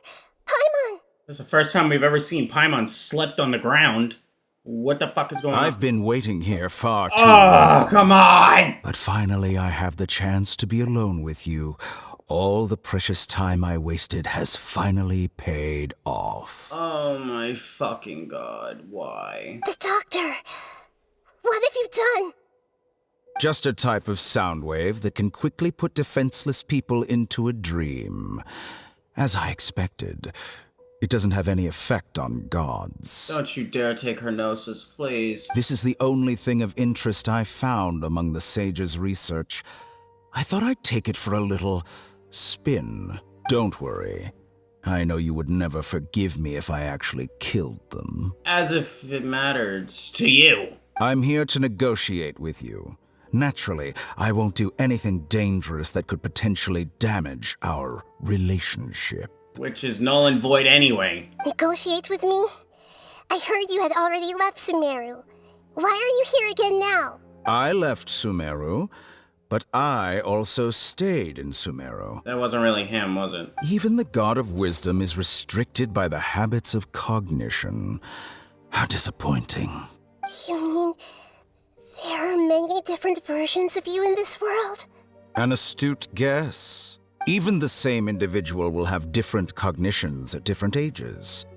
A long time ago, I made a major decision in hopes of preserving all my perspectives of how I observed the world. Observation is the first step of any experiment, but observing the current world doesn't satisfy me. It lacks an important dimension, that of time. So I saved segments of all my ages and made them into independent individuals. Bitch, you are not Xehanort.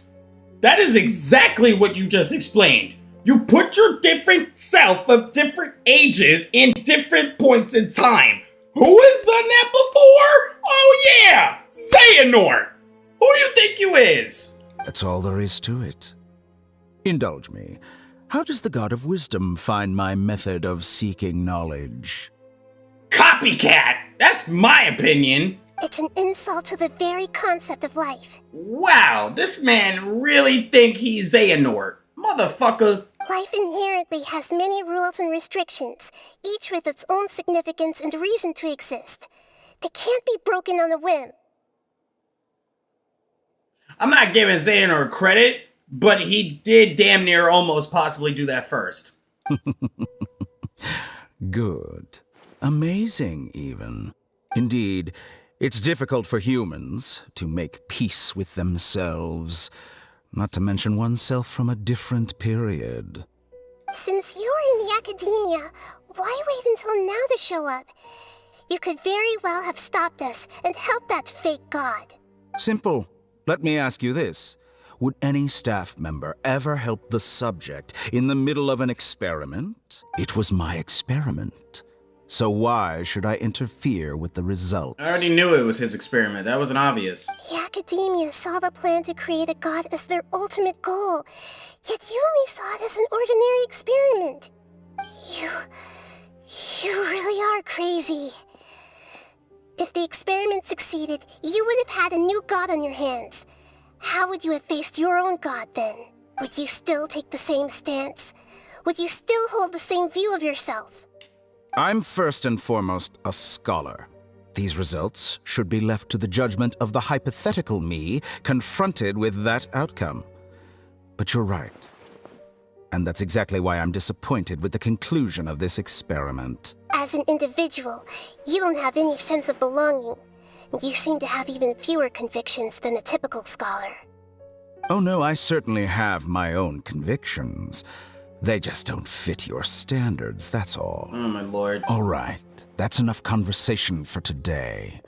The experiment is over, and it's time to tidy up the equipment and reclaim any useful materials. Bitch. For example, the Gnosis.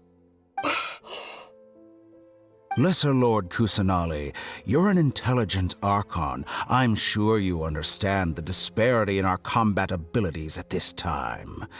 Besides, you have no way to use that Electro-Gnosis in battle. Didn't you say you were here to negotiate with me? Somehow, it's starting to seem like you intend to take it by force now. Did you really think he was going to go on that? I'm merely stating a fact. After all, I'm also a scholar.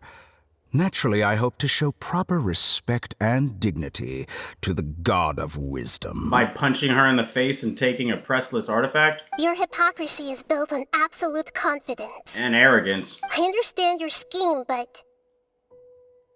what if I were to destroy the Gnosis now and awaken the heavenly principles? Awaken the heavenly principles? Oh, fuck. Why did you put that in his mind? Do you think that's really possible?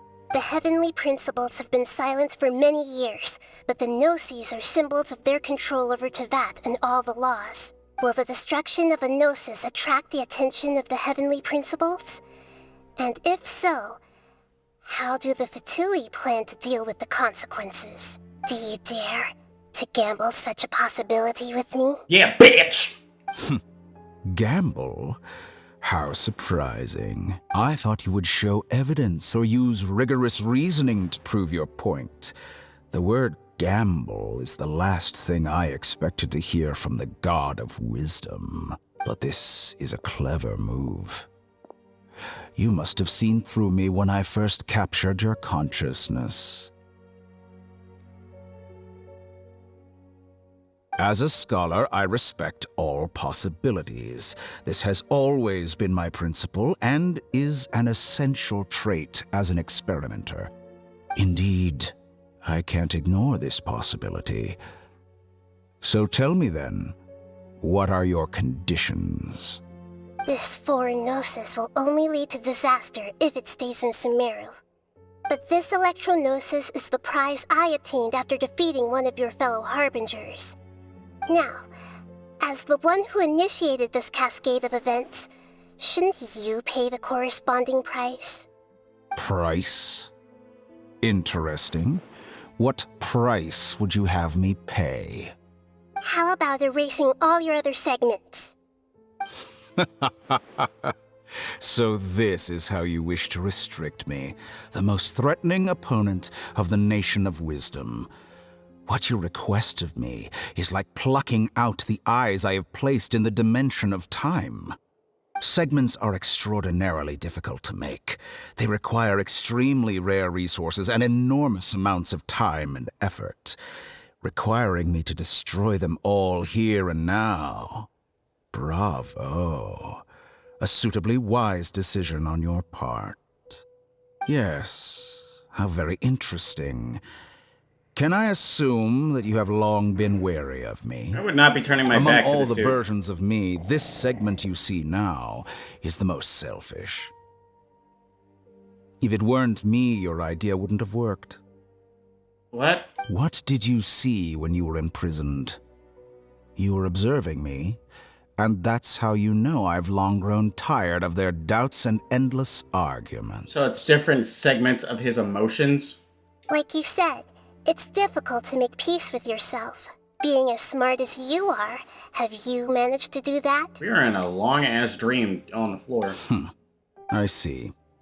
If you think all those versions of me are worth a gnosis, then deal. You sure didn't hesitate much. Is the relationship between all the versions of you really that bad? I don't think there's any need to dwell on that. The surplus versions of me can be exchanged for a gnosis. Do you think anyone can offer themselves at a higher price? Besides, with my abilities, it's only a matter of time until I find better perspectives. Perhaps it's best to say, you're just temporarily ahead. But what I'd like to know is, how can you be sure that I've really erased them? I can see your remaining honesty. Cutscene. What a ridiculous decision! You can't be serious! How could I have been so short-sighted? You think this is the end? Wait, I'll have revenge! You'll make this moment count. You will regret this! Well, have you confirmed that it's complete? Dude, he could have drop-kicked you right there and just took the gnosis. Here, take it. Oh my god! The future of Sumeru City will be in my hands alone. I will shut down the Akasha and let curiosity and the thirst for knowledge drive the realm of academics once again. Oh my god, these are the last fucking assholes that need those gnoses! Gnoses! There won't be any further gaps for you to exploit. Motherfucker. It truly pains me that my academic achievements have never been appreciated in my homeland. Of course, I have no interest in being rejected by this city for a third time. Another chess piece. And where is your dendrognosis? No, fuck you. Don't be greedy, Harbinger of Snezhnaya. Fuck off. No, this is a different transaction. If you intend to turn off the Akasha anyway, then there's no further use for the Gnosis of Sumeru, is there? Besides, isn't it the Archon's duty to deliver what's desired of the Seeker? Oh, judging from your expression, you don't seem to find the idea very agreeable. Then let's think of it this way. Since you're the god of wisdom, how about I exchange some knowledge with you? People exchanging knowledge with the God of Wisdom is the stuff of legends. Yet here you wish to exchange knowledge for the God of Wisdom's property. Arrogant as that is, it has piqued my interest. Oh, God. Let me ask you, have you in all your mighty knowledge ever heard the rumor that the skies of Tevat are fake? Huh? What? That's the secret hidden by Irminsul concerning the truth of this world. What? Once I finish telling you about this, it will be time for me to say goodbye. With negotiations, we've all gotten what we wanted. I'm very glad I got to meet you like this. Your arrogance may know no bounds, and convictions may mean nothing to you. But I'll still listen to what you have to say. And of course it's a cliffhanger.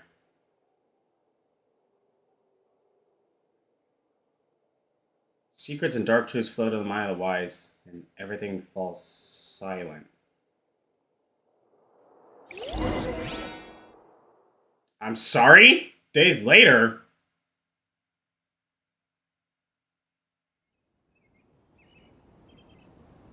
How fucking long were we asleep?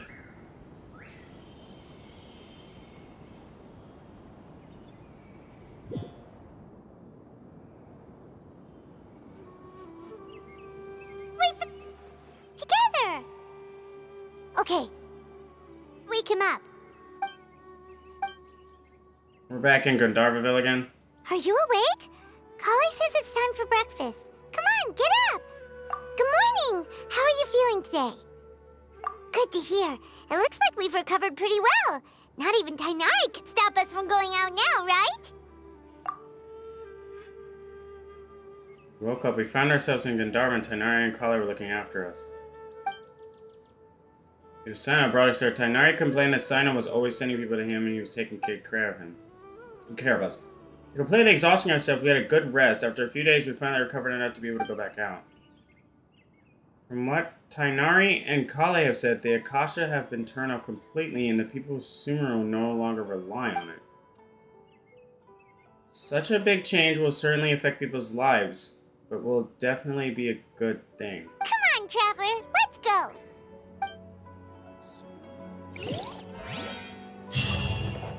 Oh, I thought that was it.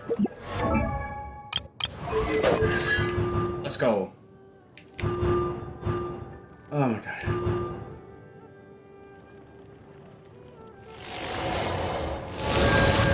We'll see how much of a difference that makes. A toast to victory. Hi, Kale. Seems your Elazar is gone. That's good. Good morning. Looks like you're awake. Yep.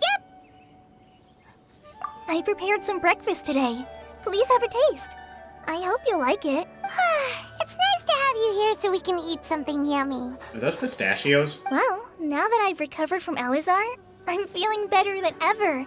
I can even prepare 4 or 5 meals a day now. That's good. And Paimon bets they're all delicious. Oh, by the way, someone brought a letter for you after you went to sleep last night. Oh? Nope. Paimon wanted to read the letter with you after you woke up, so Paimon didn't open it. Oh, it's from Nilu. Ahem. We're going to hold a feast at the Grand Bazaar and celebrate Sino's reinstatement as the General Mahamatra. Okay. As heroes of Sumeru, please be sure to attend. I'll wait for you. The date of the banquet is written on the back. It's in 2 days. Oh, I've also heard that you've become heroes here as well. That's amazing. Just doing our part. Sometimes I'm really envious of strong and confident people like you. Kale, you're amazing too. Oh, you're embarrassing me. Anyway, let's go to the Grand Bazaar to have a look. Oh, before you leave, be sure to inform Master Tainari. Everything has been getting better lately, and my mood has been improving as well. Good. You can come find me anytime if you need anything. Thanks for caring for us. You're welcome. I was just doing my duty. Where are you at? Like, what the fuck? The skies are fake? So you're telling me... I can't see it. Where's Celestia? Whatever. We still gotta do the fucking story quest with Nahida. Good morning. How do you feel today? We feel much better. How about you? We gotta see how this shit's gonna end. How's your wound, fucker? I'm recovering well. Thanks for asking. But from the looks of it, you seem to be already busy with work again. It's fine. I'm not that busy, really. The Elazar patients have recovered, as well as Hypatia. For now, I only need to tend to my Forest Watcher duties. It seems once Irminsul started getting better, everything else started to recover too. Wait a sec.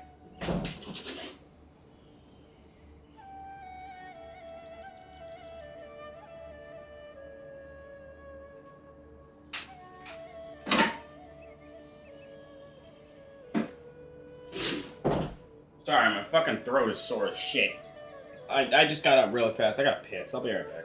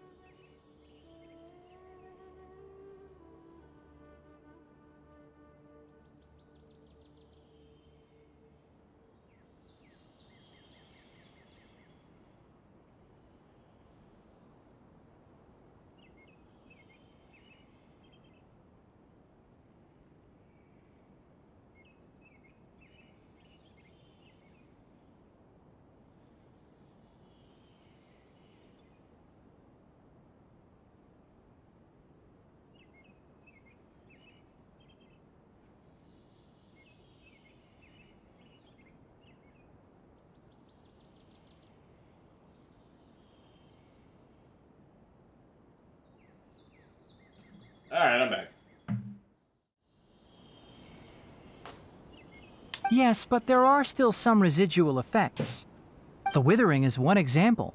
Though it won't spread anymore, the existing zones won't just disappear. I wish they did. We forest rangers will still need to do the work. Save me the trouble. By the way, we have some good news. Sino got his position back.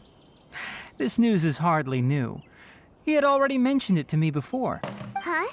You mean he was already here? Why didn't he come to say hi to us?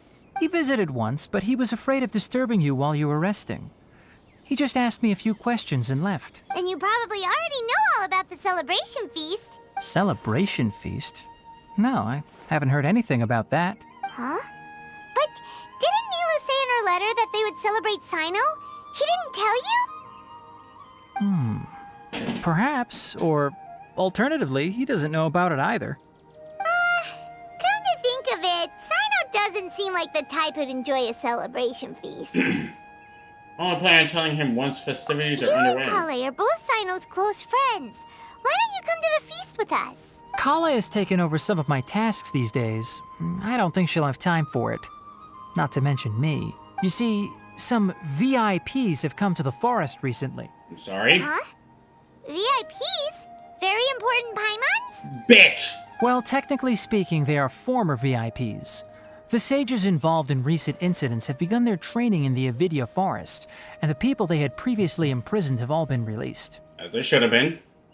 Huh? Yeah, how's your master? Yes, he's a little weak, but he isn't injured and his condition is stable. Lesser Lord Kusanali, in her boundless mercy, has decided to spare Azar and the other wrongdoers. I wouldn't have. Supposedly, they were ashamed of their shallow ideologies and have decided to dedicate the rest of their lives to cultivating wisdom in the Avidya forest. Kill Azar. Fuck him. When they learned that Lesser Lord Kusanali had defeated the Balladeer and saved Irminsul, they were shocked at first, but also became happy, feeling that the sacred light guiding them on the path of discovering wisdom had begun to shine once again. You know, I kind of realized something. We've already fucking fixed the problem in 2 updates. In Sumeru. I'm not saying Sumeru. Fuck that. It's Sumeru. You can pronounce it however the fuck you want. I'm saying Sumeru. The people in the game can say it however the fuck they want. They're just real people saying it how they've been told to say it. I don't care. But I think it took us like 4 fucking updates to finish fucking Inazuma. Because that was a long, drawn-out battle. When did we finish that shit? When was Shogun added to the banner? I think it was when Shogun and Sara were added to the banner.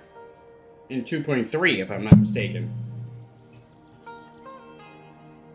Let me see, because now I'm curious. When? I don't remember how many updates it took us to do Mondstadt or Leeway's problems. Because I kind of started the game. I didn't start the game at launch, I know that. I started the game was so different at launch. I heard there was so many differences. It was hella different in the beta, too. But I don't know how many... Kaching had her own banner. And now she's just nothing more than a fucking staple on the goddamn standard banner.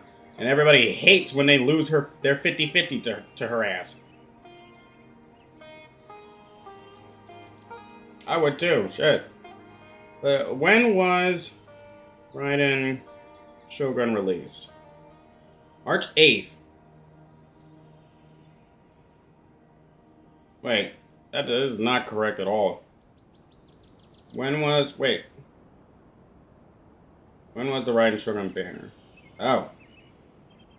Same patch as Amiko. Okay. When was the Raiden Shogun's first banner? September 9th. Yeah, I was like, sorry. Yeah, it was her and Sara. 2.1. There's no way. Was it really 2.1? I mean, that makes sense that they put her ass out first.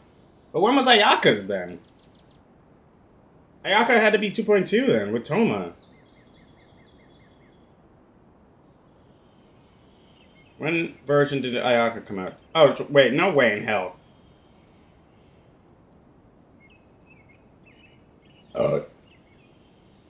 No, that's not true.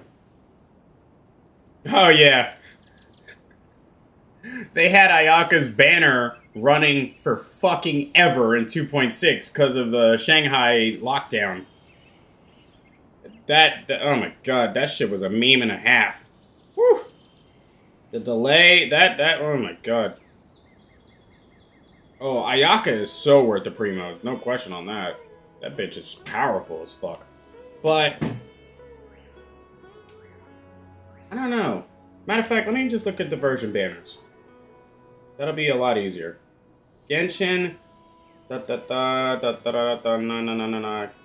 Impact version banners. Just look at Google Images. It'll show you all of these shits.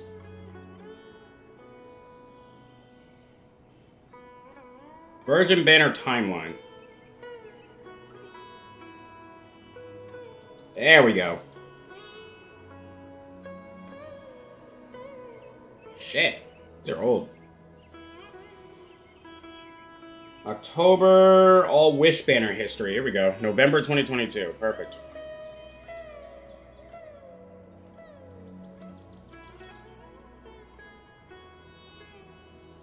.1 Nilu. 3.1 Version 3. Was Ganyu. Tainari. Obviously, Tainari was first. Well, it was 2.0 first. Obviously. And then it was obviously fucking, it was Klee and, because that was a summer event, it was 1.6 where they put out Kazuha with Klee before we were going into Zuma. Then, damn, we haven't had fucking. I'm looking at it now.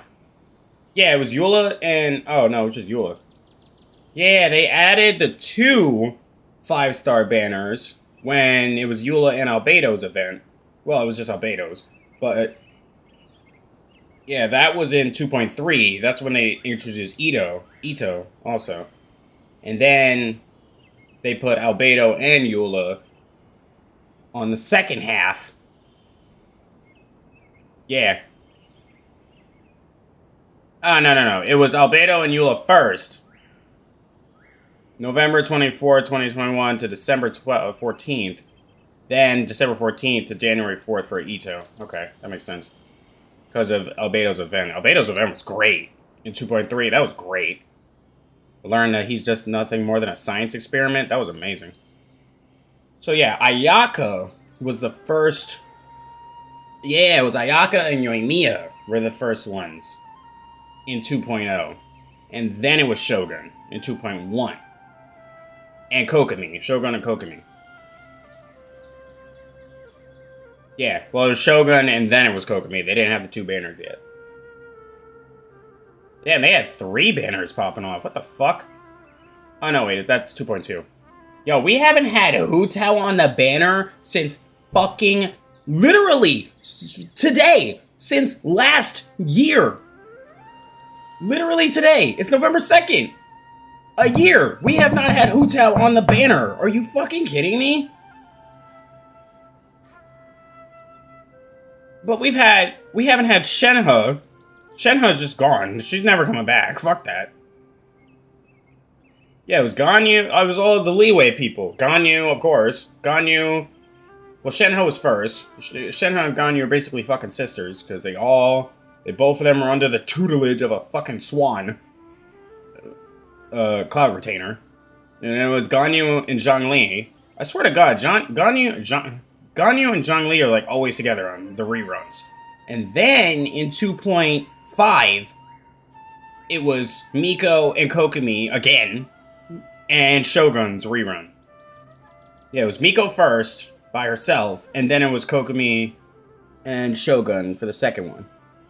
Then 2.6, we got Ayato with Ayaka again for her first rerun. And then Yelan for 2.7 with Zhao and Ito for the Chasm event.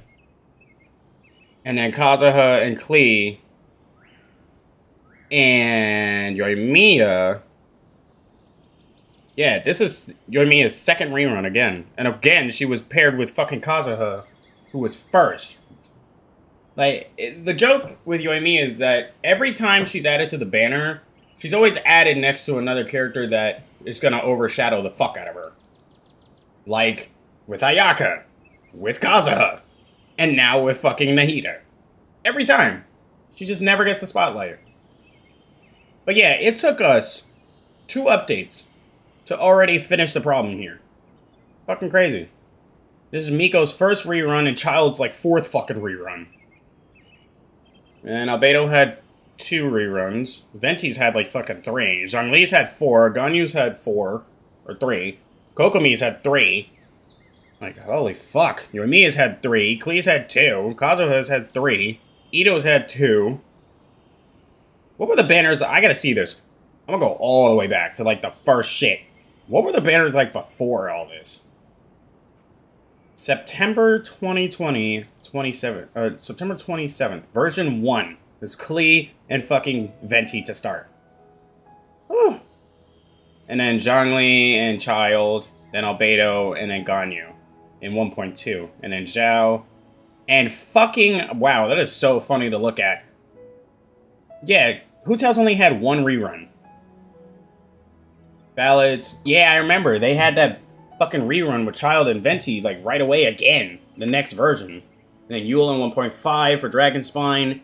And then 1.6 for the summer event. Got it. I gotta take a shit. I'll be right back. That is so funny to look at Kaching on her own banner. I don't remember that. I started after that. That's so funny. I'll be right back.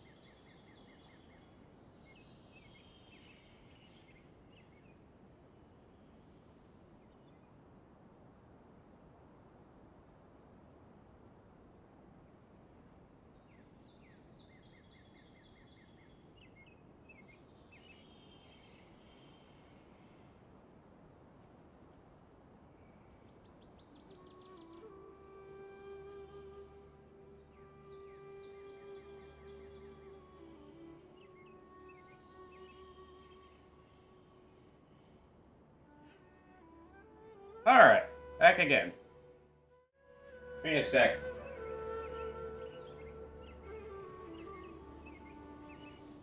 Fucking quest was very long.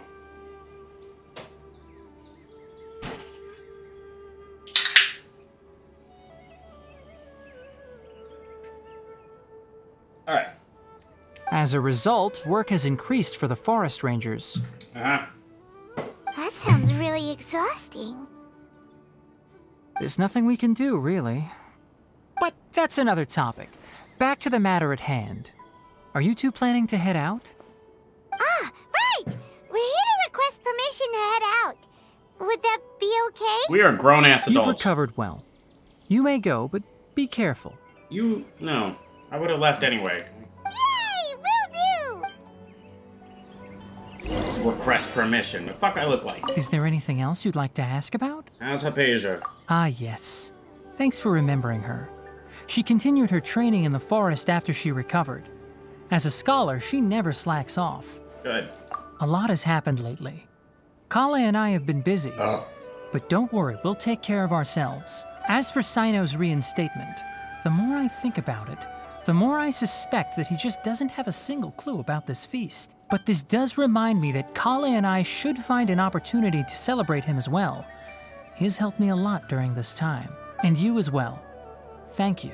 Imagine it. Take care. Please, find me if you need anything. Don't worry, we always find a way to bring you back into the story. Ah.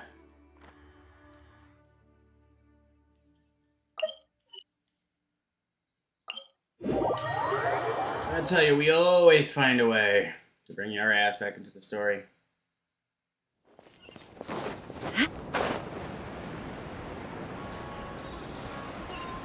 So now not a damn soul should be wearing an Akasha.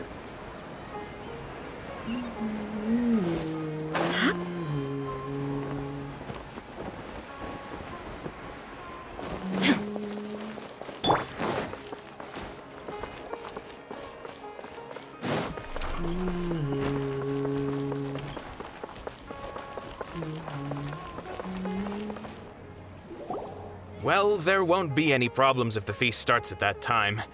Everything has already been prepared. Mr. Zubair, I finished tallying things up here. Well, except for the guests. Is a simple reply really that much to ask of our guests? It's affecting our arrangements. Oh, it'll be fine. Besides, it never hurts to get things ready in advance. I was thinking the same thing. The feast will be held sooner or later, right? Hey, Nilu! Traveler, Paimon! We got your letters, so here we are! It said 2 days later, but whatever. You're the best! The other guests haven't even replied yet. Huh? Are we the only ones that have arrived? Yeah. I had someone deliver letters to all of our guests. But maybe everyone is still busy with other things. Look, I get it. Sumeru is in an extremely important period of transition right now, but even if your friends are important figures, they shouldn't just ignore your request like this. Nilou is Sumeru's #1 celebrity after all. Of course, yeah, cool. Calm down. She's not Barbara, so calm down. You have no idea how happy I am to talk to people with good taste. If you consider enjoying Nilu's dances having good taste, then almost everybody has good taste. Because Paimon thinks everybody will love her performance. That's right. We all think she's amazing too.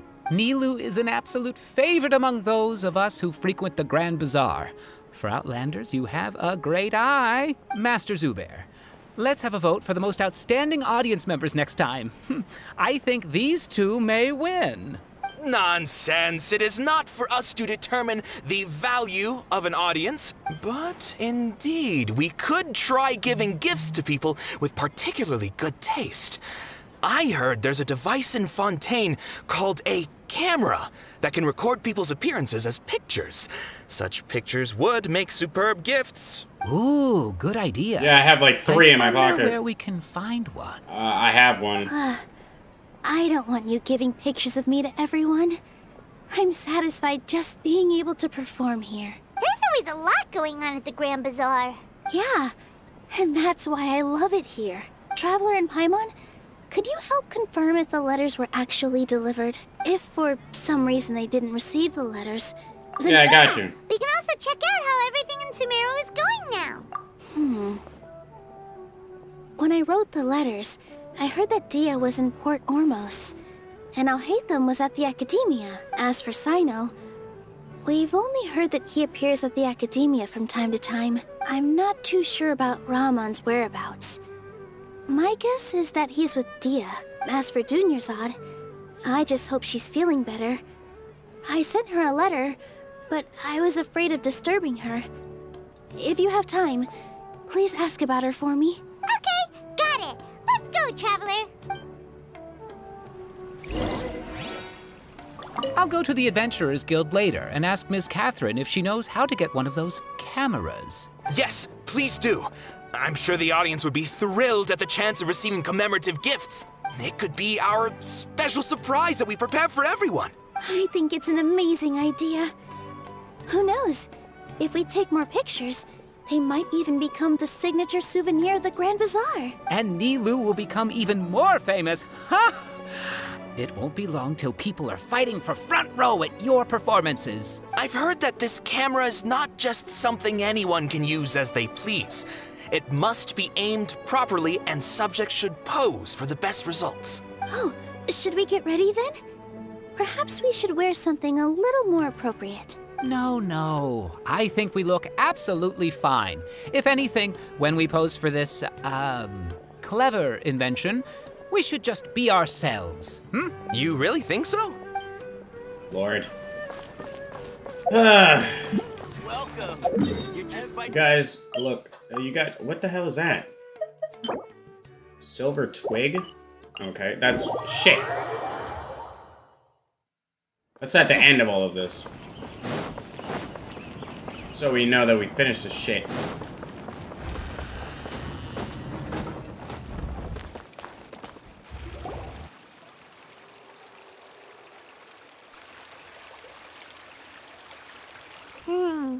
We haven't seen Alhaitham anywhere. Let's ask that person over there.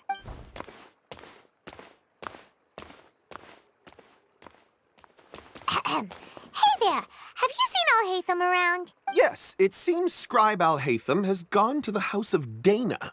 You should be able to find him there. But you're already the second group of people I've seen looking for him today. He must be quite the busy man. Oh? Who else was looking for him? Mr. Cave was just here asking about him. You wouldn't believe how terrible their relationship is. And now you two are here. I've seen... Don't tell me everyone's here looking for gossip about the sages. I've seen much on Twitter about Cave. No way. We're strictly here on business.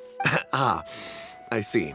Sorry, I thought maybe everyone's as interested in rumors about the sages as I am. Alright, all in my ear. He got so close to the mic when he said that, I felt... He's like, interested about the sages as I am. House of Dana? Isn't that inside here? Yeah, it is. Yeah, Cave was shown a little bit ago. And everyone's going crazy about him. And you're about to see why.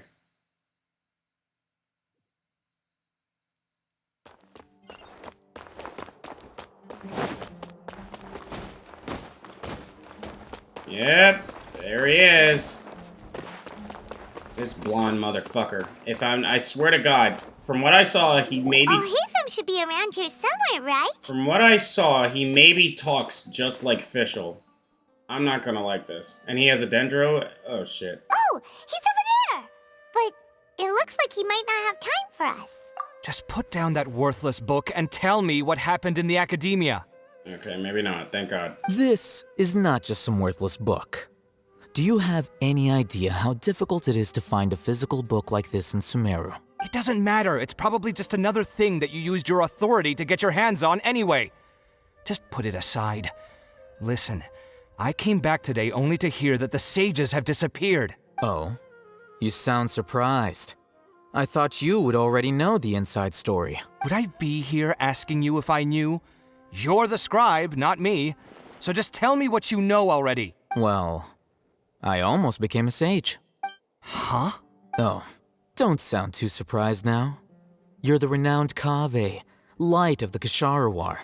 Besides, as a master builder and craftsman, chances are you'll be appointed as a sage too. Okay, that was just sarcasm and spitefulness as fuck. Why are their visions so giant? Why do I feel like you don't really mean it? Huh. What makes you say that? Why would you question my heartfelt sincerity? Maybe it's because you've never said anything good about me before. Yeah, well, I share a similar sentiment, and anyone who knows you as well as I do would surely do the same. Ugh, you... See? This is why I hate discussing anything with you. Your ridiculous and arrogant attitude always gets in the way. His face is just like, I don't care. It seems that you really can't stand my personality. Ha! What was your first clue? Well, then you might as well move out of my house. Are you threatening me? Stooping to a new low, I see. Ugh, and don't change the subject. You, a sage? What a joke. The academia might as well just close tomorrow. It basically is. Are they having a fight? See how this plays out. Forget what's going on with the academia. Haven't you been busy with your construction project? Tell me, when are you going to build yourself a mansion? Don't get me started. I get angry just thinking about it. So, what great building did our master architect work on this time? He is spiteful as fuck. fuck. I need to tell you. Keep your nose out of my business. No, I think we deserve to know. Where were you when Sumeru needed you most? I was in the desert for a large project, but considering Haravatat's utter ignorance of architectural and aesthetic matters, you probably wouldn't understand. Which is truly unfortunate. I can only pity the man who doesn't understand the first thing about beauty and romance. All right. Unlike a true... hold on, wait a second. What do you mean by when Sumeru needed me most? Well, while you were out fiddling around in the desert, many people came together to save Sumeru from a crisis. Ha! And you think I'd believe that? Look, all you really need to know is that Azar and all his accomplices have all been overthrown. Huh? What nonsense are you talking about? It's no skin off my nose if you don't believe me. It's not like my Darshan was the one trying to apply for funding from the Grand Sage. Yours, though, on the other hand... You know what? I'll ask around. I'm sure someone knows what's going on here. You're dead if I find out you're lying to me.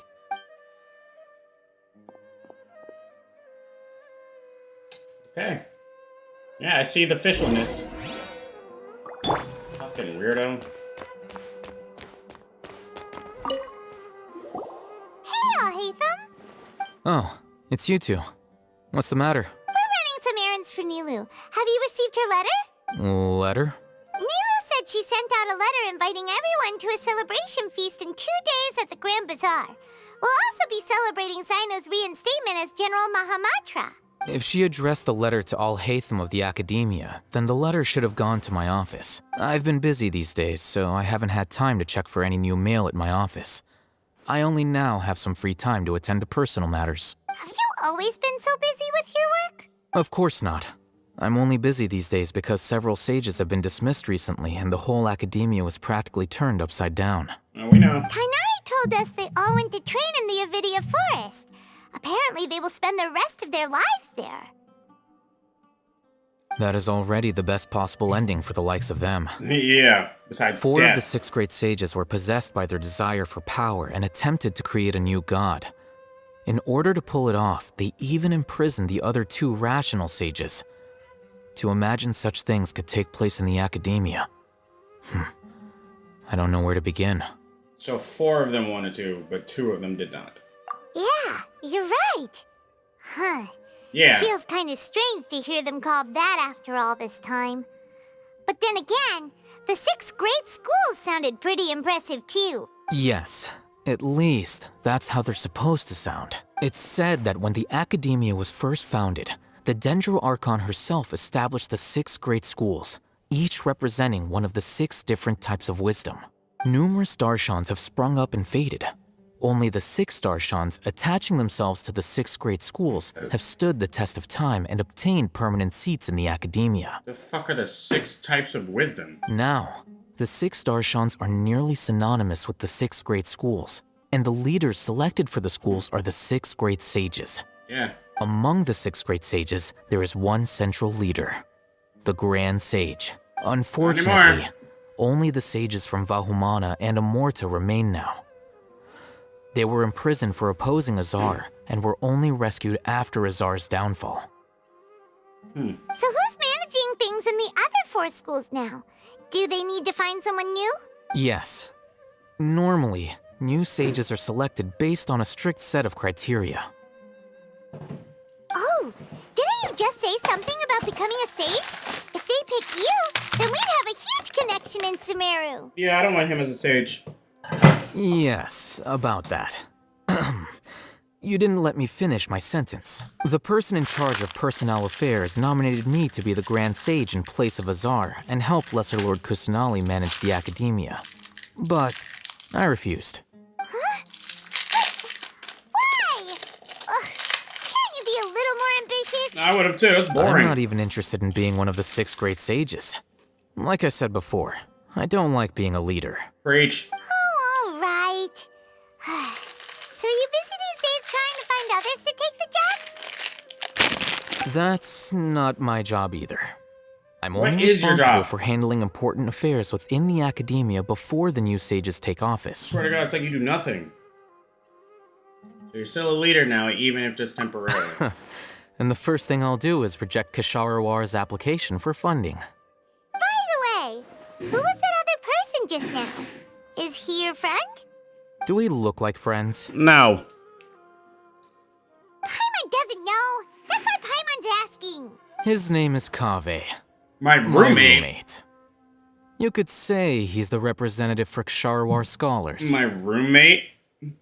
Which is exactly why he always has so many problems. So everything that's happened recently must be a huge change for the people of Sumeru. Thanks for your hard work, bitch. Such is the work of the Academia Scribe. Well, anyway, no matter how busy you are, since you are our planner, remember to attend the celebration feast in 2 days. All right, I'll see you there. Cool. The House of Dana is the last quiet place in the whole academia now. I was originally planning to stay here a little longer, but there's a chance that Kaveh might show up again. Tuh, what a nuisance. I'd better go somewhere else. It's port almost. Where you at, Dia?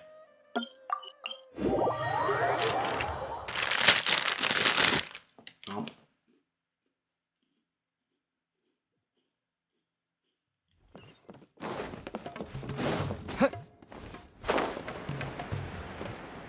Yeah, the Mondstadt wings look the best on Ether. I gotta be real.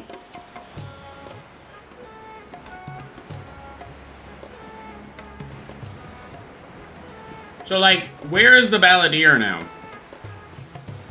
Is he just dead? Well, he can't be dead because he's getting added in 3.3. Like, what the fuck? This is Port Ormos. Now where could... What? Is that Paimon I hear? Hi, Dunizard. Huh? Oh, it's been a while. How are you doing? How are you? Dad, it's been so long since we've seen you. I'm doing well. I can go as far as saying I have never been happier in my entire life. Yeah, we can tell. I don't know if you've heard, but Alazar has completely disappeared, and all the patients have recovered. Yep. You kidding? Knowing them and the connections they've got, I'm sure they've heard about it. We know.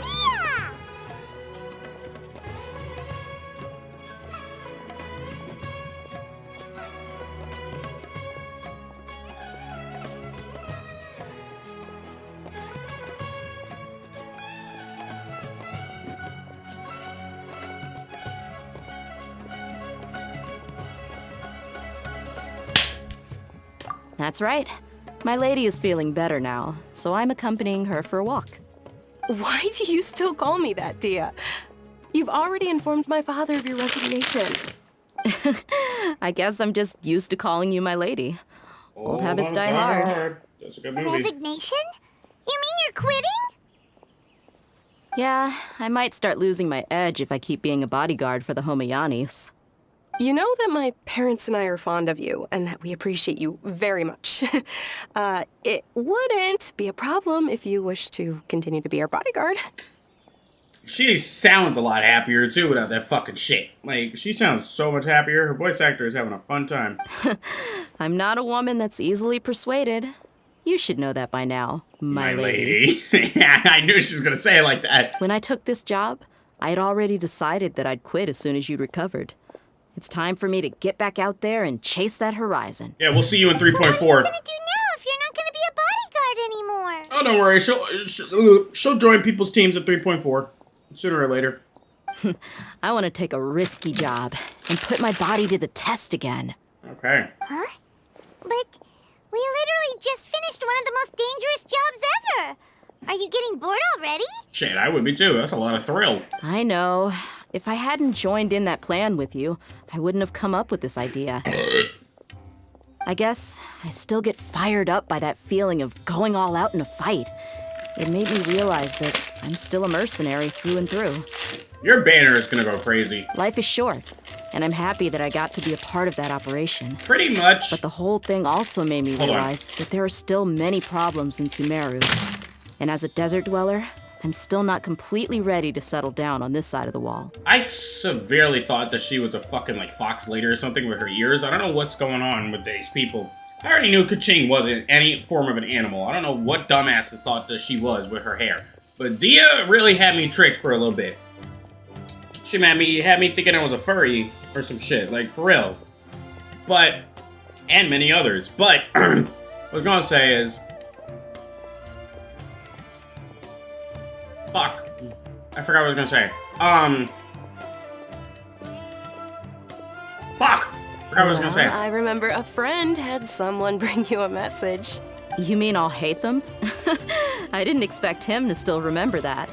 I thought he was joking. We just came from talking with Al-Haytham at the Academia. Oh yeah, I remember what I was gonna say. Anybody with a vision is basically gonna be put on the banner. Like, pretty much. Did he tell you that he suggested that I come work at the Academia? Ew. What? No. I heard that Azar and his cronies fell from power, and Al-Haytham told me that now was a good time to find a job in the Academia. But only if I wanted to. She's a mercenary. What made you think she wants to be a nerdy-ass scholar? Whoa. Paimon can't see you being anything other than a mercenary. Exactly. Me neither.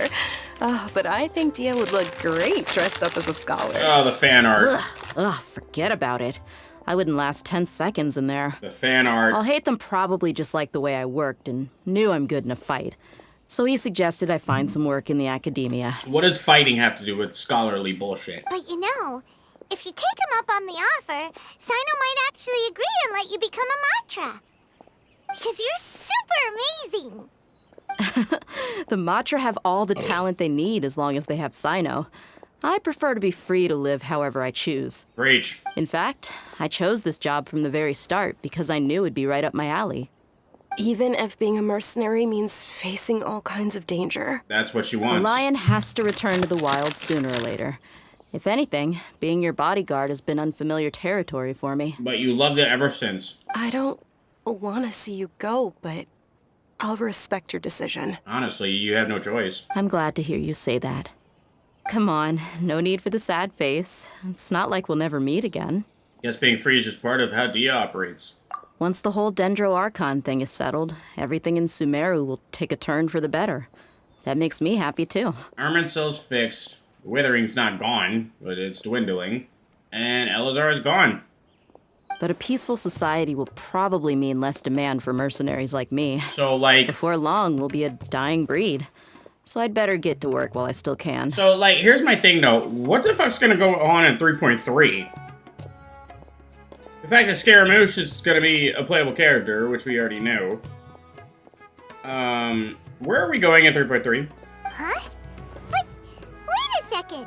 You make it sound like you're leaving now. Well, no. Not yet, at least. I promised my lady I'd stick around until next week.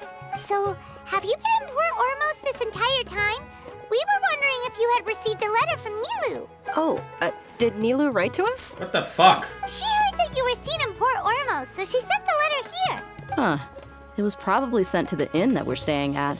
My lady has been very energetic lately and keeps taking me on hikes, staying out even into the night. By the time we get back, the receptionist is usually off napping on the job. Right, and we tend to leave quite early in the morning, so the old man on duty is also usually dozing off. So what it really sounds like is that the person on duty is always asleep. I bet the letter's at the reception desk. I'll go check later. No wonder there wasn't a reply. You never received the letter. Good thing Nilu asked us to come and check on that. Sorry to make you two come all the way out here.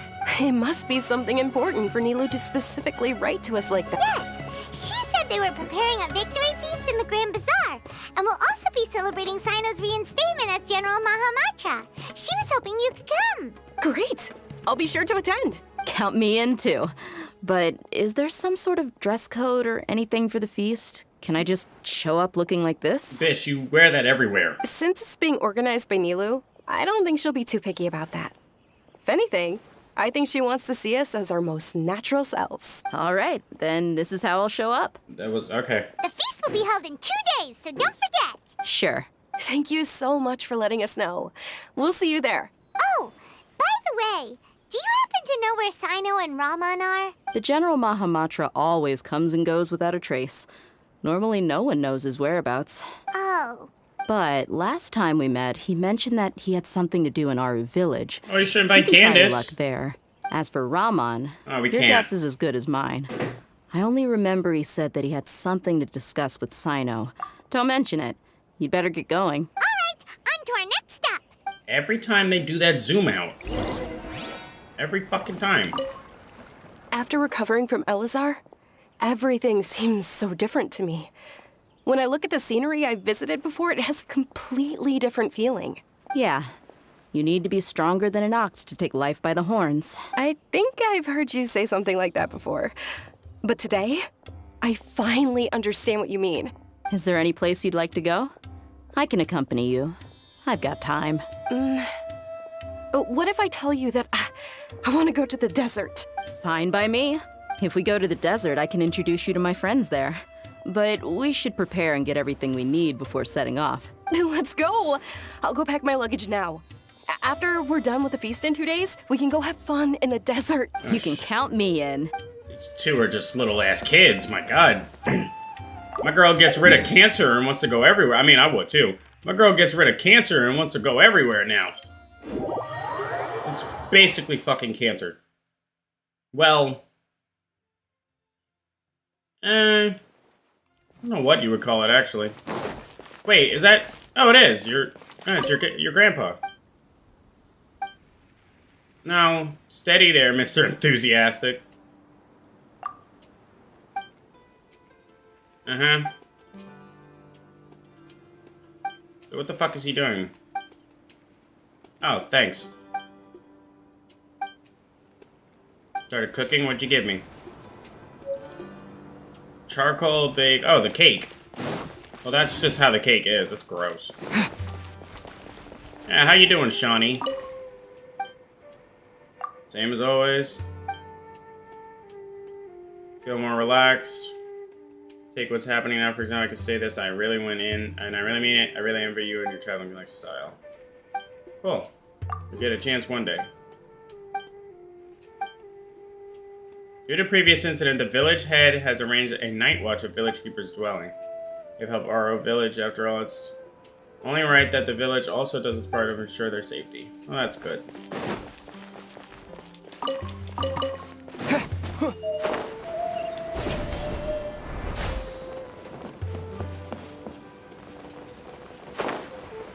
What up, bitch? It's been a while since we last visited Aru Village.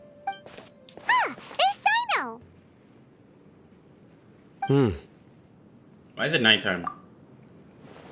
What brings you here? We recovered well, and Tainari agreed to let us leave, so now we're out and about again. It seems Gandharvaville's medical treatment is still as good as ever. It's just herbs and shit. And Tainari is recovering well, too. So, yeah. That's good to hear. Good as any. Yeah, you're the one who brought us to him when we lost consciousness, right? Thanks for that. You're welcome. Tainari has excellent medical skills, and Kale is quite attentive. It was the best place for you. But why are you just standing here like a dead tree? I'm meeting some people. Oh, you mean Candace? I've already talked with Candace and the village chief. They're still at the usual place. You can go there if you'd like to see them. But you know one of the people I'm meeting as well. Oh, by King Deshret's blessing, my friend suddenly appears in the desert. Oh, hello. Don't tell me you've run into trouble and need us to help now. Roman! And, Sataria? Oh, you know me? Oh, yeah, we never met. Well, you're pretty famous in the academia. Yeah, we don't need her finding that shit out. Don't worry, these are our friends. No need to be so guarded. I see. I'm doing well. Many good things have happened recently. What the fuck is she doing here? Same here. Really, I feel that my whole life has started to shine after suddenly finding a new direction. You're welcome. Oh, tell us everything. As if we don't know already. You go ahead. All right, well, I suppose I should start by saying I've decided to leave the academia. Cool. What? It's not that I've given up on being a scholar. I figured that was gonna happen. Instead, you could say I've found a new identity. Oh, I wonder why. Because we fucking literally threw it in your face by taking over people's minds. I will no longer pursue research like a typical scholar, but I have not completely given up on my relationship to knowledge either. I can see what you're saying now. What do you mean? I plan to leave the academia and return to teach here in the desert. Wow, so you want to become a teacher? Sataria will return to support education here and teach people from the desert. She can't teach everyone on her own, but there are many of us Eremites all over Sumeru. She came to discuss a collaboration with me and hoped that I could bring her ideas to the Eremites. Yes, it's my hope that the Eremites can help me select a group of smart people with the best aptitude for teaching. I'll teach them, and after they've finished learning from me, they can go educate more people. Trying to compare her voice to one of the characters because it sounds really familiar. That is the true meaning of education and the spreading of knowledge. The people of King Deshret suffer from sandstorms, exile, and ignorance. Miss Sataria is more than welcome to come teach here.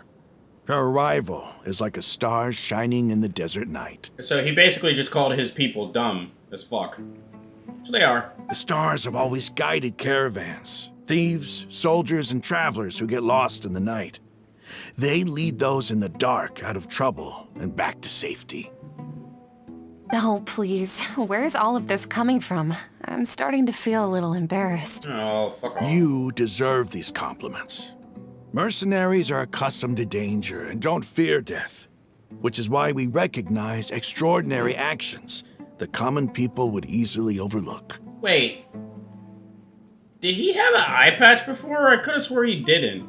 Sataria's idea will bring much good to many people. At first, I feared it was destined to fail. Everyone knows that the academia doesn't allow scholars to teach in the desert without permission. As you know, all knowledge is under their surveillance and control, and very few desert dwellers are as lucky as me. Well, not anymore. But what I heard at that time has been haunting my heart, as if there were lightning bolts constantly bombarding my soul. You know, speaking of lightning, funny thing is, Scaramouche was talking all that shit just to get his ass whooped. I mean, we already knew that was gonna happen, but still, it's pretty funny to me. Sataria, you tread a treacherous path, and the longer you ignore it, the tighter the academia's grasp on you will become. Sataria, why haven't you gone home? Never forget that the desert that belongs to you lies elsewhere. Miss. These words sparked something in me. Oh, we and know. I knew that I had to bring something back to my people after going home. Oh, we know, because it was us. I gathered up the courage to approach the Grand Sage, only to find that he was no longer at the academia. Lord Sino told me that Azar didn't belong there anymore. Lord Sino. Azar has received much-needed punishment. Though, if you ask me, it may have been too light. You probably have already heard. Yeah, we heard. Lord Sino helped me obtain permission to leave the academia for the desert, and accompanied me here to discuss collaboration with members of the Eremites. My plan was able to go smoothly thanks to him and Ramon. I could literally never live in a fucking desert. Are you kidding me? You're all doing so much for the desert. Aside from that, I also have some other business to discuss with Sino. Lesser Lord Kusanali has allocated many resources to support and develop the desert. I've done some business for her, and part of it required the assistance of the Eremites. I applied for a few batches of educational materials from the academia, and sent them to several groups in the desert, as instructed by Lesser Lord Kusanali. I believe the people will make good use of them. I do not understand why they're still calling her Lesser Lord. That's I mean, I get it, but what I the don't. people here need. Physical books and other related items. If it weren't for Sino and Lesser Lord Kusanali, I'm afraid we'd never be able to get our hands on them. Apart from this, the academia is also recruiting scholars that are willing to teach in the desert. I'll let you and Satarian know as soon as I have any more news. We must be persistent about this, and maintain these resources to ensure long-term effectiveness. This is the first time in hundreds of years we've had a glimmer of hope. I think this may be the turning point for the desert. Remember these words. Here lies our faithful priest, Kasala. His wisdom is a miracle among the people, deserving of high praise and admiration. I hope people with wisdom like that priest will rise again among the desert dwellers. Then we'll once again see the wisdom and glory that once shook the world. Enough about us. Are you here to discuss some business too? No, not at all. We're actually here on behalf of Nilu. Nilu wanted to write to everyone, but she wasn't sure where the letters should be sent, so she asked us to come find everyone personally. A celebration feast will be held in 2 days at the Grand Bazaar. Oh. She hopes that all of you will be able to attend. At the feast, we'll also be celebrating Sino's reinstatement as General Mahamatra. Wasn't that supposed to be a surprise? Although, judging from your appearance, it seems you've already been reinstated. Paimon thought you would only start working for the academia after the feast. Celebration? Feast? Oh, god damn it. It's the first I've heard of it. Motherfucker. Tainari was right. He really didn't know. Yeah, that's why you should have kept it a surprise. This feast is for you, Sino. Sounds to me like you'll have to be there. It's rare to see that kind of expression from Lord Sino. You must not like feasts very much. No, not really. But I'll go. You better go, bitch. Like, it's all for you.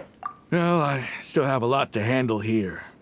Besides, I need to look after Miss Sataria in the desert, so I'll have to pass. I'm afraid I won't be able to join you. Although, if you'd be so kind, please give a message to Miss Nilu for me. The message is, I'm sorry for how I treated you before, but now I understand the beauty of your dance. It's like a light shining in the sky. You and the art you symbolize are not only beautiful, but also lively and powerful. So much so that it was prohibited. You want to write this the fuck down? Please keep dancing, and someday I'll be able to appreciate your art in person. I would have never remembered that. Okay, we've got all that down. You better have written that down, Our because... job here is complete as well. Oh, Sino, remember, party's in 2 days. Make sure you're there. Got it. Okay, bye. Wait for the feast to start. 19. Of course, it's at night. Yeah.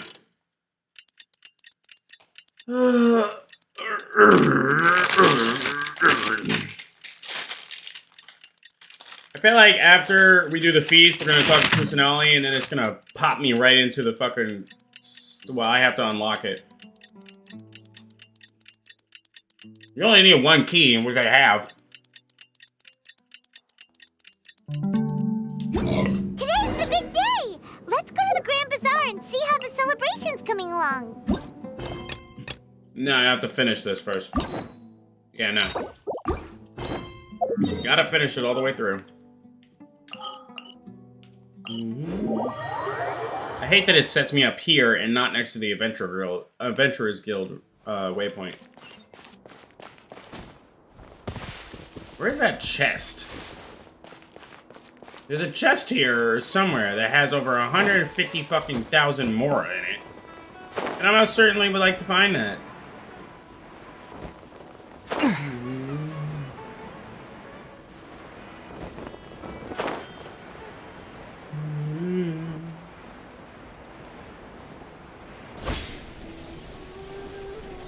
god.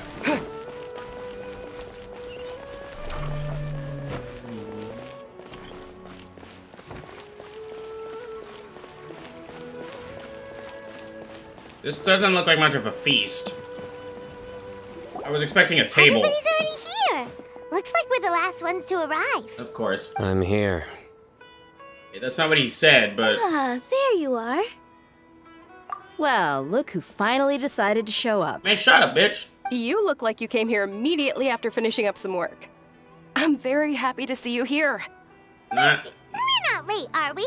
It's just that everyone else arrived ahead of time. I propose that the last one who arrived be put in charge of today's speeches. Nah, there won't be any speeches today. Oh, really? Well, even better. Come join us over here. Let's share some great food and drinks, and chat about all sorts of fun things. Everything looks quite good. Wow, Paimon can't wait! Traveler, just look at all the delicious food here. You are a fat ass. Feast celebration on Mount Hachiko's planned drinks, and food's delicious venue is beautifully arranged. Everyone eats, drinks, enjoying the performance prepared by Neil and everyone at Grand Bazaar.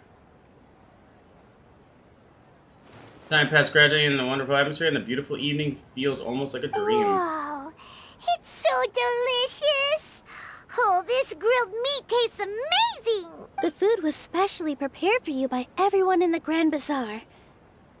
And we have gifts that were sent by the residents of Sumeru City when they heard we were holding a feast. Yet you put it on the floor. Everyone that came said that you saved Sumeru, and wanted me to thank you all on their behalf. Ah, feels kinda nice to be seen as a hero. I could get used to this. Yeah, cool. Being a bodyguard is also a hero's job. You've always been amazing, Dia. My lady sure has a way with words. Thanks. I'm glad to hear it. And I'm happy to meet everyone that participated in the great plan. Don't mention it. Come to think of it, we've really done something impressive together. It's unbelievable. Yeah, because saving an entire nation from a thunder god isn't unbelievable too, right? We owe it to our abilities. And luck.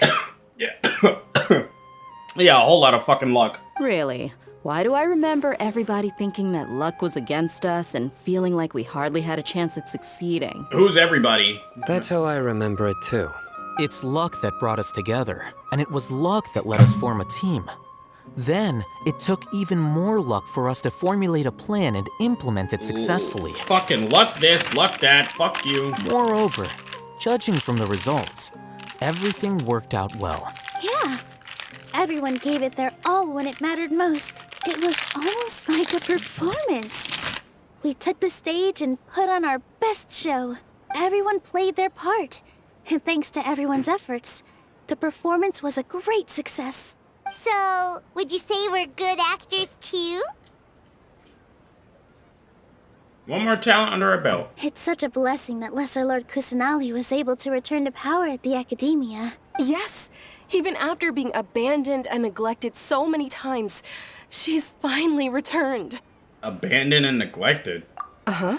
Lesser Lord Kusanali once used all her power in a great disaster, which resulted in her losing all her wisdom and memories of the past. Yeah. The Academia basically abandoned her because of it. Yeah. This should be something everybody should remember. Huh? You look surprised. I didn't say anything wrong, did I? No, everything you said is correct. That's good. Something wrong? What's wrong? Yeah, what's with that face? You knew all of this already. Yeah, what's going on? My mind was elsewhere. Even if those two giants of the Academia are here, I still have to say it. Those sages really have some nerve. 500 years ago, Lesser Lord Kusanali used all her power for the people of Sumeru. Oh. And what did they do in return? Oh.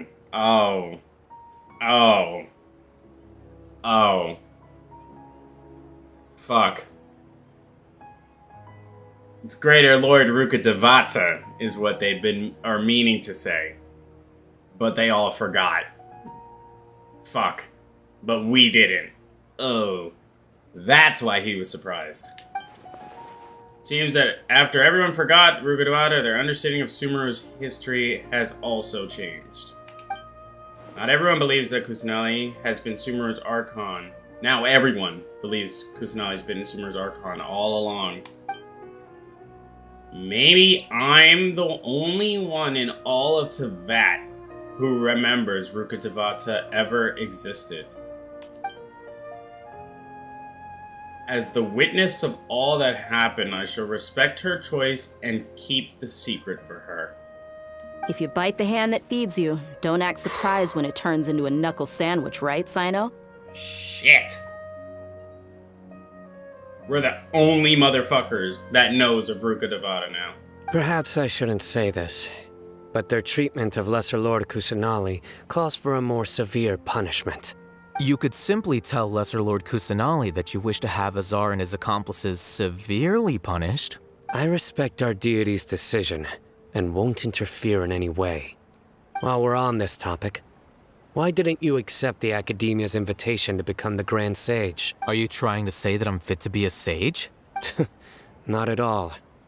But every person handling the selection process has said that you are the most suitable candidate to lead the Academia right now. No. Why? Because he dethroned Azar from power? No.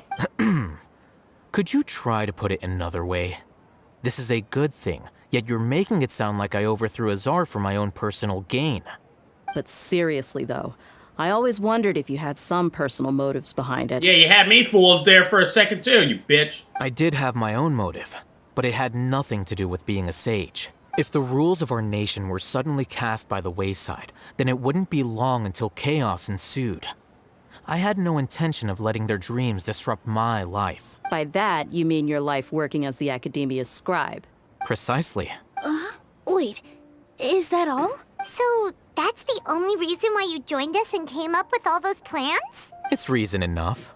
You've certainly got quite the personality. Yeah, if only you knew, Dunya. You flatter me. All right then. How about you? You've already resumed work as the General Mahamatra, right? That's right. Will you be happy with that life? It's not about being happy. There are merely a lot of things that I must do. Even so, keep your spirits up and try to be happy, okay? And try to smile more every day. Just like I'm doing now. You're telling this boy to try and smile? Yeah, okay. Talking to a fucking iron wall. Fuck a brick wall. Thank you. I'll keep that in mind. You know you won't. Cutscene? No? Oh, what the fuck? Talking! Ah, there you are, Travel. Well, how is it? Are you enjoying the feast today? If there's anything you're unhappy with, just let... That's good. It's the first time I've ever invited so many exceptional people to one place. I was a little nervous myself. You see, every guest here is quite extraordinary. It's unbelievable that we've got everyone together here. Almost like a fairy tale. Make sure you live it up tonight. I'll be happy as long as you're enjoying yourselves. We have a message. Tell Sataria's message. I'm honored to have her think of me this way. If I have a chance in the future, I would really like to invite her to one of my performances. I can't explain why, but I just feel elated right now. Cool. It's good, emo fucker. The atmosphere here is good, and everything is delicious. Must be rare to see you at such a lively gathering. Yeah. I don't often come to such places, but it feels quite good. Yeah, it's called get out the fucking moody personality of yours once in a while, bud. Can really do wonders for you. I have a lot to handle these days. Otherwise, I could show you around. We're fine. There's always next time. We're friends after all. This feast is pretty good. I like it. Yeah, cool. It's nice of you to have emotion, other than moody. I seldom participate in such lively gatherings, but the atmosphere here is quite good. I thought you might find it boring. No. This gathering today has a unique meaning. The Grand Bazaar is lively because the people here feel happiness from the bottom of their hearts. Unlike the farces at the Academia. That happiness is an emotion that'll be forever alien to those bookworms who have driven themselves insane by studying. I seem to have taken both keys when I left the house. Oh well. What? That was a random thing to say.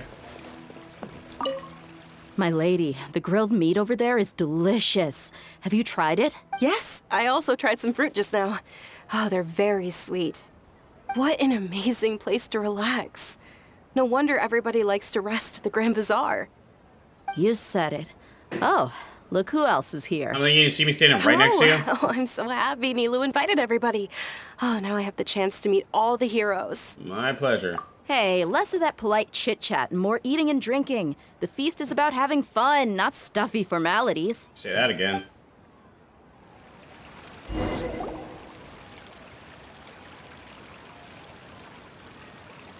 Why are my eyes closed? Hey, what's wrong? Your head is starting to droop. What the fuck? Suddenly sleepy. Feels like I'm about to nod off. Hey, you can't just fall asleep here. Paimon will go find something delicious for you to eat. You'll wake up once you've put something yummy in your tummy. Of course, just wait here for Paimon.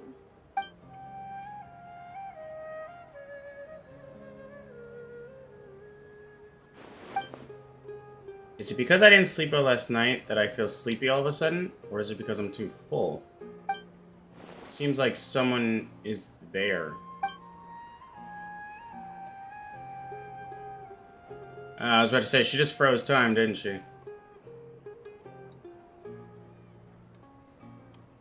It's me. Motherfucker. Scared me. Looks like my consciousness connected to yours again.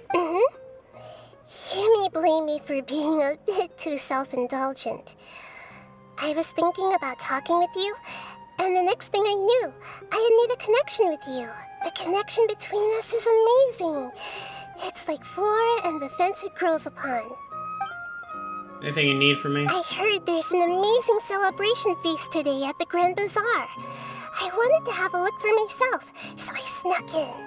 Lately, I've been so busy dealing with all the fallout from recent events, so I really haven't had any free time.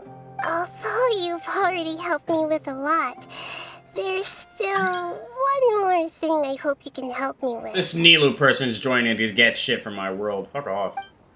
What do you want? Please say thank you to everyone for me. That's it? That's what. It'd be better if you could do that yourself. Is it not convenient for you to do that for me? That's not what I mean. Some things in this world must be done by yourself. Fucking say it for the people in the back. If I just show up all of a sudden, people will become all quiet and stiff, won't they? Girl. What if I end up scaring them and ruining this wonderful feast? That'd be the last thing I want. It'll be fine, don't worry. Let me think about it. She's not gonna do it. Okay. Okay. You made up your mind? Yes, I have. What the fuck is going on?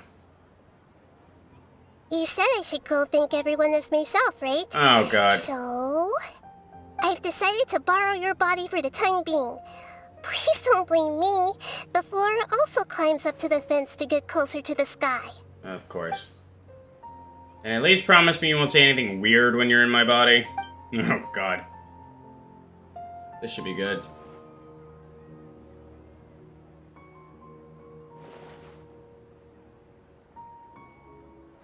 Everyone! Are you awake now? Paimon was just about to bring you the food. It's me. Huh? That voice. Nahida? Hold up, what's going on? I didn't expect to have a conversation with the consciousness of Lesser Lord Kusanali in the Grand Bazaar. Interesting. Is this also a part of the feast? How did he deduce that? No, of course not. Are you Lesser Lord Kusanali? Hello, Nilu. You know who I am? Yes, I already know every one of you. Nilu, Alhaitham, Sino, Dia, Paimon, and Dunyarzad. Lesser Lord Kusanali? There you go. I took the liberty of occupying the traveler's body so that I could thank all of you in person.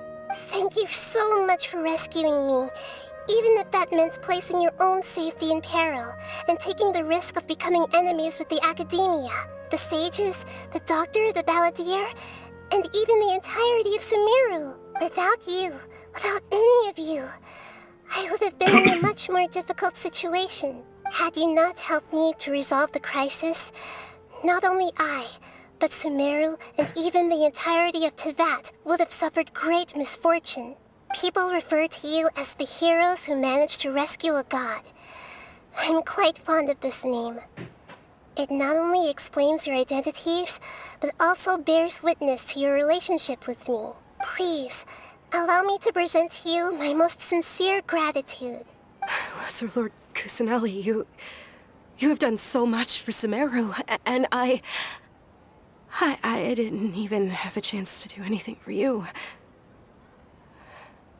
You don't have to do this. Dinyarzad, the suffering you endured during your illness is also proof of you being with me and praying for me. Thank you. You don't need to be so ceremonious. It's always been my duty to protect you. This is how the relationship between the Academia and Dendro Archon should be. We just did what was necessary and set things back on the right path. Alright, self-righteous cunt. You're an Archon, but you act so humble. You really don't need to be so polite with us. I'm honored to have been able to take part in this plan. I hoped you liked the dance I dedicated to you. Thank you, all of you. Thank you so much. Gonna transition back to me? Yeah, I knew it. It's like I said, everyone's happy to meet you. Yeah. Shows up for a surprise visit and brings the feast to its climax. Sincere joy flows in the hearts of everyone present. A warm atmosphere of talking and laughter carries on late into the night. And the feast ends on a perfect note. The next fuck. They love doing these. Are you awake? Did you rest well? I think I After slept Nahida right. left, you ate a lot of food. You've become a glutton. So nothing compared to your fat ass. That just means you still have a lot to learn from Master Paimon. All right. Yeah, shut up. Since you're awake now, should we Sage. go and have a chat with Nahida? Fucking sage of gluttony. Fuck you. She should be in the Academia right about now. If you have any questions, now's your chance to ask. Oh, we do. Not that she'll remember, but oh, we do. We got a sister to find. Get me fucked up. She might not know, but we'd be damned if we don't ask. You motherfucker. I swear to God, Ether. You better ask. I swear to God. You better ask. Sister Conria. That's all I want. Please.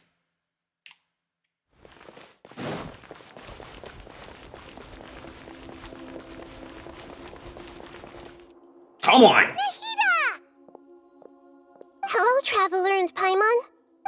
What a fantastic night.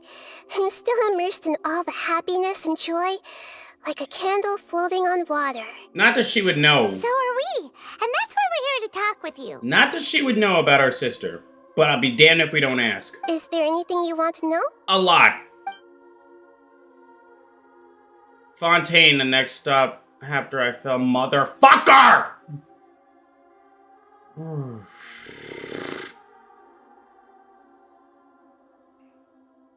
After recent events, the Akasha can no longer function as it used to. I know she has amnesia or some shit. I don't even know anymore. But she wasn't the one involved in the Conrian War, so of course she wouldn't know. She died after Ruka Devada, so we can't ask her shit about our sister. Now the Fontaine bitch, we can.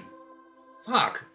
I've given it some thought, and have decided to shut it down permanently. Good. But this is definitely not a bad thing.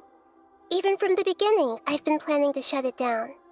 The Akasha's centralized administration of knowledge has always restrained people's curiosity and curtailed the number of paths available to them. I don't think this is good for Sumeru. Although people may initially feel a little uncomfortable with the loss of the Akasha, they will soon understand that this life is more suitable for them. As they should. And as for the future of Sumeru, I'm preparing to regain control of the Academia. The former sages have received their punishment, but the new sages have yet to be selected. I will oversee the process personally. I hope that the new 6th grade sages will be more focused on academics. Sumeru needs such leaders more than ever. The other big issue is the people of King Deshret. All the residents of the desert, in fact. They have been mistreated for far too long. Can we get rid of the wall of Samiel, please? I've already taken some measures to address this. It will take some time to rebuild everything, but no matter if it's culture, friendship, or trust, we will rebuild it. Good. About what happened after I fell asleep that day. You mean, what happened after the doctor put you to sleep? Uh-huh. Did he? Yeah. He took both of them shits. Or one. Not exactly. The top-ranked Fatui Harbingers, up to number 3, possess power comparable to that of gods. I was no match for him in that kind of situation. However, in spite of the bad situation, I still managed to make a fair deal with the doctor. I'm sure you remember the entity that changed your fate, the Heavenly Principles. The entity that changed your yes. In fact, the Heavenly Principles has been quiet since the Conria disaster 500 years ago. I used this point as leverage against the doctor. I told him that the Heavenly Principles may be awakened if I destroy the Gnosis. Although it's just a bluff, he still fell for it. So that's not true? I assumed that the Heavenly Principles wouldn't just stand by and let such extensive damage to its laws take place. And as for what I exchanged for the Gnosis, the exchange served as both punishment for the doctor, as well as a boon of new knowledge that I couldn't refuse as the God of Wisdom. And you're just not gonna tell me that fucking news? Yeah, what happened to him? He's still in a coma. Oh. I've hidden him like how one would hide a feather. I know you have many misgivings about him, but as someone who had become a god, he has retained a number of very useful features. Don't worry, I'll keep an eye on him and make sure he doesn't do any evil. In addition, there are still some mysteries left in him. Some things may be very clear from my perspective, but he is still yet to understand them himself. His future will be determined by fate. Well, that's not what you just said. His future will depend on his luck. No, I think it'll depend more on our luck when we pull for his ass in 3.3. Fontaine, what's the deal? Is that where you're headed next? Fontaine, the nation of justice? As far as I know, that nation operates in the judicial system. Yeah, judging. Does their Archon personally judge people? That doesn't sound fun. No, there's a Chief Justice in Fontaine. Generally speaking, the Hydra Archon, Focalor, won't preside over individual trials. Focalor. What the fuck? However, even then, Focalor will still make herself present at just about every trial. It seems that she just likes to immerse herself in that sort of atmosphere. That sounds... As Archon, she still reserves the right to influence the final verdict. Anyway, let's just say she's got, a very unique personality. I don't like the sound of that. God damn it. Why do we never get any answers on our sister? Are you sure? Isn't there something else you haven't asked about yet? Huh? You mean... About your sister. Thank you! While you were resting at Gandharvaville, I took some time to perform an Irminsul search for information on your sister. Thank you. Fuck! Thank you. Oh my god. Oh, fuck. We both came from beyond the stars. There shouldn't be any information on her in Irminsul. Yeah. Isn't Irminsul a repository for all the information and memories of Teyvat? So there shouldn't be anything on him or his sister. This is true in your case. Irminsul indeed does not have any information on you. She was around 500 years ago, though. However, there must be something different about your sister. Because, as it turns out, the world has recorded information on her after all. She was involved in that shit 500 years ago. That's why the fucking tree has her down. What? There is only one possible explanation. She belongs to this world.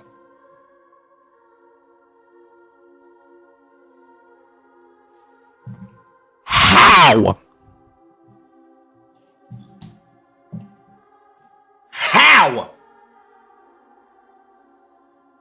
That's fucking impossible.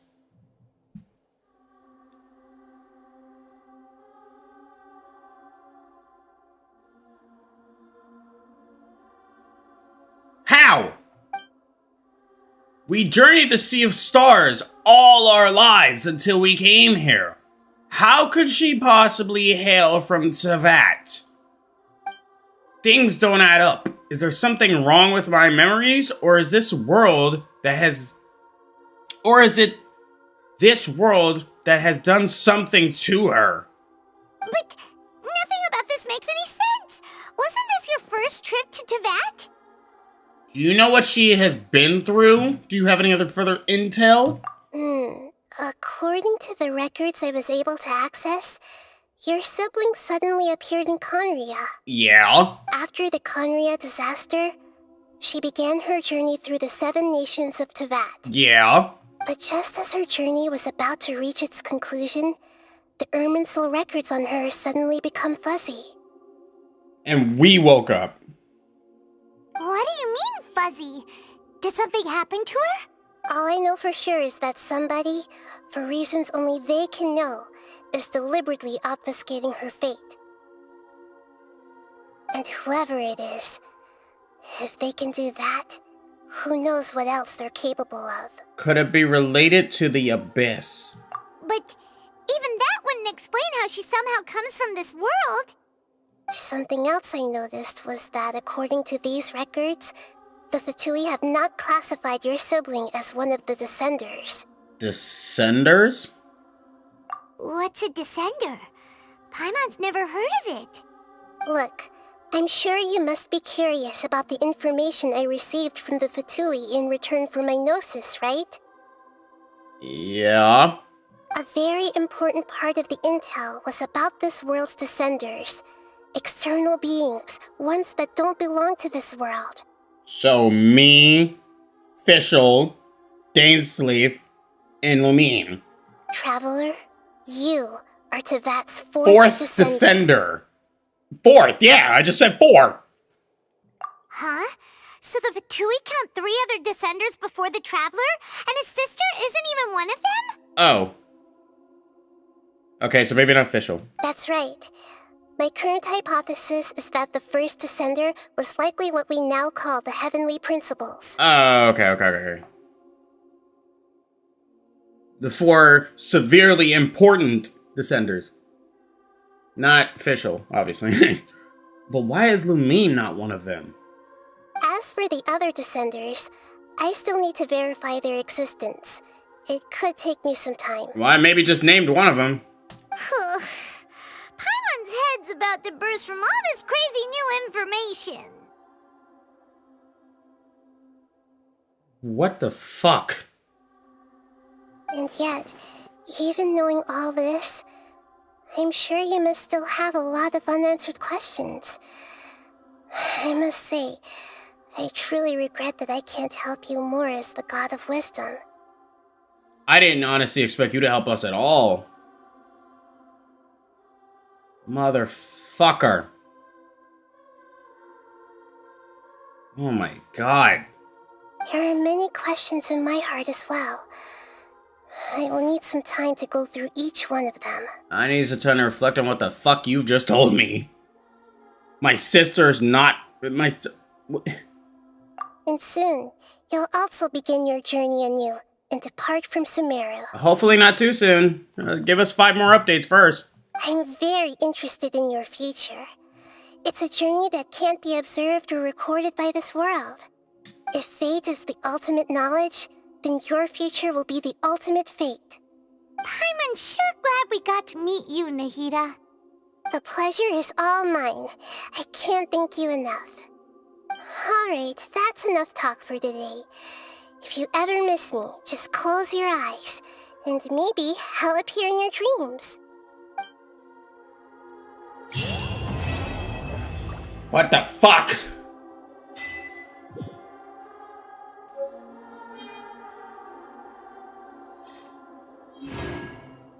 Oh my god. Oh, are you fucking serious right now? Dude, it's one thing after the damn other. Is there anything you want to know? Same shit. I mean, she's just gonna tell us the same shit. According to the records, Yeah. after the con, but just as her journey was. What do you mean? Yeah, she I'm just says the not exact sure, same but shit. Whoever it is. But something else I noticed was that what's a Senders. descender? Look, I'm a very important traveler. You are Tevat's fourth descender. Descender. Huh? So the Vatui count? That's right. As for the other, Yeah, it just says the same yet, shit. There are many questions in my heart as well. Uh-huh. Yeah, all the same shit. And soon, you'll also. I'm very. If fate is the. I'm sure. The pleasure is. All right. That. Yeah, cool. Motherfucker. Oh, wow. Unlock that shit, please. We got a story quest to do. One day, you and Pi must notice that many people in Sumer are talking about dreams. Fuck. I'll see you in about 20 seconds, Nahida. Oh my lord. Every Archon has had an alias name. Let's hope they keep that up. Lord Christ, God help me. Wow. The fucking... Oh my god. It just keeps getting better and better. Okay, here we go. Hello, traveler. Have you ever heard of a moment of dreams? Oh, that sounds like some kind of sweet drink. I'm afraid not. It's the name of an event we started to hold regularly. Dreams have become quite the hot topic in Sumeru, and many people are excited to share the dreams they've seen at night. The same goes for me. The last time I dreamed was when I was but a little child, so I can't help but feel excited and nostalgic about dreaming again. Oh, right.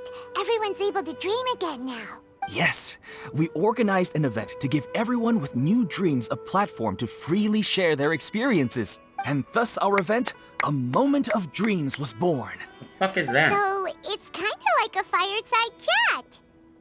You could say that. We hear all sorts of wild and fabulous stories every day. Really, why not have a listen for yourselves? I understand your curiosity. Yeah, but to us, dreaming is as normal as breathing. Wait, but if there are free drinks and snacks involved, then Paimon might consider it. Oh, really? So you mean you've already seen many dreams? But no need to get so excited. It's really nothing special. No. We need experienced participants like you to share your experiences with dreaming. Please allow me to address you two as dream experts. There are some things that expert just doesn't seem to go with, my guy. Oh, expert? Paimon kinda likes it. Now you seem interested. Please, follow me to the meeting place. It won't take much of your time. Rest assured, you'll find all the drinks and snacks you'd like there. Wow, how accommodating. Sign us up. But wait, Paimon's Yeah, getting like, ahead of herself again. can I get a We should fucking- see what the traveler thinks first. I'm like, can I get a voice in this, please? Why aren't you saying anything? You're the fucking boss. I don't think I really have a choice. All right, hurry up and take us to be dream experts. Very good. Like, why are we letting this stupid fucking fairy? Do you know what's the most important part of being an expert? Well, I suppose it must be accumulating knowledge and sharing your experiences? Nope, it's all about the title. From now on, Paimon will be known as Paimon, the Dream Expert. Oh, okay. Yeah, exactly my fucking reaction. Like, no. Not even in the slightest, bitch. Sorry What's to good, interrupt, Cray? How you everyone. doing? We finally have some real dream experts joining us. Esteemed experts, this way, please. Ahem. Now, if anyone has any questions, please feel free to ask them. Playing Rocket League and Birth by Sleep tomorrow. They must be dream experts from another land. Great! Oh, I have a question. Me first! Me first! No rush. Everyone, please line up and ask in an orderly fashion.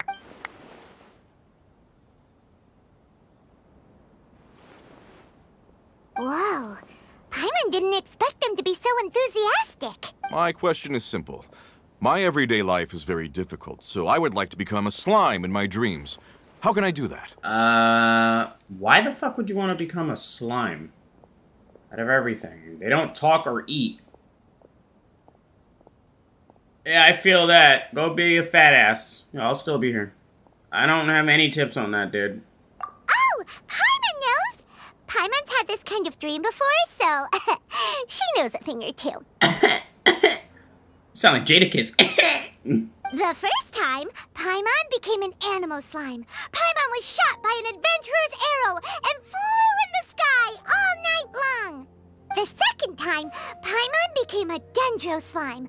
A group of kids thought Paimon was a radish and pulled out all the grass on her head. Oh, it was super painful. The third time, Paimon became a cryo slime. In the end, Paimon was captured by a chef and turned into a smoothie. And the fourth time, Paimon became a powerful geo slime and went to take revenge on the forest boar that used to bully Paimon. But then the boar showed up with all of its relatives and Paimon lost again. Wait, why did all of your dreams end so tragically? Literally, good question. Because slimes are monsters, even though they look cute, they usually cause trouble and end up getting killed by adventurers. Yeah, that's pretty dark. Things don't tend to end well for monsters. Believe Paimon. I want to interrupt, but at least she's grasped the standard tropes of adventurer stories. I suppose you're right. They are monsters, after all. I just want to experience a different life, but it seems that becoming a monster would be even worse than my current life. Maybe I'd be happier if I became just a regular finch. Or fish. Looks like being an expert is way easier than Paimon imagined. Next! Oh, it's my turn.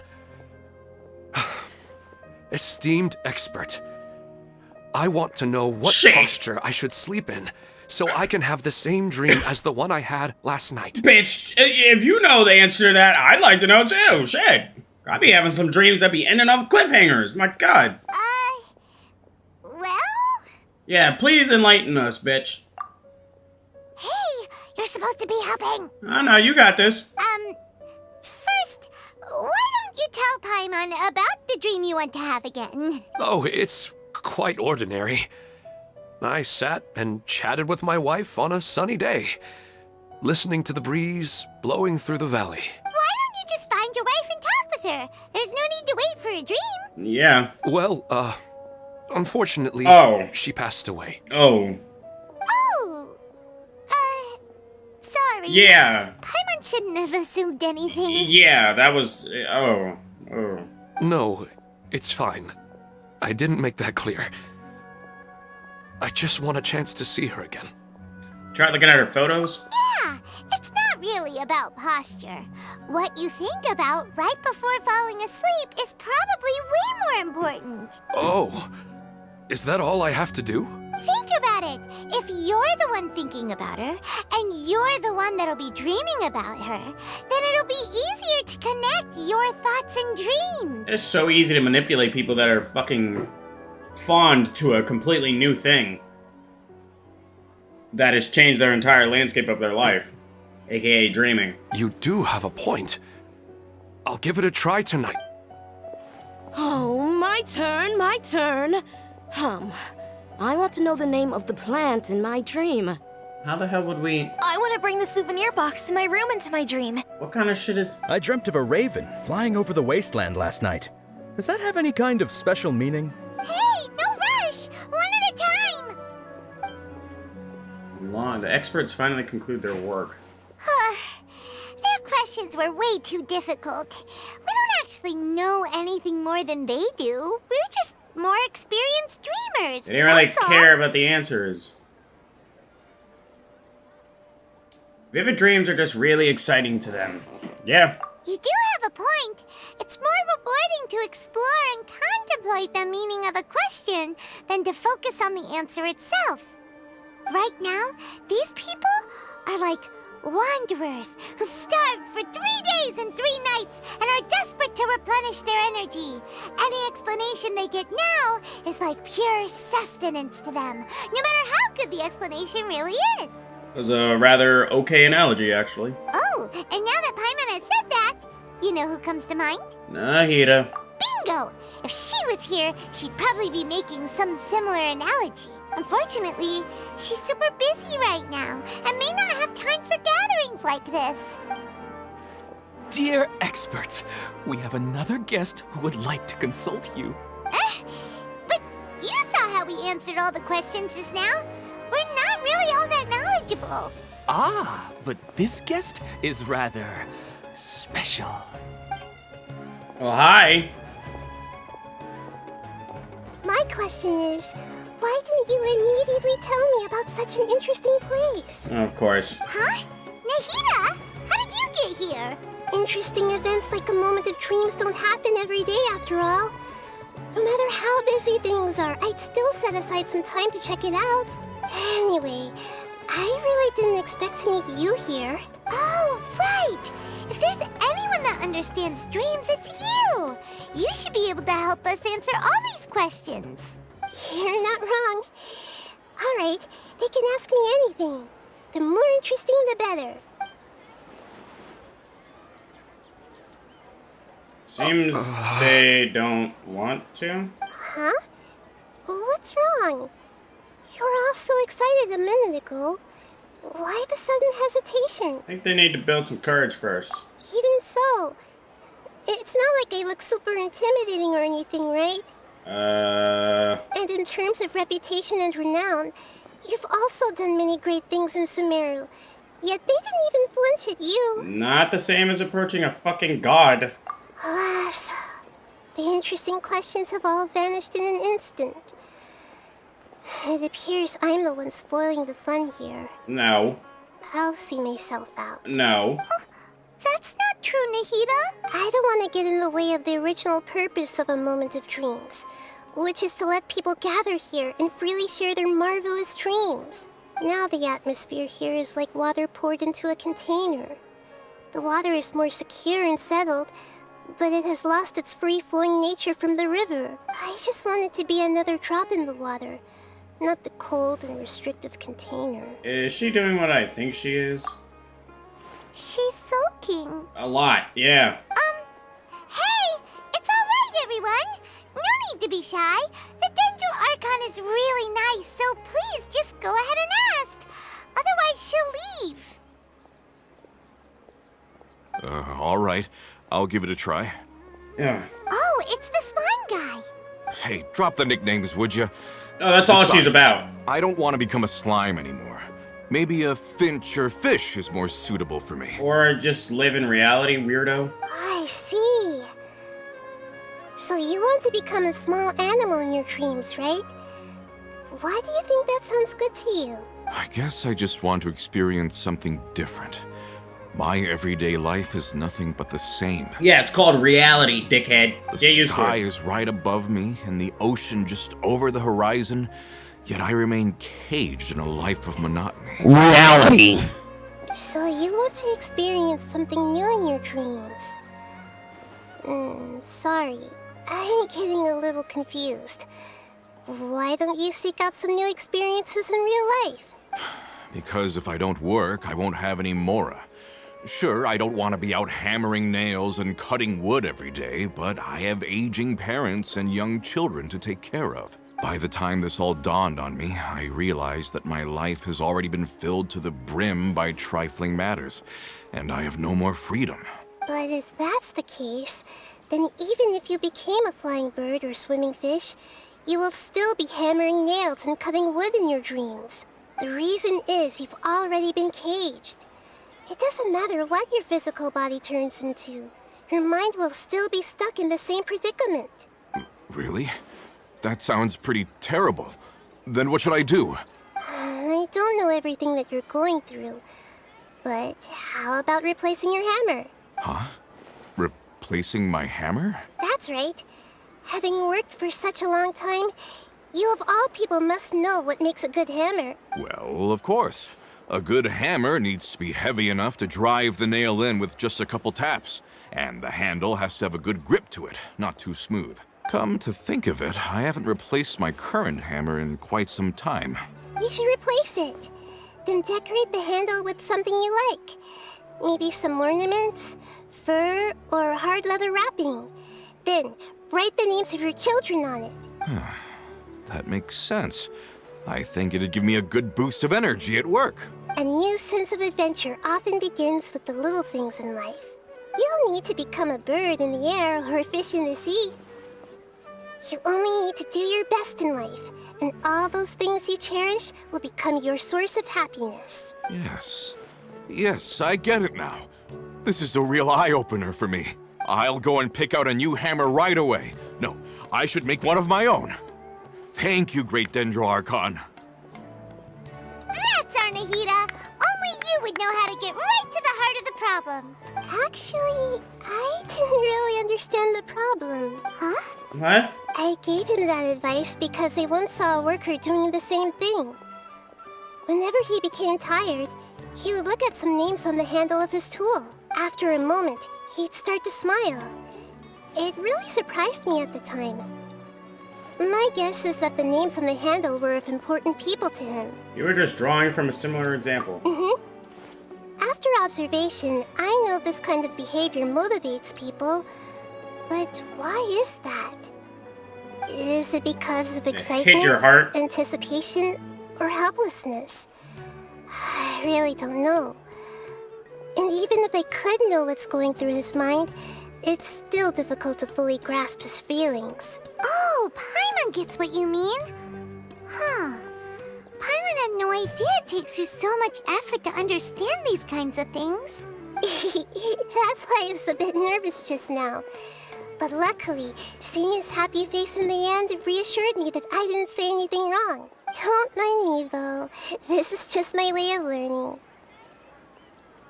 Happy?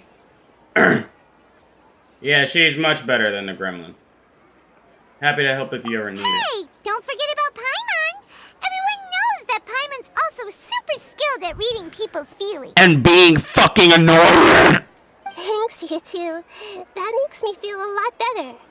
Let's move on to the next question, shall we? I already asked the experts my question earlier, but I wanted to hear the Dendro Archon's response too. What should I do if I want to see my deceased wife in my dreams every night? I don't know if you want to see that every night. Longing for the deceased. Is she remembering something about Rukkhadevata? No, she shouldn't be able to remember anymore. Even if you keep reliving those beautiful memories, it'll only highlight the emptiness in your real life. If your wife were still alive, she certainly wouldn't want to see you like this, would she? No, I suppose not. But our time together in my dreams is not just reliving our past together. I don't know. Maybe it's because I miss her too much. But it's really as if she had come back to life in my dreams. She even remembers each and every dream. After I wake up and then continue dreaming again later, we can pick up our conversation right where we last left off. That's really amazing. Statistically speaking, continuous dreams are extremely rare. Very. It's almost as if my wife has obtained a second life in my dreams. But the more vivid she appears, the emptier I feel and the more painful it is when I wake up. I don't know whether to call it a blessing or a curse. Preach. Maybe all of this is rooted in your deep longing for her. Were there any unresolved matters or regrets between the two of you? I don't know. I suppose my biggest regret is that I couldn't spend the rest of my life with her. I really felt like I was ready to move on. I wouldn't be so hesitant now if it weren't for these hyper-realistic dreams I've been having. You know, they say that whatever's on your mind is what goes into your dreams. Not all the time. But dreams are and will forever be just dreams. We are people living in the Real world. It's not good to be overly obsessed with dreams. All it'll do is fill up your mind and eat away at your thoughts. Thank you. Yes, I know. That's why I'm also a little disappointed in myself. A little? I still need to take care of our child, and it's probably not good to let her see me in such a state. Anyway, thanks for your advice, Great Dendro Archon. I didn't have much of a happy ending, but... I'm a little worried about him. I hope he can find a way to cheer up soon. I think I can handle things from here. You don't need to stay here if you find it boring. You're here to have a good time, after all.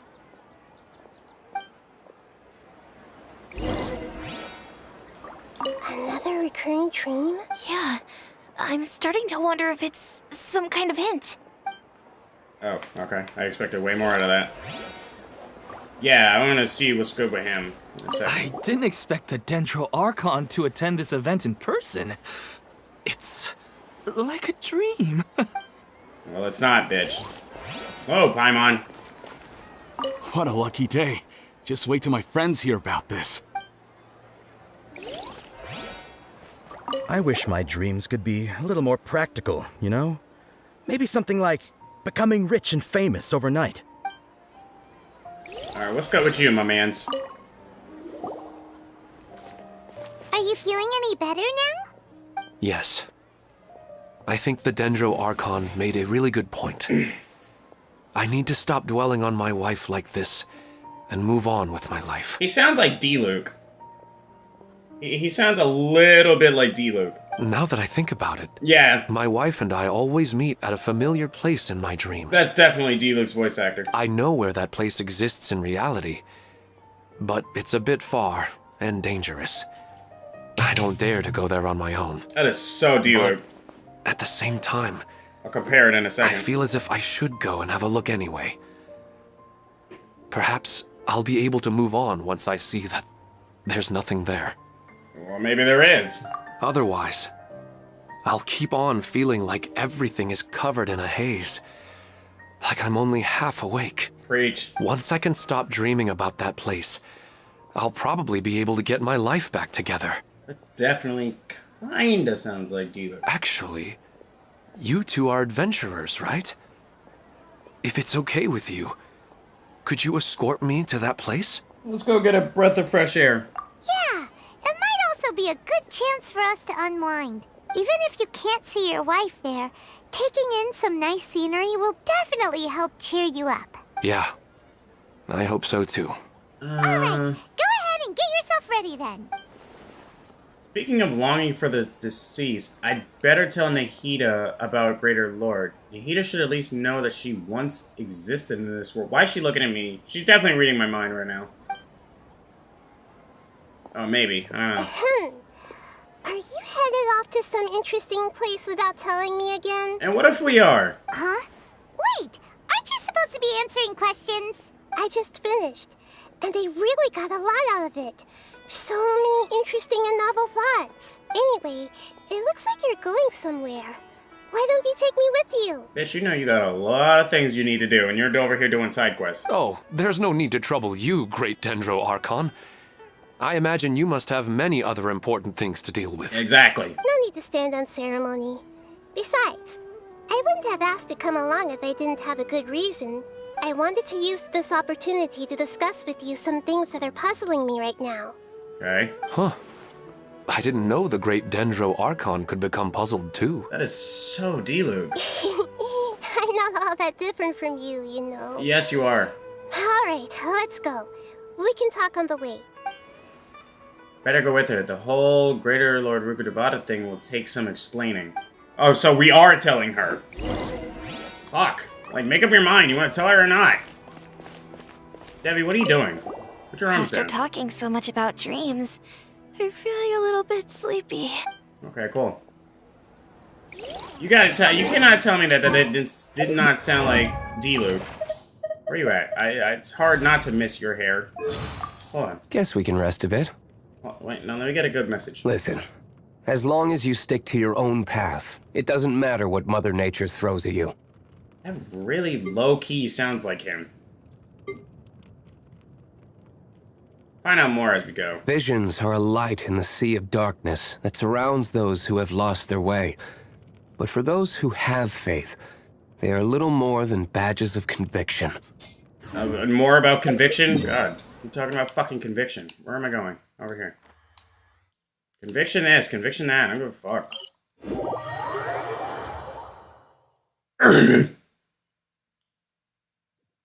So we are telling her. Like, they need to make up their mind if they're gonna tell her ass or not. So what did this do exactly? Because I got the thing for this. Surge, that's the burst. Yeah. It's always the skill that levels up first. After Lee Lotus Lamp triggers a Lotus Light Transfiguration, it will obtain 5 stacks of the Lotus Light effect from the passive talent. Lotus Light will obtain 1 level of overflowing Lotus Light every second it is on the field, increasing the elemental mastery of active characters within its AoE by 6. So now it'll start off with 5 instead of 1. Yeah, overflowing Lotus. Okay, cool. Every second it is on the field. So you can get 60 elemental mastery from that. But now it starts off at 5, so you start off at 30 instead. Okay, that's pretty... starts off with 5. Okay. I was confused on that shit at first, but now I got it.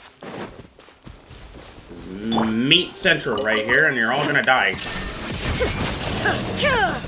Give me your meat, bitch. Bitch. Give me your meat.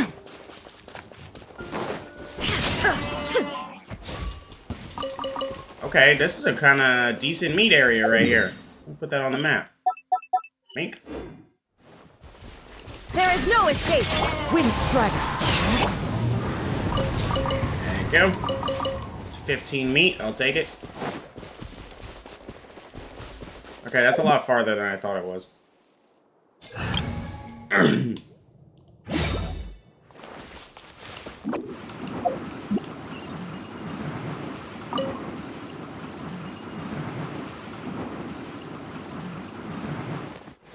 Hold on. Forgot I kept changing this one around when I was going to other people's worlds. Whatever. I don't care who's on it. All right, go.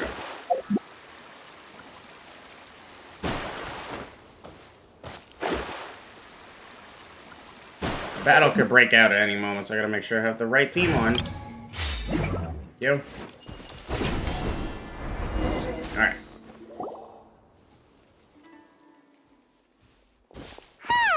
It's always nice to go for a leisurely stroll. Huh. Do adventurers often go to places like this? Okay, it's not his voice actor, but it really sounded close. Through far more dangerous places than this. I guess so. So, this is where you always meet your wife in your dreams? Yes, for the most part. Our place is on the summit, just up ahead. When I saw her in my dreams, we didn't do anything but talk about ordinary, mundane topics. I'd tell her about our daughter, Haidar, and she always listened intently. Haidar. She would also reminisce about the past with me, telling me interesting stories and cracking jokes. It feels like no matter how long we may chat, it's never enough. Sometimes, it's the little things in life that matter the most. Didn't Nahida just say that? This is the part I'm a little puzzled about. I am very familiar with dreams, and normally, they lack logic and continuity. Fuck. But you said she could remember what you had told her before, right? That's right. She always listened to me carefully in real life, and now, she's doing the same in my dreams. She always surprises me with some details from our lives in the real world. The fact that she can remember such things makes me feel like she's alive. Well... Whoa.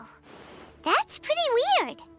Well, dreams are kind of weird to begin with. Not that weird. However, the problem is that his dreams have too much structure and continuity. Yeah.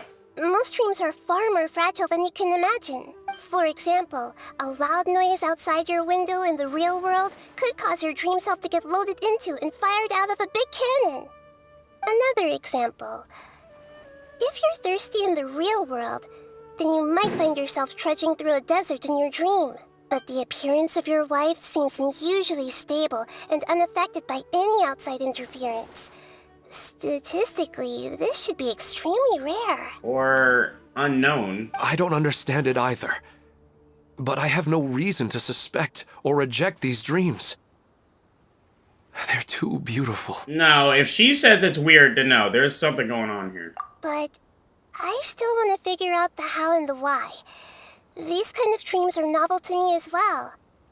That's why I want to have a look at the scene your dreams have been taking place at. Let's go. Just think of it as a nice little hike to the top of the mountain. Fuck that.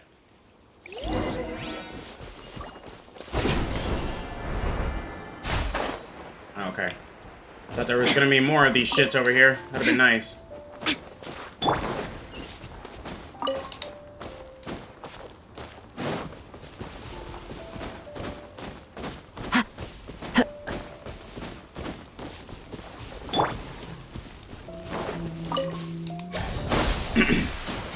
Thank you.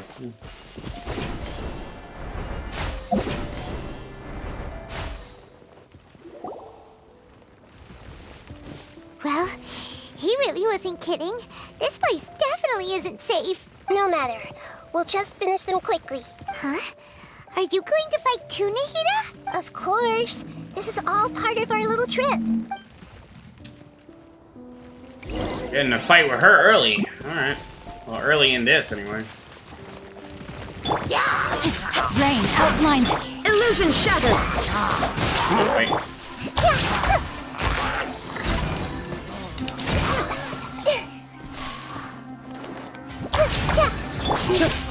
Time to go.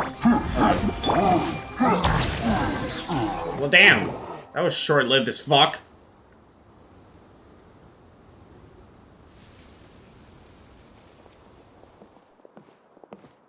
The scenery here is amazing! It also seems like a great spot for eating snacks and taking a nap. Paimon wouldn't mind spending some time here every day either. I've yet to see anything strange about this place. I do not plan to deny the power of longing. Such an intense but unquantifiable emotion could indeed have the power to organize dreams. His wife must be a really amazing person. Huh? Wait, where'd he go? Oh, so you are waiting for me here? Well, guess what? I've brought someone amazing with me today. Excuse When me? the Dendro Archon said she wanted to come with me, I could hardly believe it. I'll bring Haidar once I'm more familiar with the way here. She's been telling me that she really misses you. Huh? What's wrong with him? Is this bitch sleepwalking? There's nobody there. Wait, Minar. Don't go that way. It's dangerous. Uh-oh, he's gonna fall! Catch him!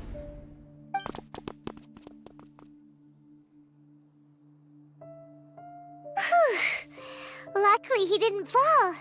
But what was all that rambling about? He also looks like he's passed out. He's in a dream now. What he said just now matches almost perfectly with the dreams he's described to us earlier. Oh, so he fell asleep and started to have the same dream? I find it a little strange as well, but we mustn't awaken someone while they're sleepwalking. All we can do is sit here and wait. Huh? Minar. Where's Minar? Oh, good! You're finally awake! What happened? You were sleepwalking and almost fucking died. Huh? Sleepwalking? Oh, right. It was all just a dream. The moment I reached the summit, I saw my wife, Minar, sitting there, and walked over to her. After I introduced her to you, she seemed a little flustered and started walking away. I told her to stop because of the cliff, and then she seemed to suddenly disappear. A strong wind started to blow around me and the sky grew dark. when I realized something wasn't right, I woke up. You got bags like a motherfucker, dude. That sounds pretty wild. Maybe you were just too tired. I don't think so. I slept a lot yesterday, and I don't feel very sleepy now. Maybe we've affected the way his subconscious constructs dreams by following him here. Anyway, all that matters is that you woke up safe and sound. I think I know what happened now. I'm sorry. If it weren't for you, I would have fallen. Let's head back now. Don't come back to this place again for the time being. Oh, okay. Nahida, what's on your mind? Paimon's a little worried now. We still don't have enough evidence to work off of, so it's hard to draw any reliable conclusions yet. But I'm concerned that Ilmon's case may not be unique to him. Oh, right!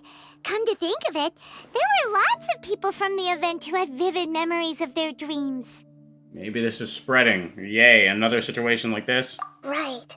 And not only at a moment of dreams, there may be people like this all across Sumeru. We need to understand what's happening and the rate of its development as soon as possible. Then there's no time to lose. Let's head back. Stop standing there, Ilmon. Let's go.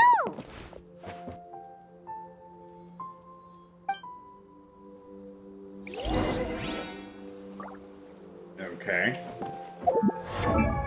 Why she had to say that? We couldn't just fucking leave on a black screen? It was weird. What the hell is that? Oh, okay, it's just above it. Why is it dark? Oh, whatever. Oh, that threw me off. I thought it was something else.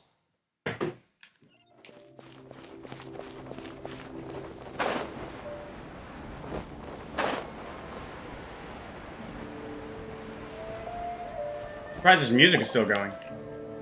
Oh, you're back already. How'd it go? We have an emergency on our hands. Please notify everyone here that while they can continue to discuss their dreams, they mustn't try to visit or recreate the locations and scenes that they have been experiencing in them. What? All right, if that's the wish of the great Dendro Archon. But could you at least tell me what happened? You all look so serious. Where is Ilmon? I see. I never knew even a dream could be so dangerous. Don't worry. I'll be sure to notify all the event participants and inform the other staff members about what has happened. Using the event registration list, I should be able to contact more people that were interested in dreams and warn them about the situation. Thank you. That would be very helpful. Let me confirm if all of today's participants are still here. Atta has already left. It seemed that he was on his way to make a hammer, so that shouldn't be a problem. Oh, wait a second. Where's Katya? Has anyone seen Katya? Has she already left? Oh, I think she already left.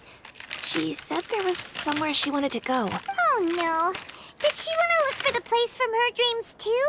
Can you tell us where she went? Yes, she did briefly mention it. Somewhere near Chatrakam Cave. Alright, thank you. We'll go look for her. Please help us tell the others not to do anything reckless. Sure thing. Who would have known things would have turned out like this?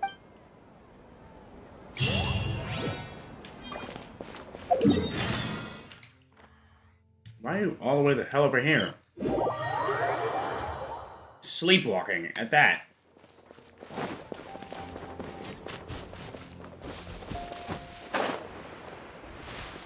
Well, we obviously know Scaramouche is going to be a 5-star. There's obviously no question on that. Is Nahida going to make him good? Look, she's sitting over there and surrounded by monsters. Come on, let's rescue her. Yay, second time I can play. Let's go.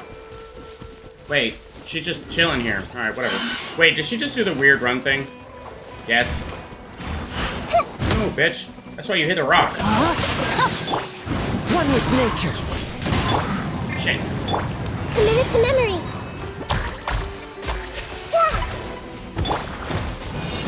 Propagate! Time to act.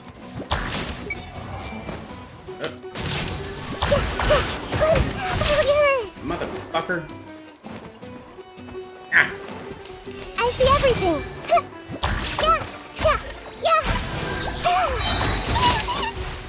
Oh. everyone Bitch. She seems to be in the same condition as Ilman earlier. Yes, but luckily she hasn't been injured or jolted awake yet. Let's carefully move her somewhere safer. See you tomorrow, Professor Aisha.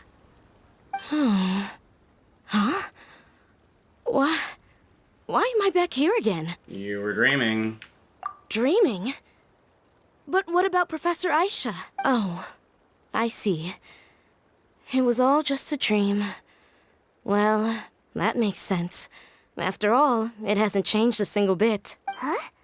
What's it? Nearly 20 years, and it still hasn't bloomed. Does it have something to do with your dream? Please, tell us what you mean. Sorry. I'm still feeling a little groggy. Please give me a moment here. All right. Where to start? Right. This plant. So, Professor Aisha gave me this plant just before she left. She was a good friend of my parents, and my first real tutor. She was also an outstanding Amorta researcher. In addition to her extraordinary academic talents, she was also skilled in combat and would accept lots of work from the Adventurers Guild. Oh, so you mean she's left on an adventure? Yes. When I was about 10 years old, she told me that she must go look for the secrets of the Abyss, and that she would be gone for a long... I grabbed hold of her and wouldn't let go. Oh? I didn't know what the Abyss was. I just knew that she was like family to me. She hugged me, and we cried for some time until I fell asleep. When I woke up, I was already back home. She still decided to leave, but had left behind a letter for me saying that I was the person she cared for most in this world. She claimed that investigating the Abyss could help more ordinary people protect the people and things they care about. She had obtained some important evidence during her past adventures. If she didn't set off right away, she might miss the perfect opportunity. Guess Ad Astra Abyssosque isn't just a slogan. She left a seed in the letter, telling me that if it sprouted and bloomed, then she'd come back no matter what sort of risky situation she was in. She said she looked forward to seeing me all grown up, but strangely, I've tried watering it, feeding it, everything I could think of, but I've never been able to get it to bloom. I even went to ask the Amorta researchers, and they couldn't explain it either. May I have a look at the plant? Of course. I was hoping the great Dendro Archon could help me solve this problem. Let me see.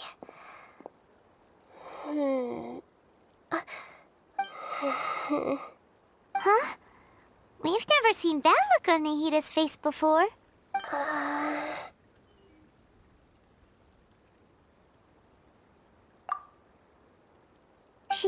She looks a little unwell. Hold on, we'll be right back.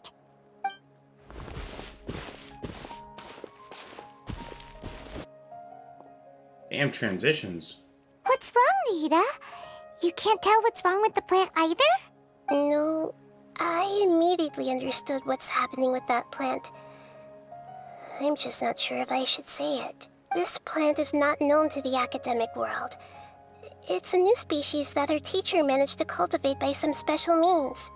Judging by its features, I can tell from the moment it sprouted it'll never be able to bloom.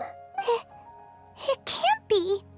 It means that this Professor Aisha she keeps mentioning might have foreseen the danger and was prepared to never return. Oh. From my experience observing people, she would undoubtedly regard this as a brutal revelation. When forced to confront such brutal truths, people may break down into tears, talk nonsense, or lose their tempers. I know she has to face the truth, but at the same time, I don't want to hurt her. Tell me, what should I do?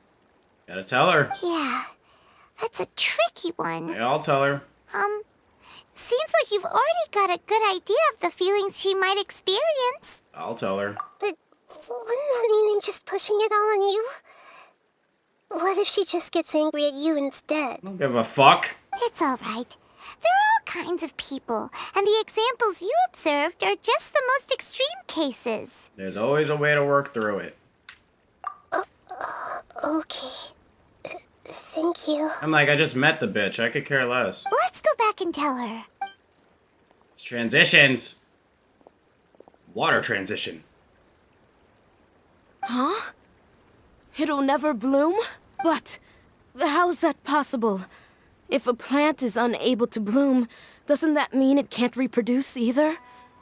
All that's left for it to do is slowly wither away. She meant to convey a message through the plant's true nature. Are you saying she never intended to return? Seriously? So everything she said was a lie? But she meant well. Since the separation was inevitable, she hoped that you would be able to come to grips with such a cruel parting a little later in life. Yeah, her love, care, and attention to you, all those warm moments were real. I guess she had hoped that you could understand and respect her choice after learning the truth. I see. Sorry, I don't want to sound ungrateful, but it's just so much to take in. The dreams are so beautiful. Yet reality is heartlessly cold. Fucking bars.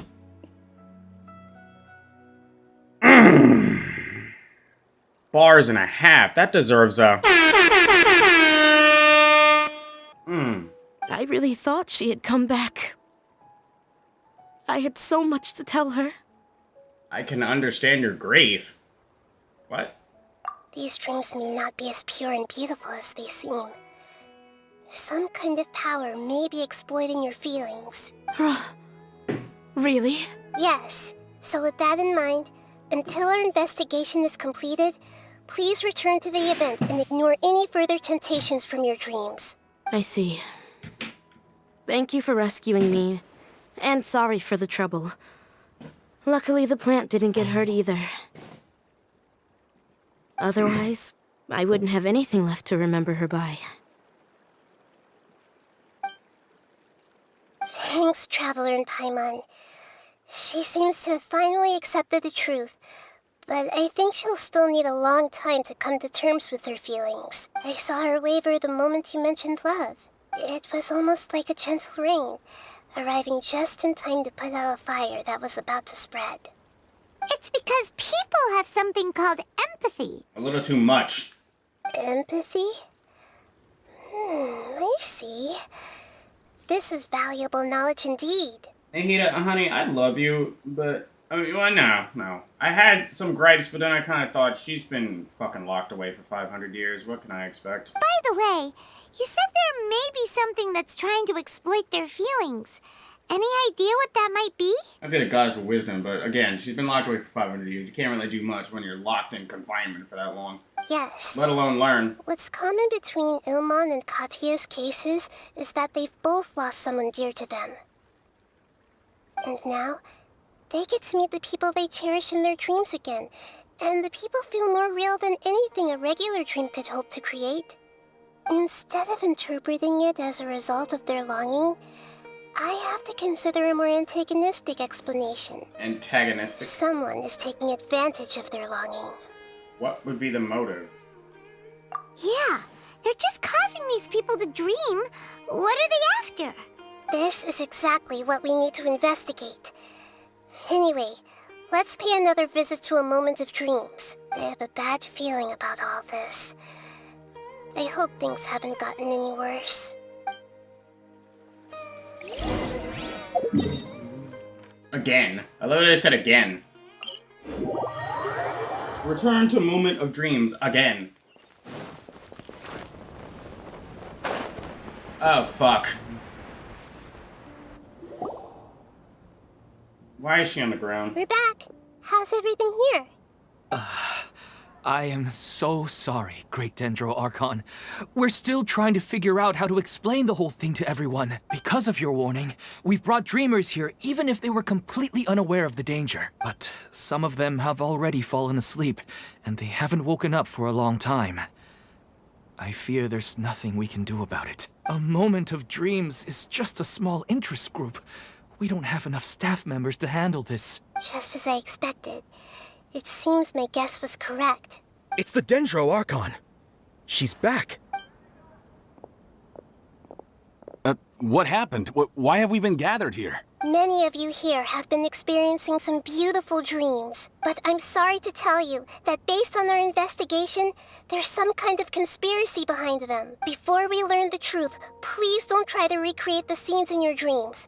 Whatever you see, don't be tempted by them. Huh? But... I don't think it's a big deal. Aren't we just dreaming? It's not like dreams will have an effect on others. We've already met 2 people who ran off to the countryside alone and got caught in dangerous situations by falling to the temptations in their dreams. That's right! These aren't just dreams! It's serious! Alright, I get it. Do you, dick fuck? You want to talk back again? So does that mean once we have some conclusive results from the investigation, we can continue to enjoy these dreams? Yeah, I still want to visit my sister in my dreams. It would depend on the results of our investigation. I'm sorry if what I'm about to say sounds a little offensive, Great Dendro Archon, but we had a discussion with the folks who just arrived here. In all of our dreams, we were able to reunite with people who were very close to us. They all seemed as if they were alive again, which makes us reluctant to wake up. Yes, that's also what we've observed in our investigation. So if the results of this investigation would mean an end to those dreams, that'd be quite cruel to us. All of us understand the danger, but perhaps you can't quite understand just how much those people mean to us. I don't think everyone will be on board with the plan to abandon these dreams for good. Before the conclusion of the investigation, they'll at least want to meet the people in their dreams one last time and say goodbye. We've never had such a difficult situation before. It appears that not many people are willing to cooperate. Clearly. So they still want to return to their dreams despite knowing the danger? It's hard to clearly say who's right and who's wrong. Everyone has their own perspectives. That's right. Compared with these sweet and beautiful dreams, our warnings of danger are dull and emotionless. It looks like the situation will inevitably spiral out of control. The more time we waste, the more people will ignore our warnings and return to their alluring dreams. So, what should we do? Seems we have to go into a dream and find out the truth for ourselves. Pedrush, is there anyone here who's experiencing a marvelous dream right now? Let me think. Yes, this way. Good. Please take us there. This lady refused to heed our warnings and fell asleep here a little earlier. Debbie? She's only asleep and hasn't started sleepwalking. It seems she hasn't sunk too deep into her dream yet. Do we also need to fall asleep if we want to go into her dream? Don't worry about that. I'm Lesser Lord Kusanali after all. Yeah, we know. Now, don't be nervous. Just close your eyes. Imagine yourselves as waves gradually rolling onto the beach. You slowly wash over the shore and sink into the sand.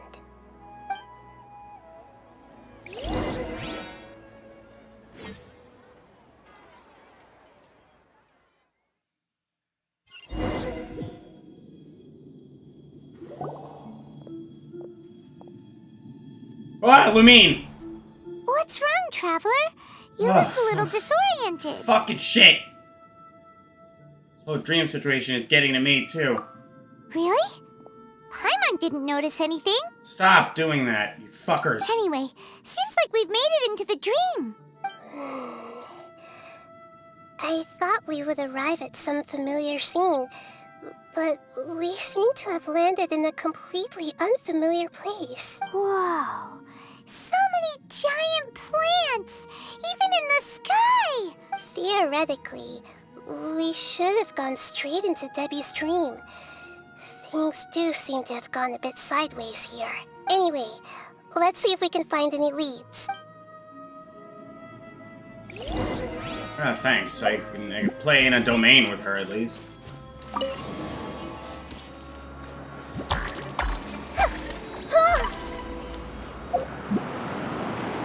I will get her.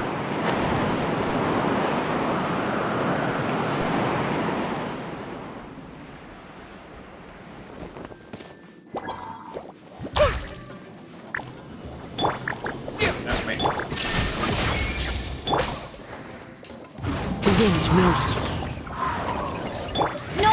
board. That's not what I meant to do. What weapon did they give her? Or hers? In C3. That's how they always do these. I see everything. Oh my god. Oh my god, bitch! That's all on mastery too. Come on, man. I need her! I want her, man. Come on. Fuck the C3. I don't care.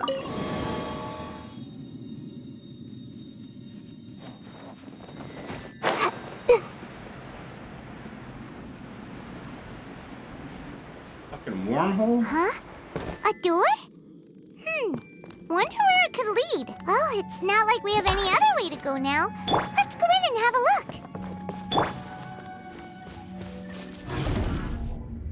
Don't bring me to Inazuma. Where the fuck are we? We're in a tavern.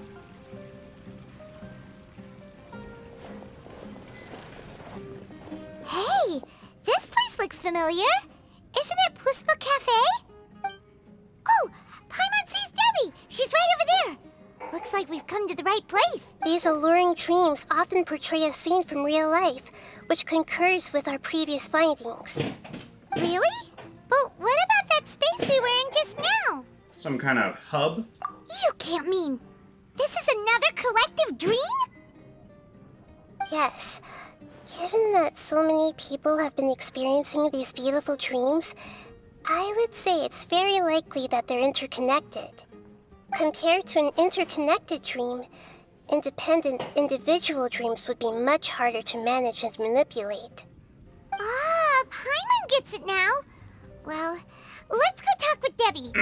Oh, but there are some other people next to her. Are they dreaming too? If this space is exclusive to Debbie's dream, then the others beside her are most likely the people she cherishes. Anyway, we should confirm that first, just to be sure. Huh. How do we do that? Just leave it to me.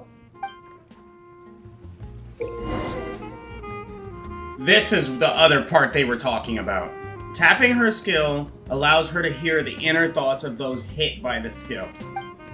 Holding it to hear their inner thoughts. There seems to be many within this dreamscape whose heart cannot be read. Yep, this is what they were talking about.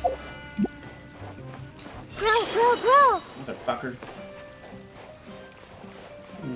Well, by the thing. Everyone hold hands. Yeah. Fuck.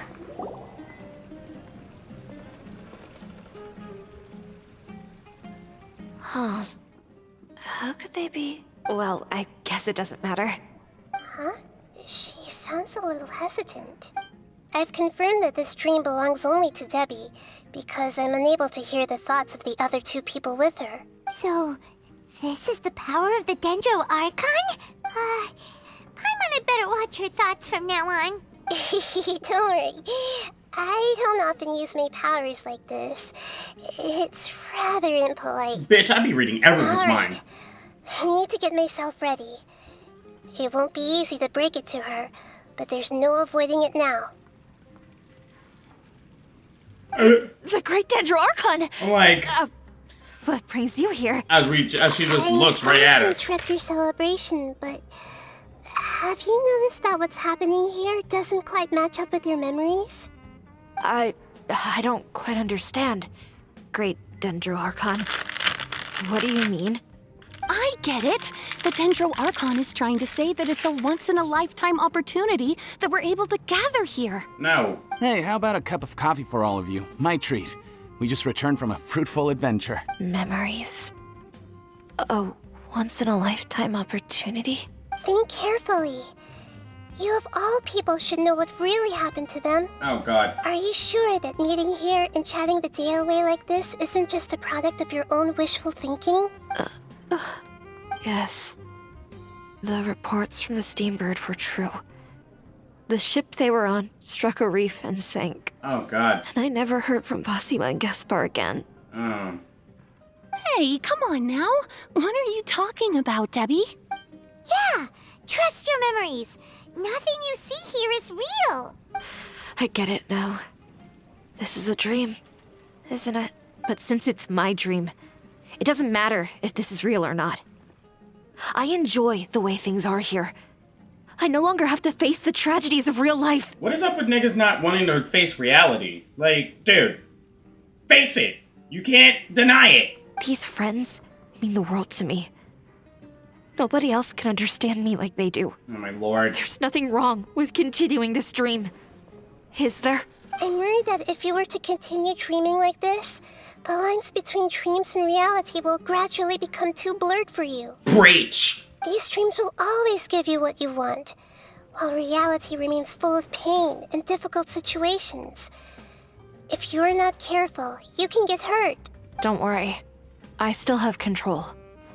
I won't let it go that far. I don't believe you at all. Are you sure?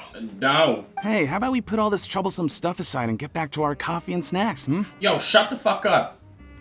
Like, straight down. Straight up. What? Whether it's just a dream or real life, you should be happy. You're a manifestation. Why are you talking to me? You can't just brush off something like this. We don't even know how you people got here or where you even came from. No, fuck that. No, I'm with Paimon for once. Fuck them. They're manifestations of a dream. Fuck that. Sorry. Paimon didn't mean to upset anyone. No. For once, I'm on this fucking gremlin fairy side. Fuck that. You need to face fucking reality sometimes. Fuck that. No, it's alright. I understand that you're just trying to look out for me. Fuck that. Fuck all y'all. It seems that for now, this place is still relatively harmless for you. Fuck that But bullshit. I wonder if there's any way to go deeper into the dream. Huh. Now that you mention it, I once heard a strange voice tell me that there's an entrance here. I'm not interested in checking it out at the moment, but maybe I'll go in and have a look later. Okay. Thanks for your help. Just as I expected. We're only on the surface of this dream. For once, I actually agree with this bitch. I see everything. It's all just a dream. I see everything.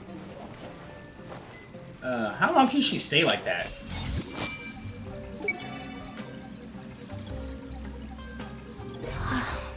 It's all just a dream. Wait. Hey! I was looking at the leaf on her right. And her hair powers down too. When you use her burst, I want to use her burst in here so badly, just to see what the fuck happened. You know what? The Temple of Wisdom! Oh, that was kind of pointless. Because you can't even see the shit. Oh, but her footsteps, that is adorable. Oh, it's everyone. Okay.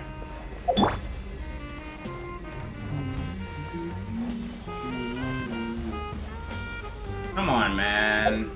I need her in my team. Oh, yeah, her shit went away again. What is the uptime on her burst? I forgot. Yeah, it stays out for 15, but the cooldown's 13. And 50 fucking energy just to use that. She'll get that back no problem. What they say is true. You have to see the world for yourself to appreciate how beautiful it is. This might hurt a little. Oh, she said this might hurt a little. I was like, what did she say?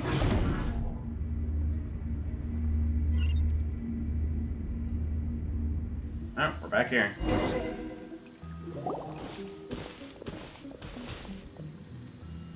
Huh? What are we doing here again? Wait a second. We were just up there. No, down there? Did we go up or down? Don't panic. This is how dreams work. We've left Debbie's dream, but the dream is still continuing onward. I'm not sure where it'll lead us. This dream has the ability to create imaginary people, which is why people are so unwilling to wake up.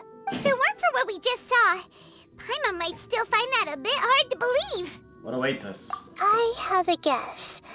If these dreams are connected, then there should be some sort of order to them. The fact that Debbie was able to realize that she was dreaming means that she is not very deep in the dream yet. But the space we're in has been turned upside down.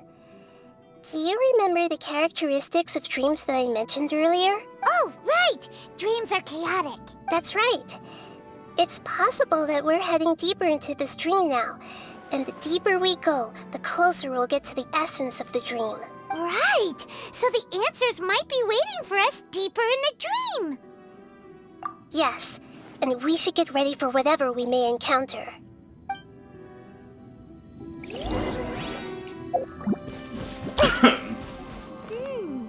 It looks like we may need to put something inside there. That was the plan, bitch. You were talking to me. Shine down! Oh. What the fuck?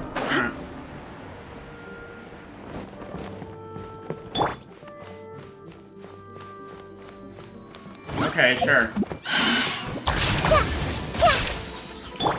Into the wind.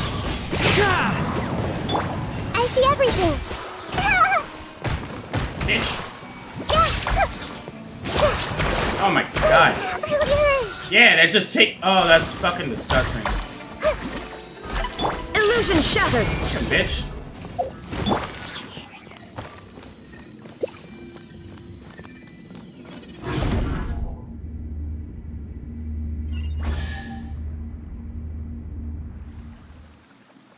Okay. Whoa! When it rains, it seems to disappear slowly. Yes, and it appears again as soon as the rain stops. It's less like a flower, and more like a dendral slime that's trying to keep out of sight. Here we go again with Nahida's analogy.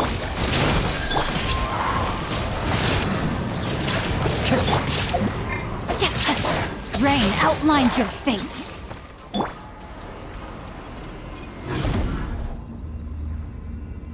Huh? Are we back up here again? Wait. Paimon's confused. Are we up here or down there? Good thing we didn't fall. Yes, we did. We just fell upwards. That's not helping, Nahida. Paimon has no clue what's going on anymore. Do you ever? Shit.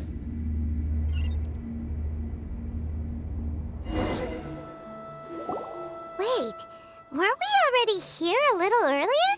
This is probably Ilmon's dream. Huh? Why would he start dreaming again? Yes, but it seems that the danger isn't enough to stop him from longing for his wife. Based on what we've learned so far, he must be sleeping more deeply for his dreams to appear here. But fortunately, he already knows this from before, so hopefully we'll be able to wake him up.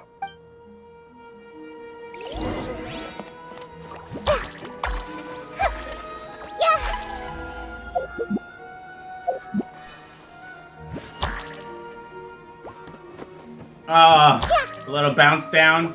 Come on, man.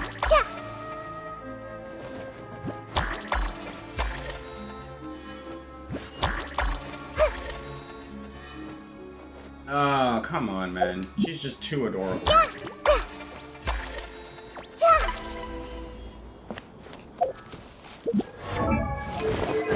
Her attack might not be high at all, but it's more about the mastery behind it. Oh, shit. Up.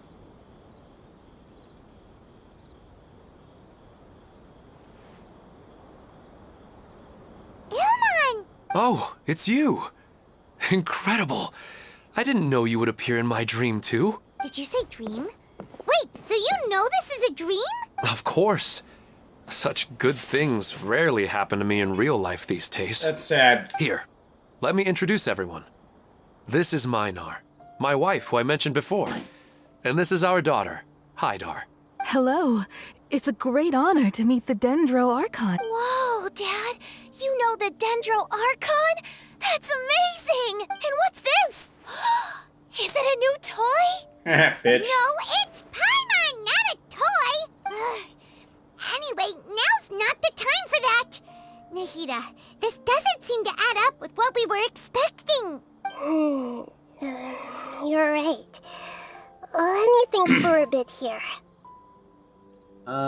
Friday. Oh, I don't stream on Fridays. That's my day off. Oh, right. We didn't see him in a moment of dreams earlier.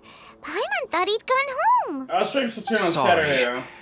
I just had to make sure that Haidar could get a chance to see her mother.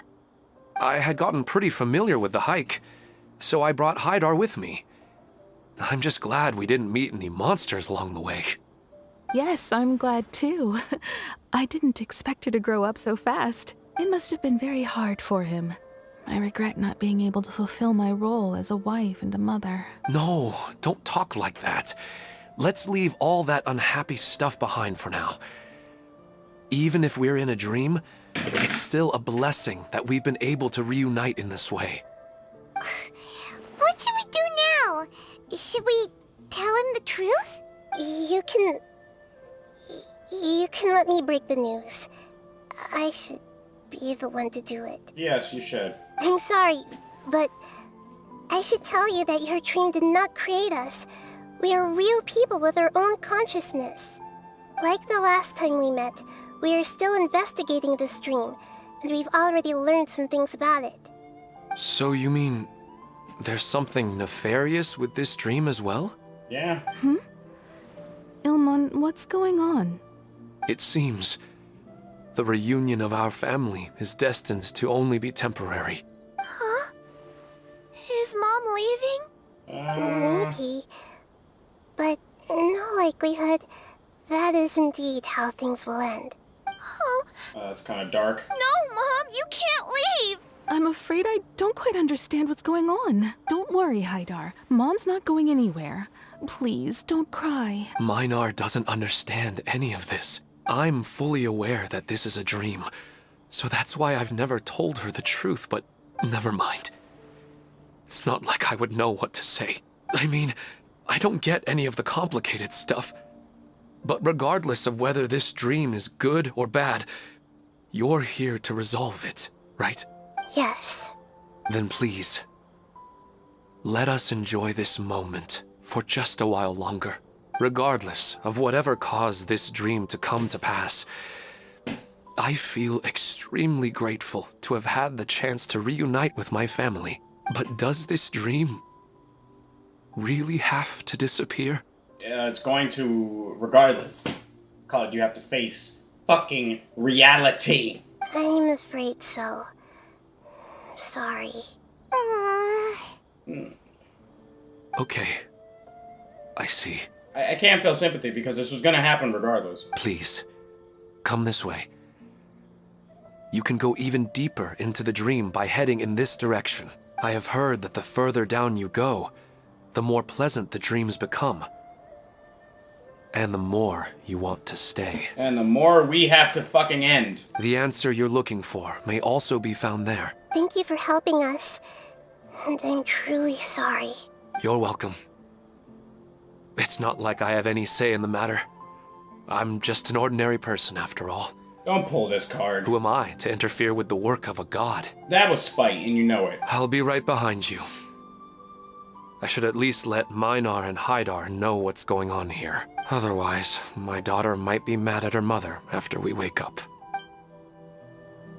We're not doing something bad, are we, Nahida? That depends on how you define good and bad. You go right on ahead. I'll catch up with you later. Cheer up, Dad. And Mommy, too. Thank you, Haidar. My baby.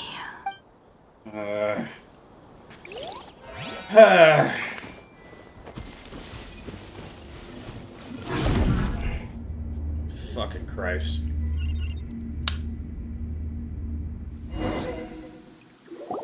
It's the same place again. This place is almost like a flight of stairs that connects all the dreams together. But they appear to be getting more and more aggressive. What the fuck Regular stairs wouldn't try to attack us. is a bishop doing here? Right. Something seems to be off about our theory. Ilmon is clearly aware that he's dreaming, and he's enjoying it. Rather than dreaming on a deeper level, he almost seemed more awake. I believe we're on the right track, but we just need another explanation. It's not that the dreams are getting deeper. It's the owner's attachment to the dreams that's getting stronger. But you would never mistake dreams for real life, right? No. Sometimes, Paimon almost wishes her dreams could be real. I do too, but... It's just a quick thought. It's not long before Paimon's thinking about other things, like sticky honey roast. Yeah, we know, fat ass. Listen, we're real beings living in the real world, and that's where our focus should be. Thank you. This also explains the insubstantiality of our dreams. No matter what they may become, we don't really care. But if we decide to abandon reality and embrace our dreams, then our dreams will become far more substantial. Oh, wait! Paimon's starting to get it now? Your mind will begin to build the dream far more attentively, which in turn will make it feel more real.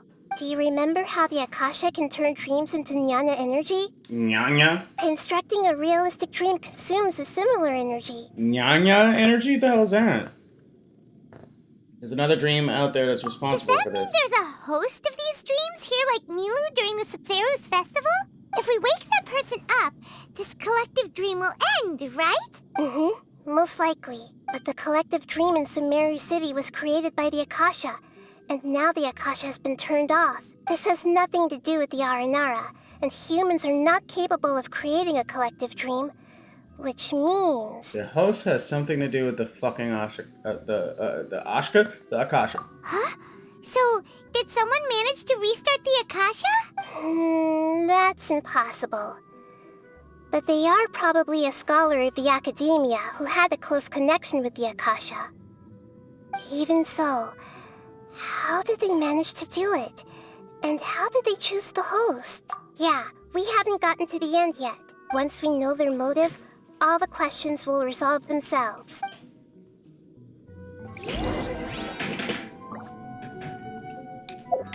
Okay.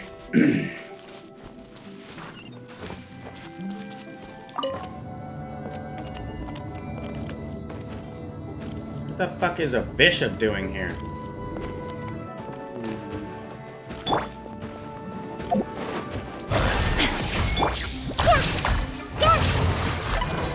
Committed to memory.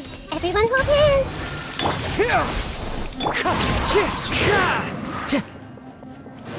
Wind Strider.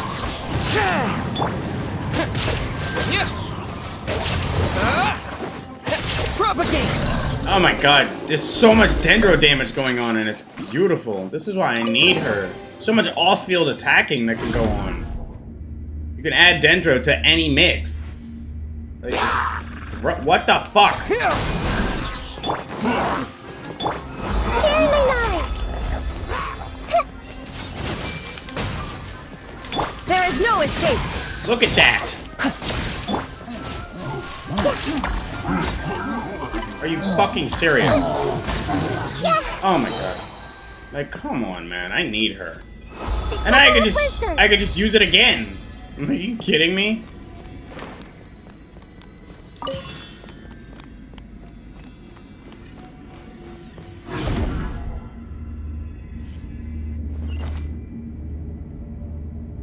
All the water that used to be here has turned into rain. Then let's get through here before the water level rises.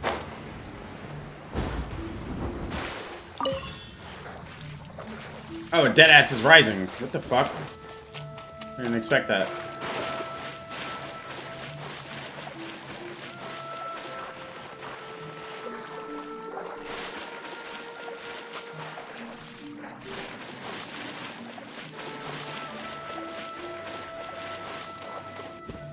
Just trying to swim with their cute little arms. Although... The destination is right ahead.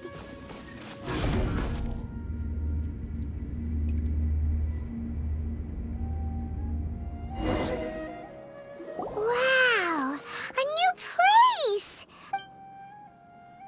Fuck are we? Well, it's just new to Paimon in this dream. This should be the final destination. I don't like that. Huh? Really? Yeah, these are just ordinary city streets. I have powers related to dreams, so it's usually easy for me to tell who's dreaming and who's created by dreams. I guess only those who have thoroughly accepted this dream will be able to come here. There are so many people here. How can we find the hose? Don't worry, I have a way. We know you do. Yep, look for clues. Talking about... I see everything. Lisa's always so calm. I wish I were the same. He's just in an ordinary dream, so it shouldn't be him. Shadia has such good taste. I can never go wrong with her opinion. No, it doesn't seem to be her. Who doesn't want a dream to last forever? Oh, hi, Oman. He's just entered the dream recently. It's definitely not him. Wow, what a beautiful place! Look, Mom! The scenery is so pretty here! Be careful. Don't fall now. Oh, hey. Seems we somehow managed to get here before you. Huh? How did you beat us here? Didn't you have to go through that super crazy confusing place? I'm not sure what you're talking about. All we did was walk through that passageway, and here we are. We're in a dream. The concept of fixed spaces doesn't always apply here. Oh, it's not you? Oh, okay. Hey! Oh, found him. You know, I've heard that plants grow better if you play music for them. Okay, this sounds like Lisa. And on that note, it's been a while since I last heard you play. That's not Lisa. Sorry, I've been a little busy these last couple days.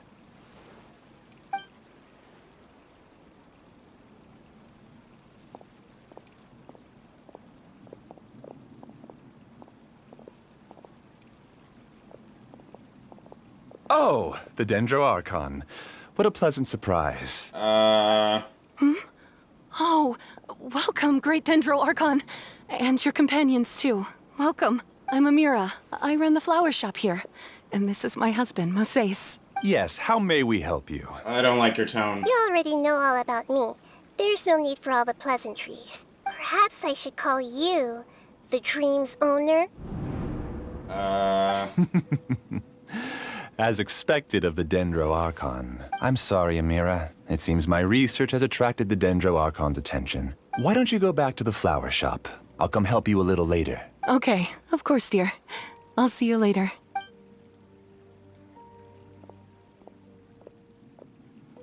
It appears that I was too naive to think I could deceive the Dendro Archon in person like this. This dude is murdering this voice line. To avoid looking like too much of a fool, allow me to ask the first question.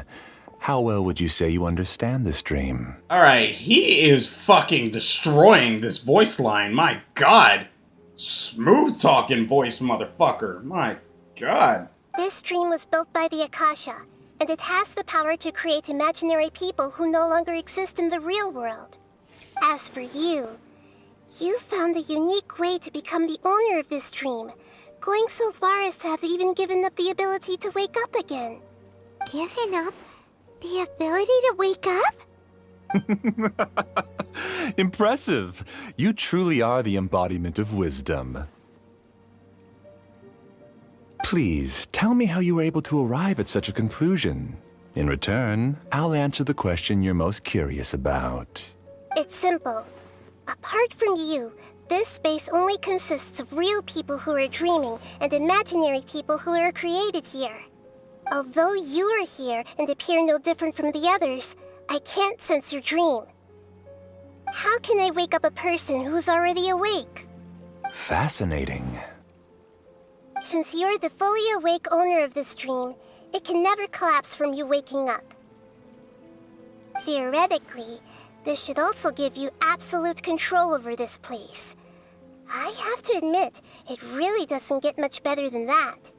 But even knowing all of that, one question remains. How did you do it? Isn't the answer right in front of you, great Dendro Archon? It's because I've dedicated my entire reality to this dream. I uploaded my entire consciousness into the Akasha when it was still running.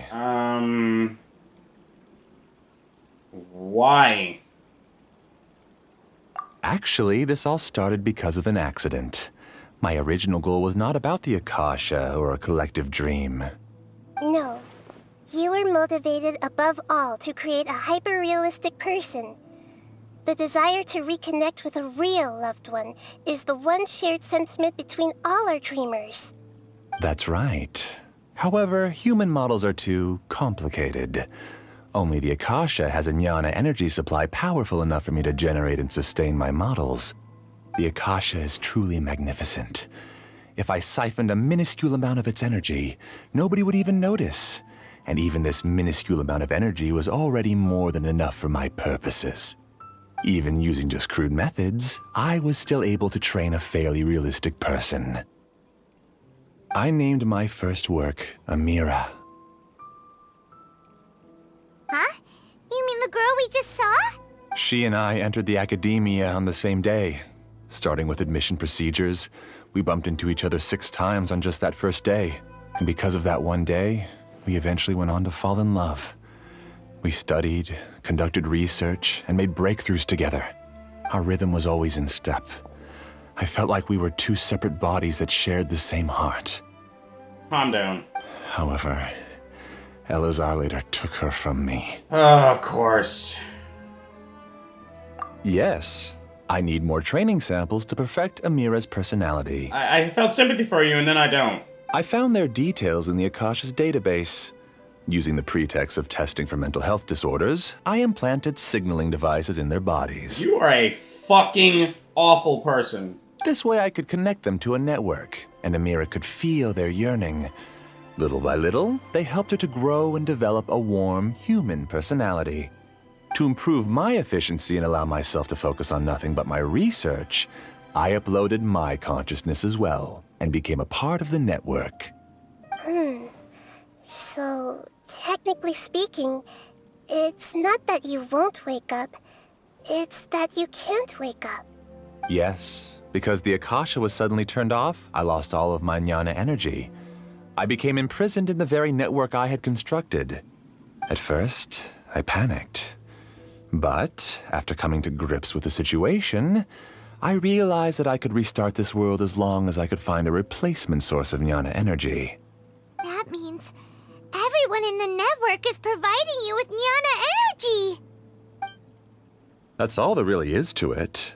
I don't think I'm doing anything wrong. I'm just saving them as well as myself. I provide a beautiful dream, and in return, I harvest their jnana energy as fuel for the dream. They can wake up any time they wish.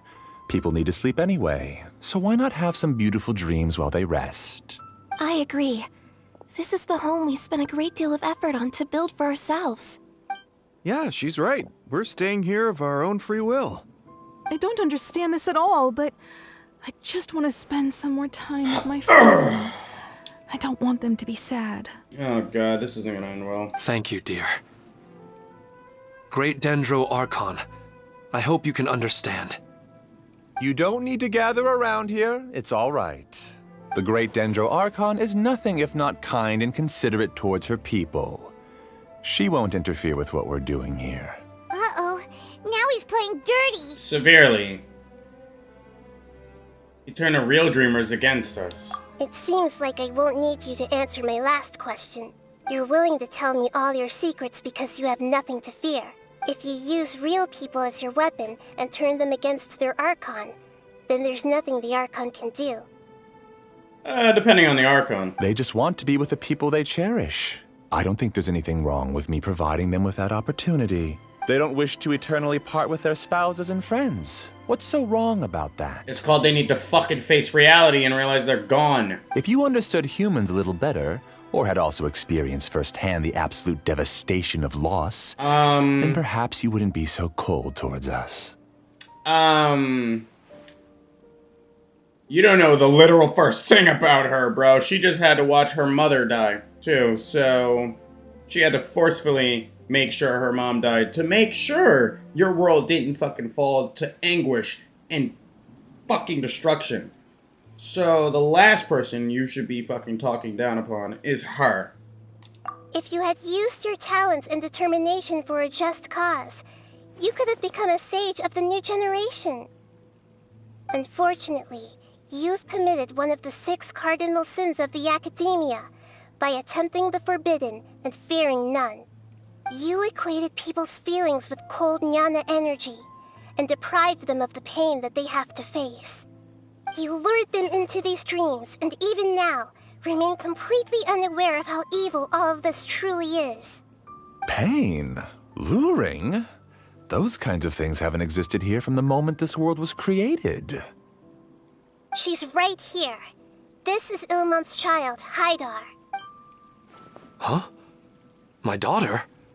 What's wrong with her? This dream relies on a set network, which means that only those with devices planted in their bodies can enter this world. Carefully think back and retrace your steps. I secretly went back to the mountainside with Haidar.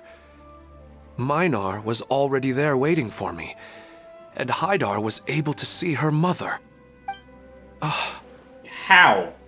You mean she isn't actually the real Haidar? Yeah, like you didn't take her anywhere. No, because unlike you, she can't enter this dream. The moment you came into this dream, it created a Haidar to realize your wish of reuniting with your family. So, tell me, where's the real Haidar? She's still out there on the mountainside. That's right. And she must have been terrified to see her father not in his right mind. Which is exactly what you didn't want to happen. Not to mention the monsters in that area. The situation is very dangerous. If Haidar's still out there, then... Wake the fuck up. What are you talking about, Dad? I don't understand. Hush. I must wake up right now. I can't leave her there alone. Oh. It seems the others have also remembered something. People try to avoid pain and stay in their perceived bubbles of safety out of an instinct to protect themselves. This is human nature, but it is also one of their weaknesses. Preach. However, why are there still so many people striving to move forward even when they know the path ahead is dangerous and painful? It's because people don't only live for themselves. Oh, They have families, loved ones, friends, and communities. They have dreams that they are still trying to achieve. But in this dream, you showed them only the most comfortable and soothing things. This entire world has been built on the foundation of buried and unseen pain. It's all just a well-devised scam. It seems like I've stayed in the dream for too long. I still have so many things I haven't done. Huh. I thought gods didn't understand humans. That would have explained why they created such a flawed world where countless tragedies took place. I didn't expect you to arrive at the answer through sheer power of observation. But unfortunately, it means nothing now. If you wanted to spend a little time in the waking world, go right ahead. In any case, I wanted to spend some time alone with Amira. As long as this dream continues to exist, you'll come back. Humans aren't as strong as you think. And even if you're a god, they won't always listen to you. It's time to purge all the extraneous data and noise. God, this voice actor all up in the mic. Extraneous data and noise. Bitch! Monsters, be careful! Where the fuck did y'all come from? All of you, please get out of here and find somewhere safe. I am the master of this dream. I can create endless waves of monsters with the snap of a finger. Don't worry, they'll wake up before they get hurt. Amira doesn't like to see others in pain. If you know what's good for you, leave now!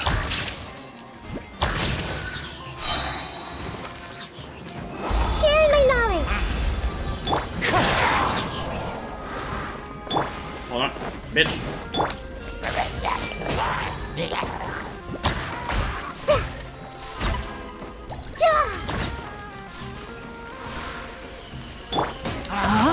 Missed.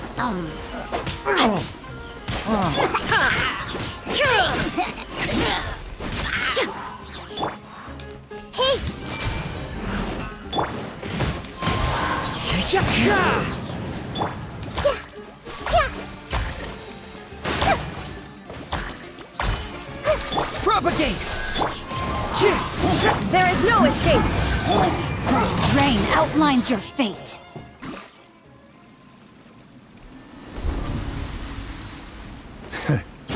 You haven't won just yet. This dream is mine! If I go into hiding here, not even an Archon can ever find me. And as long as people yearn for happiness, they will return here and rebuild this paradise! Hey, stop! What's that? The dream is spiraling out of control and is collapsing now. What the fuck?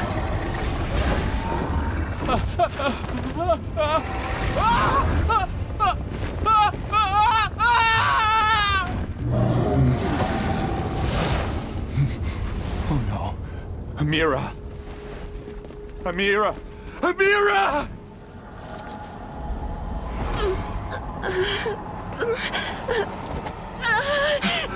Amira, are you all right? I don't feel well. No, no, no! Please, no!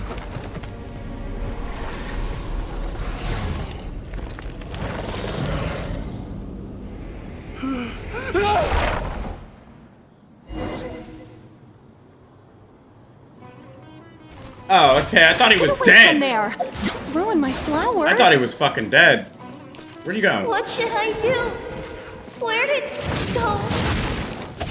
He left because he doesn't want you anymore. I'm sorry? I'm down. Motherfucker. Torn to oblivion. Fuck over here. Fuck you. Illusion shattered. Rain outlines your Scatter! This may hurt a little. Just shut up! Just decide for yourself. Who am I? I'm not Amira. Glad that's over. But what happened just now? He's not very proficient in using the Akasha's technology, and he spent a lot of Jnana energy creating monsters. Now the system is out of control. All the people he created also turned into monsters, including Amira. It's terrible, even for a dream. Even Paimon's freaked out. Paimon can't imagine what they're going through. The good news is that the chaos seems to have subsided. Now we only need to wake up the people here and let them return to their real lives. Amira. My dear Amira. They're all gone. It was just a big dream after all. I couldn't change my fate. And my knowledge turned out to be useless. Oh, shit. What a cruel world. Oh, fuck off. Do you still think this is our fault? I don't care about that anymore. Oh, now you don't. The Jnana energy used to sustain this dream has all been transformed into monsters. This dream will soon collapse and my consciousness along with it. Let me disappear with Amira. I'd rather turn into dust than to ever wake up again. It seems that everything that's happened is too much for him. He's lost all hope. I don't feel sorry for him. He gets what he deserves. He's a bitch. He's an asshole. I think seeing Amira turn into a monster was punishment enough for him. Fuck him. After comprehending the hollowness of the unreal, it's time to revisit the meaning of existence. Existence? I'm different from the others. I've long given up everything outside of my consciousness. Using my knowledge of the Akasha, I have a way to extract your consciousness from here and put it inside a knowledge capsule. The Academia has probably kept your body, Fuck. so you should be able to Hi, wake Money. up soon. Thanks for the raid. How y'all doing? Let's go, Raiders. It's your boy AC. I'm black, proud, handsome, and motherfucking yo-yo. How you bitches doing today? What was you doing? Yeah. No need. Just let me disappear. Reality means nothing to me now. Okay, that's a great fucking thing for Raiders to come into. This isn't compassion. I won't let you escape your punishment by simply disappearing. So basically what you're saying is you won't let him die. Cool. As for your life after that, it'll be up to you how you want to exist. Alright, Traveler and Paimon, we should go back. We can finally wrap up this whole thing.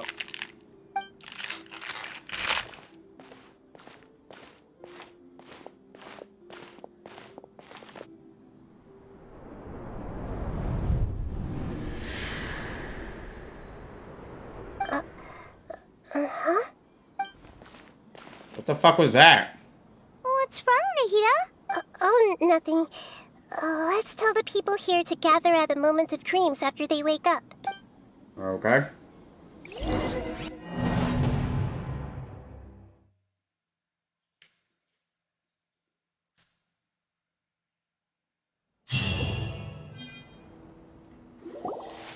Oh, great! You're awake! Everybody has started to wake up, and we've heard similar reports from around the city as well. From the looks of it, you were able to successfully Yes, though it took us a good deal of effort. There will be many people gathering here shortly, so please do your best to maintain order. I need to go to the academia with them now, but we'll be back soon. Are we going to ask about that scholar? Yes, but it may take some time for him to wake up after his consciousness returns to his body. We can leave the rest to the Matra. Yeah. Leave it to the police. To fucking expunge this asshole to the fucking desert. Oh, it's the great Dendro Archon. How can I help you? I would like to check the registration records of the Kasharawar scholar. He should be in an unconscious state right now. Okay, just a moment. Your name is Sit. Sorry to keep you waiting, Dendro Archon. We have confirmed that there's a scholar named Beinuni who's been unconscious for a while. The cause was improper operation of the Akasha. He hasn't regained consciousness yet, and is still receiving treatment at Bimarstan. Huh? Isn't his name Moses? I guess he didn't want to be recognized or bothered by anyone. Please, give the knowledge stored in this to the Matra and ask them to import it into Beinuni's brain. Understood. But for safety reasons, I need to know why. You're asking a god why they're doing something. Who are you? It's simple. This contains his consciousness. It's long been trapped inside of a dream. He's committed an act that affected the safety of Sumeru. After he wakes up, I'll inform the General Mahamatra of all the details. I see. I'll take care of this right away. No problem. All right. Everyone should have gathered at a moment of dreams by now.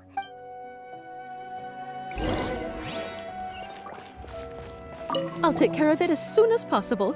Yeah, cool.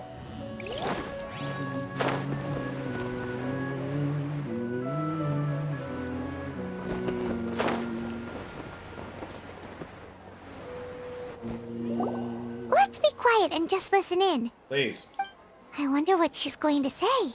Hello, all of you who have just woken up. I'm sorry for interrupting your beautiful dreams. I may have acted a little cold when handling things in the dream. I sincerely apologize for that. Dreams have amazing power. They inspire us to remain resolute in the face of adversity and help those with aspirations achieve their desires. But dreams also have the potential to exploit people, confuse the senses, and distort the truth. Unfortunately, you were all chosen as prey for an elaborate scheme. As I've said before, I am still learning and cannot fully empathize with the pain of all the loss you've experienced. But just take a good look around you, and you'll see many other people who have had similar experiences. You should be proud that you've been able to gather here and look toward the future together. The path of life is long, and it's hard for us to see the destination. This leads us to ask a lot of difficult questions. What's the meaning of life? What's the purpose of my existence? Why do I keep experiencing pain and loss? Of course, the most comfortable choice is to stop progressing. Give up thinking, and just keep repeating whatever you're already familiar with. Whenever you have such thoughts, just look at the people and things around you. Some people work hard all day so that their families can have a hot meal on the table at night. Some people travel all over the world in order to create art that resonates with all of Teyvat. Some venture in search of the world's secrets to prevent rapidly approaching, yet still unknown, world-shattering catastrophes. Life is not just about yourself. Each and every one of your actions shapes you and the world around you. Look, friends and family will remember what you've done, And even some people you've never met may benefit from your actions. Therefore, many people will strive forward to forge new paths, even if they have to endure great pain to do so. Once you begin your journey on that same difficult yet rewarding path, you'll come to know the answers to those big existential questions, yet they will no longer feel as life-defining as they did before. But if you were to believe that life is nothing but an empty, ephemeral dream, then that's also the only thing it'll ever become. You are free to choose how you want to live your lives, but as your Archon, I should first make this information known to everyone. In the end, it's up to you whether you want to embrace a beautiful dream at the cost of your real life. Nahida said she wanted to speak with us alone. It seems like she went to the plaza in front of the academia. I love that it's nighttime now because she talked for that long. That was a powerful fucking message, let me tell you.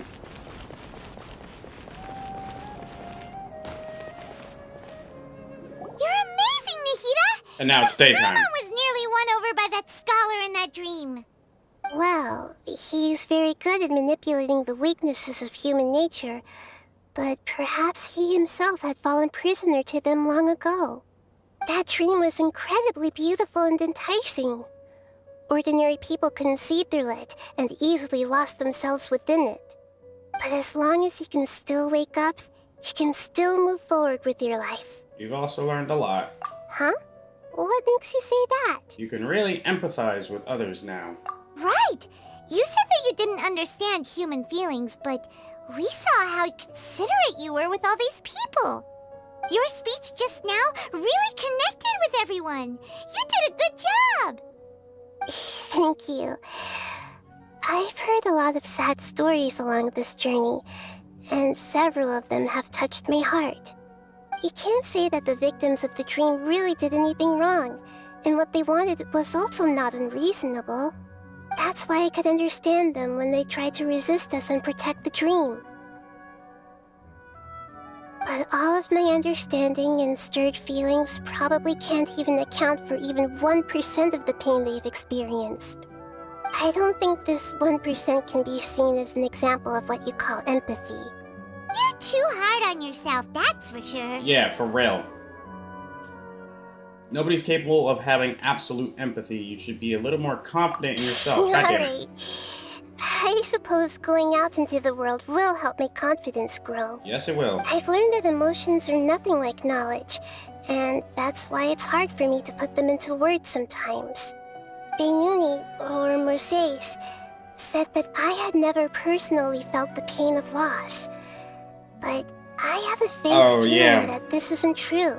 I forgot she forgot that all about Rukkhadevata. The moment I entered the dream, I felt like I was wrapped in a blanket of warm feelings. It was so warm that it felt like I had returned to the start of my life, and I didn't want to wake up anymore. Did she see something in the dream too? But when I opened my eyes, the feeling was gone without a trace. If I have to make an analogy for it, I would say I can no longer see words on a piece of paper after they have been erased, but I can still see the slight indentations of where the words had been written. But now that I've experienced this dream, I think I can say with confidence that I won't dwell too much on the meaning of that warmth. It's enough that I can tell I was once supported by that warmth, and its existence has allowed me to get to where I am today. Even a god forgot about another god, man. It's fucking wild. If I dwell too much on its exact nature, I would be putting the cart before the horse. I gave a speech to inspire my people, so if I were to fail to live up to those words myself, then that would be too embarrassing. Greater Lord Rukkhadevata has already shaped Nahida through her actions. Even if she has been forgotten, Nahida's mind and willpower are the proof that she once existed. Instead of telling her the truth, I should respect their decisions. Hey, what's with that serious look? If it were me, I would have told her. I'm gonna be honest. If it were me, I would have just told her. You keep looking like there's something you want to say. Is there anything you want to tell me? No, it's not. Okay. Fucking A. Since we just woke up, let's stretch a little bit. A new day is about to begin. Shit. Hold on. I wanted to take a screenshot of that.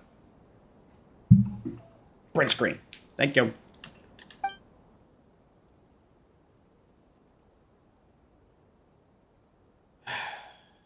Cutscene. No? Alright. Well, that's the Archon quest. We foiled the Academia's plans already. That's some shit. Nahida, come home, man. Yeah, I don't have enough for shit.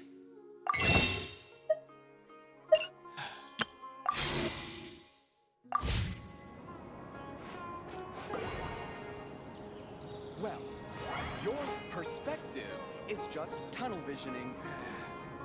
What is the best way to handle the phrase? If you don't shut the fuck up, fucking nerds, shut up.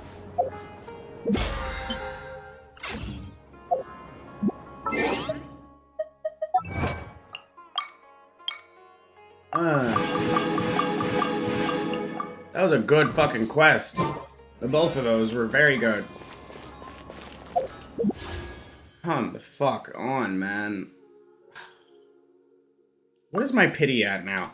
I did a fucking 50 pull for her, man. And I got fucking nothing. Like a 50 pull. Are you fucking kidding me? 50. 55.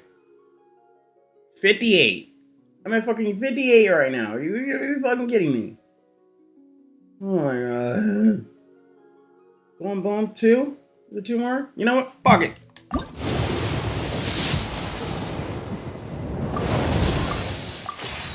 Let's make it 60.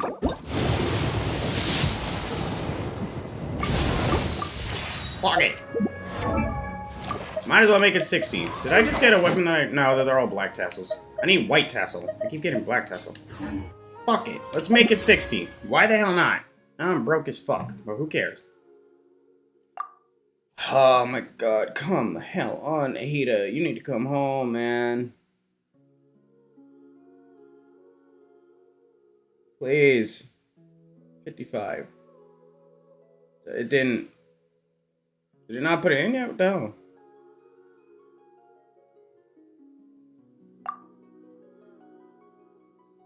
I think it'll be updated later. I don't know. But I'm at 60. 75 is guaranteed. It's 5-star. I'm pretty sure. I really don't want to have to get all the way to fucking 65. Or 75. Did it put those 2 black tassels in? No. I was about to say, it did not put... It didn't register those yet. Whatever. Oh my god. I wanted to get her and then go for the Thundering Pulse.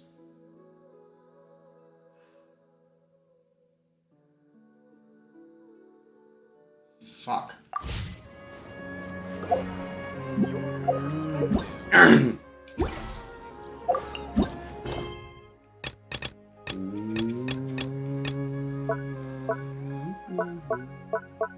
Got all these goddamn hangouts I need to do.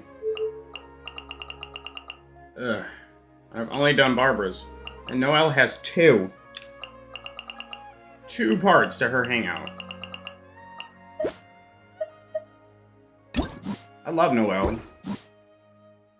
Oh my god. Some of these characters, I don't know why they have hangouts. Yunjin's gonna be a fun one. I don't know why Goro has one. And Sayu's, I did 1 of them. And Toma, I did 3. Diana, I did 1. Bennett is gonna be interesting because he's extremely unlucky. And gets into trouble everywhere he goes. But we've been streaming this for almost 7.5 hours. Well, pretty much 7 hours, 8 hours since the first stream was problems. I'm keeping that up because I did this. I think I did the summons in the first stream.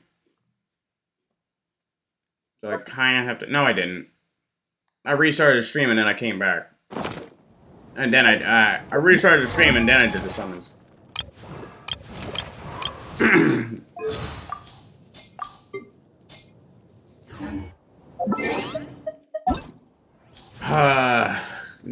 Nahida. Like, come on, man. That is too adorable. Come the hell on. I love how she plays, too. What the fuck? Like, I love how she plays, too. That's why I want her so badly. I'm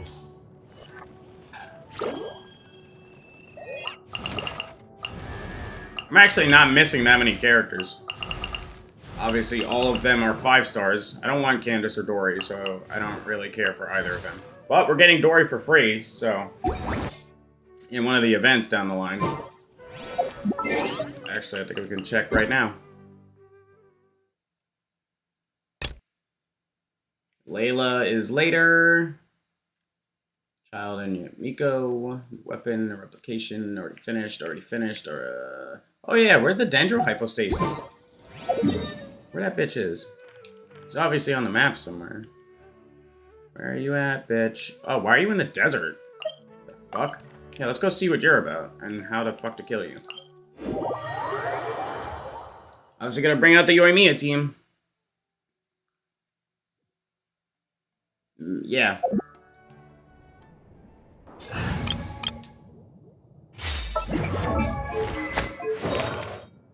Almost. Yes. There you go. No. Was it that? Yes, it was.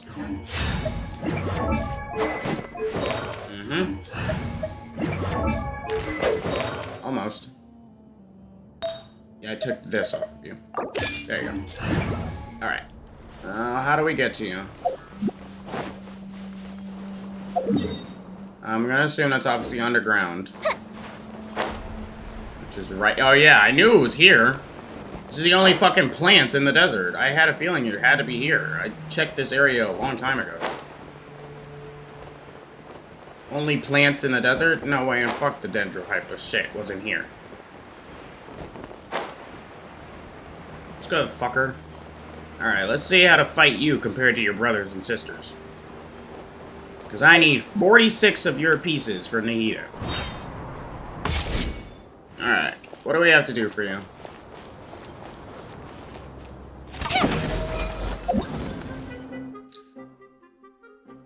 Uses an inert shield to defend itself and now displays abnormalities due to having been corrupted by some unknown influence. You must seize moments where its core is exposed. Yeah, I know. When it is in danger, it will release restorative piths that have the properties of Tri-Lakshana creatures. Use Dendro to revive these piths and oh, fuck me. And induce a normal state in them to continuously cleanse the Dendro hypostasis. And use Electro, fuck me. Fuck. Okay, so Dendro, so Pyro is not the way to do this. Motherfucker. I mean, it's definitely maybe faster way.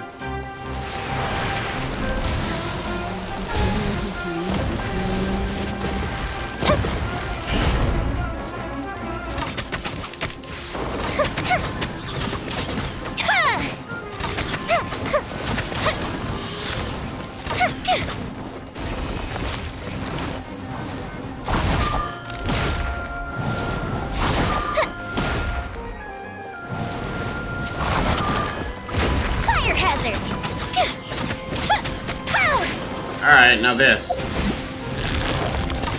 Yeah, I literally need to fight. Nope, I literally need Dendro. Okay. That fucking sucks. Alright, can't use the Pyro team then. So I literally have to use my normal team, that's fine. Or we could use this team. But then I have to change up, like, everything. So just use this team for now.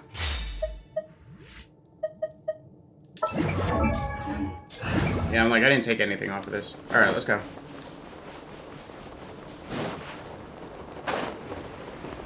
Also, yeah, where is the weekly boss?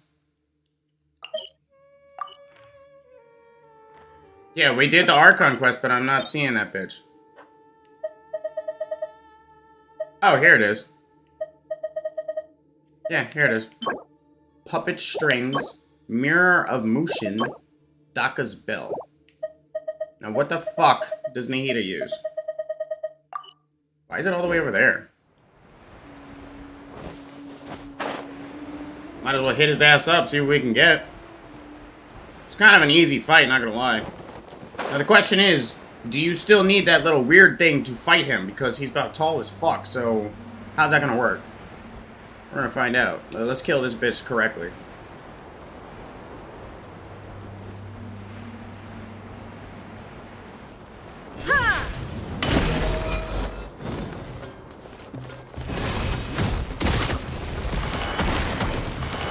Shine down!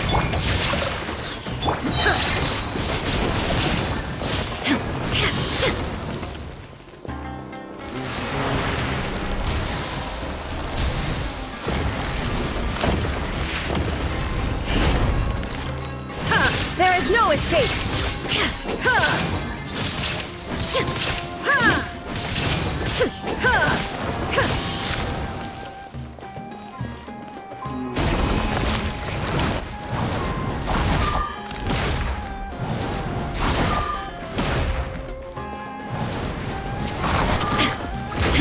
Shine down!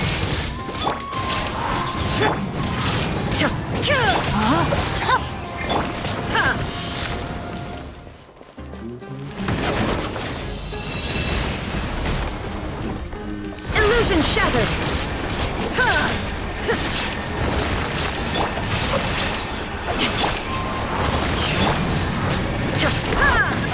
Bitch.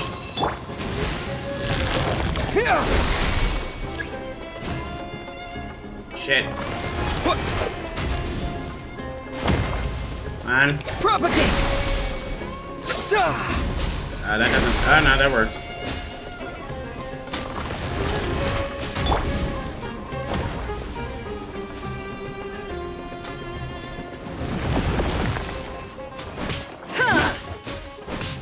What the fuck?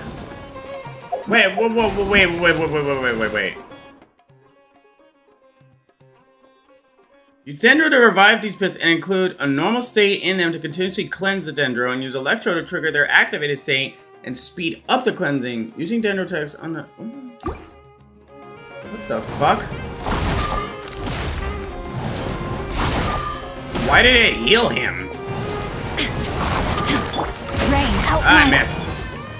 There is no escape! Inazuma shines eternal!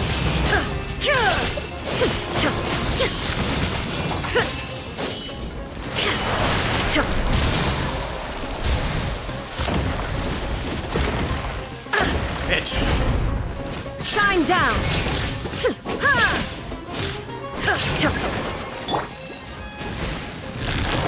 Oh, it didn't get it all the way? Are you serious? Oh, that was it.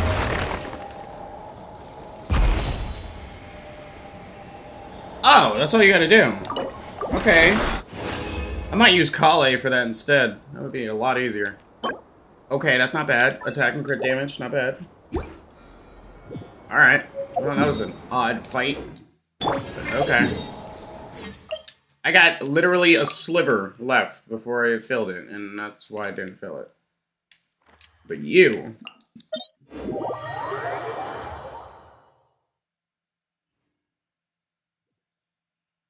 Where the fuck am I? Clear skies can do nothing to hide the brilliance of lightning. Divine bolts can strike even in the absence of rain. Why the fuck did they just... see that tree? No, I don't need a demonstration. Why did they randomly put the domain down here? The obsession with godhood has burst like a bubble, disappearing like a daydream. And yet, when you step into the secret workshop beneath that branch, the memories of your battle against Shoki no Kami reemerge in your mind, fresh as the morning dew. Such a recollection does not Need the use of the Akasha to reproduce perfectly. Yeah, he drops the mid-lander shit. Let's see how dumb this is online. I'm curious.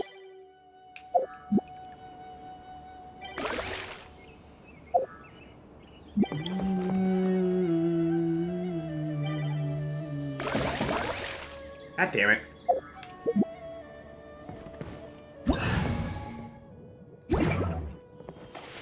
I'm keeping Shogun, fuck that.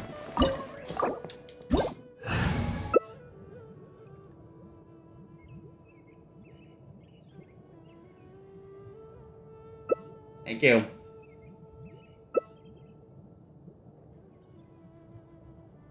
Huh?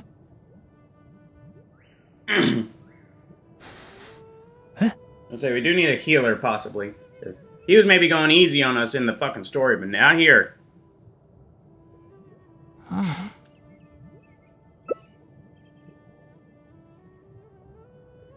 What? It's fucking level 1 Nahida? No, don't play that. Okay, now how is this gonna go?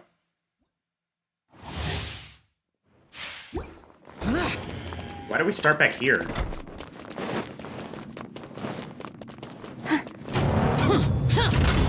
Let it be known that divinity is mine. Okay.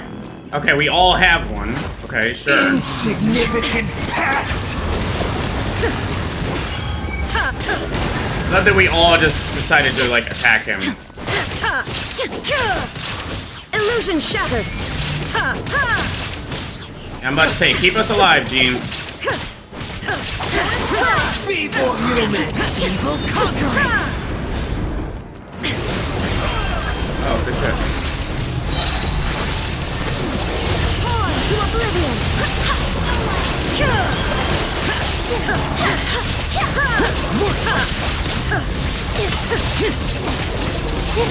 Shine down.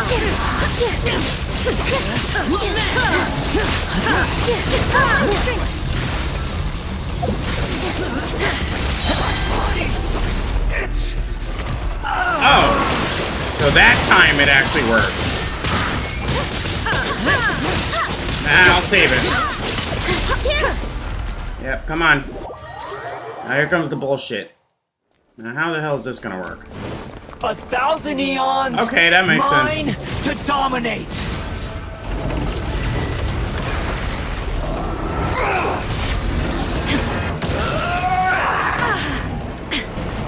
Yeah, same. I didn't see it either. Oh god. Kneel.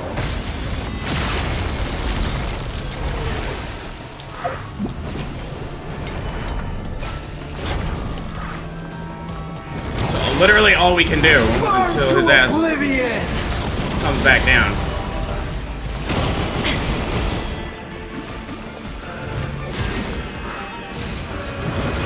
I don't know why you guys are trying to fight him right now.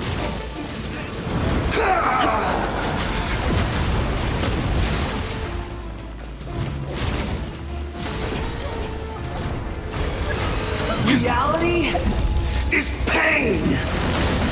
Bitch.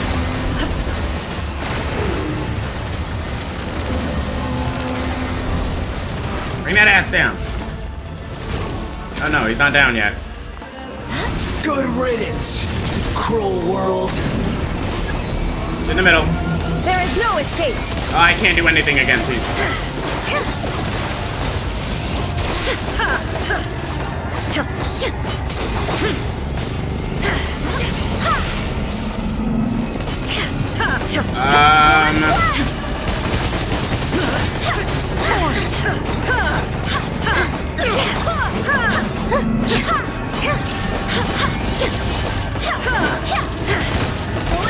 Like, what are y'all doing?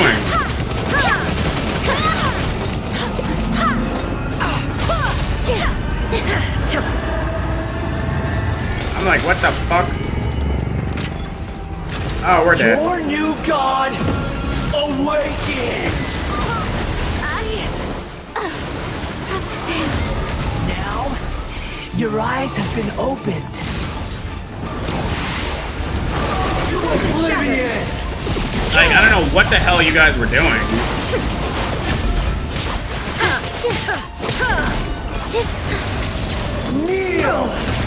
Fuck me. Really?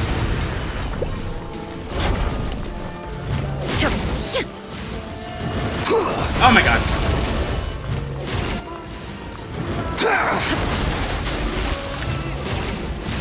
Shine down. Oh, he's dead. I was destined for more. Okay then.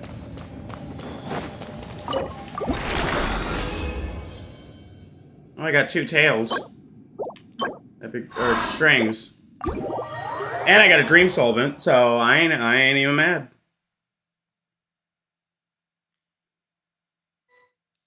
Okay, so word to the wise. Electro, not a good idea.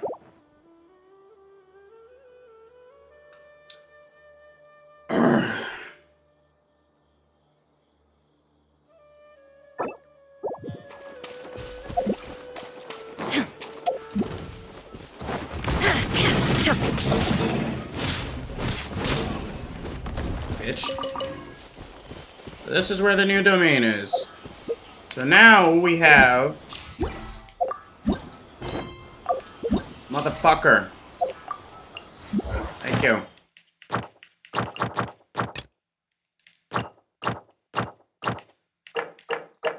One, two, three, 4, 5, 6. Fucking weekly bosses now. More resin for us to waste and the lack of fucking more resin being added. Or the lack of a resin cap ever increasing. But now not a single one of these jagoffs should be wearing Akashas. That was only one Archon quest that I did, so that's only 100 points. Or 300. 100. I don't know why I thought it was 300. Thanks. 10 more quests. 10 more side quests. What the fuck? Akasha pulses, the Kalpa flame rises. Only 20%. Well, everything else doesn't really matter to me. This is just for finding the resonance. This is just for finding the oculuses. This is just for finding treasure. And this is just the wings. Normal shit. I haven't even used those to my slightest... I haven't even used those like crazy in Inazuma and everywhere else yet. This is just a bounty. I can do that later. But I think we, as sad as I am about not getting Nahida. Is there a new request from the Academia? Ah, man.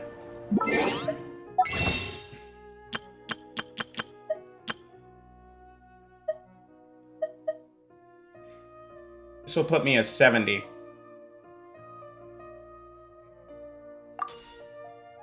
Fuck it. Give me a sec.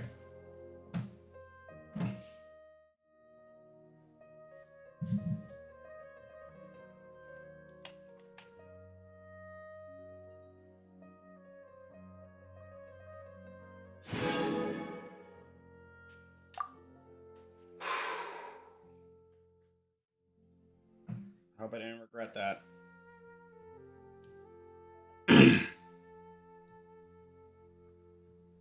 Come on, man. I hope I didn't regret that.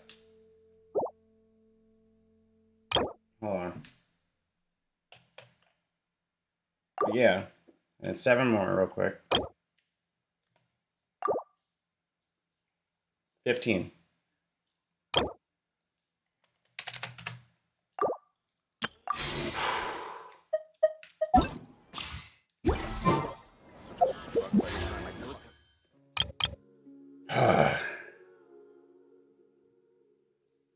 Coming back 7 hours later for another streaming fucking highlight. 50 pity later. And she has still, well, now we're at 60 actually. She has still yet to come home. 5, 10. Oh, now it added it. I did 2 single pulls earlier, like 10 minutes ago or something. 5, 10, 15, 20, 25, 30, 35, 40, 45, 50, 55, 60. Sign out.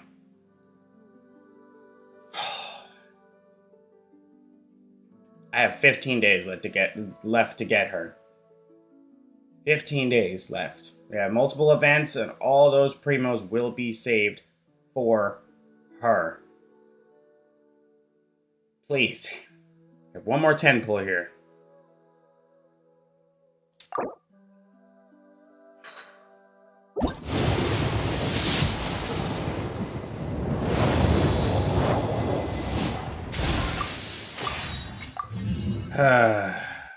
God. Fucking damn it.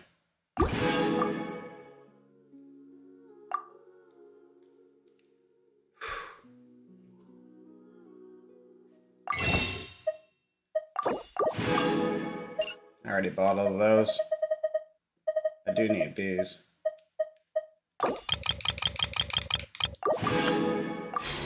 Oh my god. Hold on.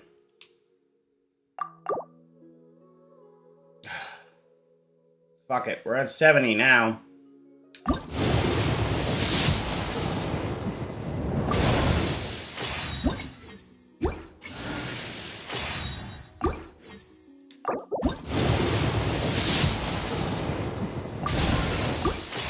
I need 2.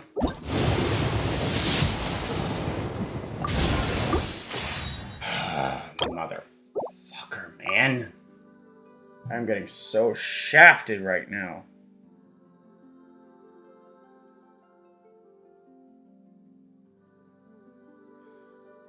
Fuck.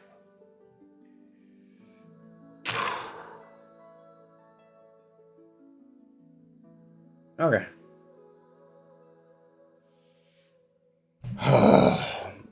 God, I can't get her. Come on, man.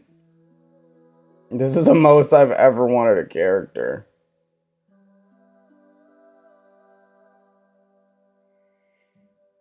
Oh my god.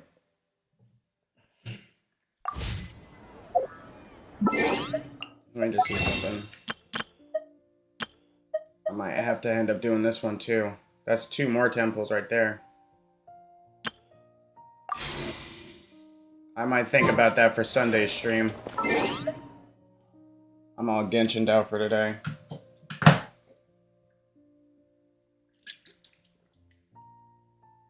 Motherfucker, man.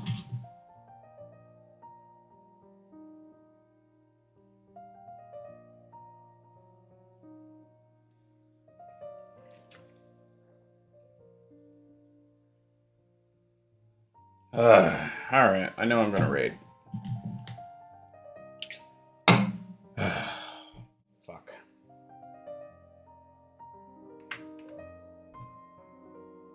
Alright.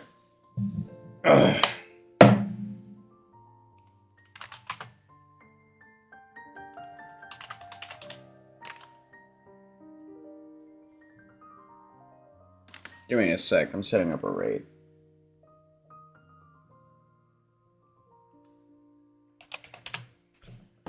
Alright, we're gonna go ahead and raid my friend Sonico. Him and Pika are really good friends. Nahida, please come home, dude. This is the main and only time I've ever really wanted a character so badly.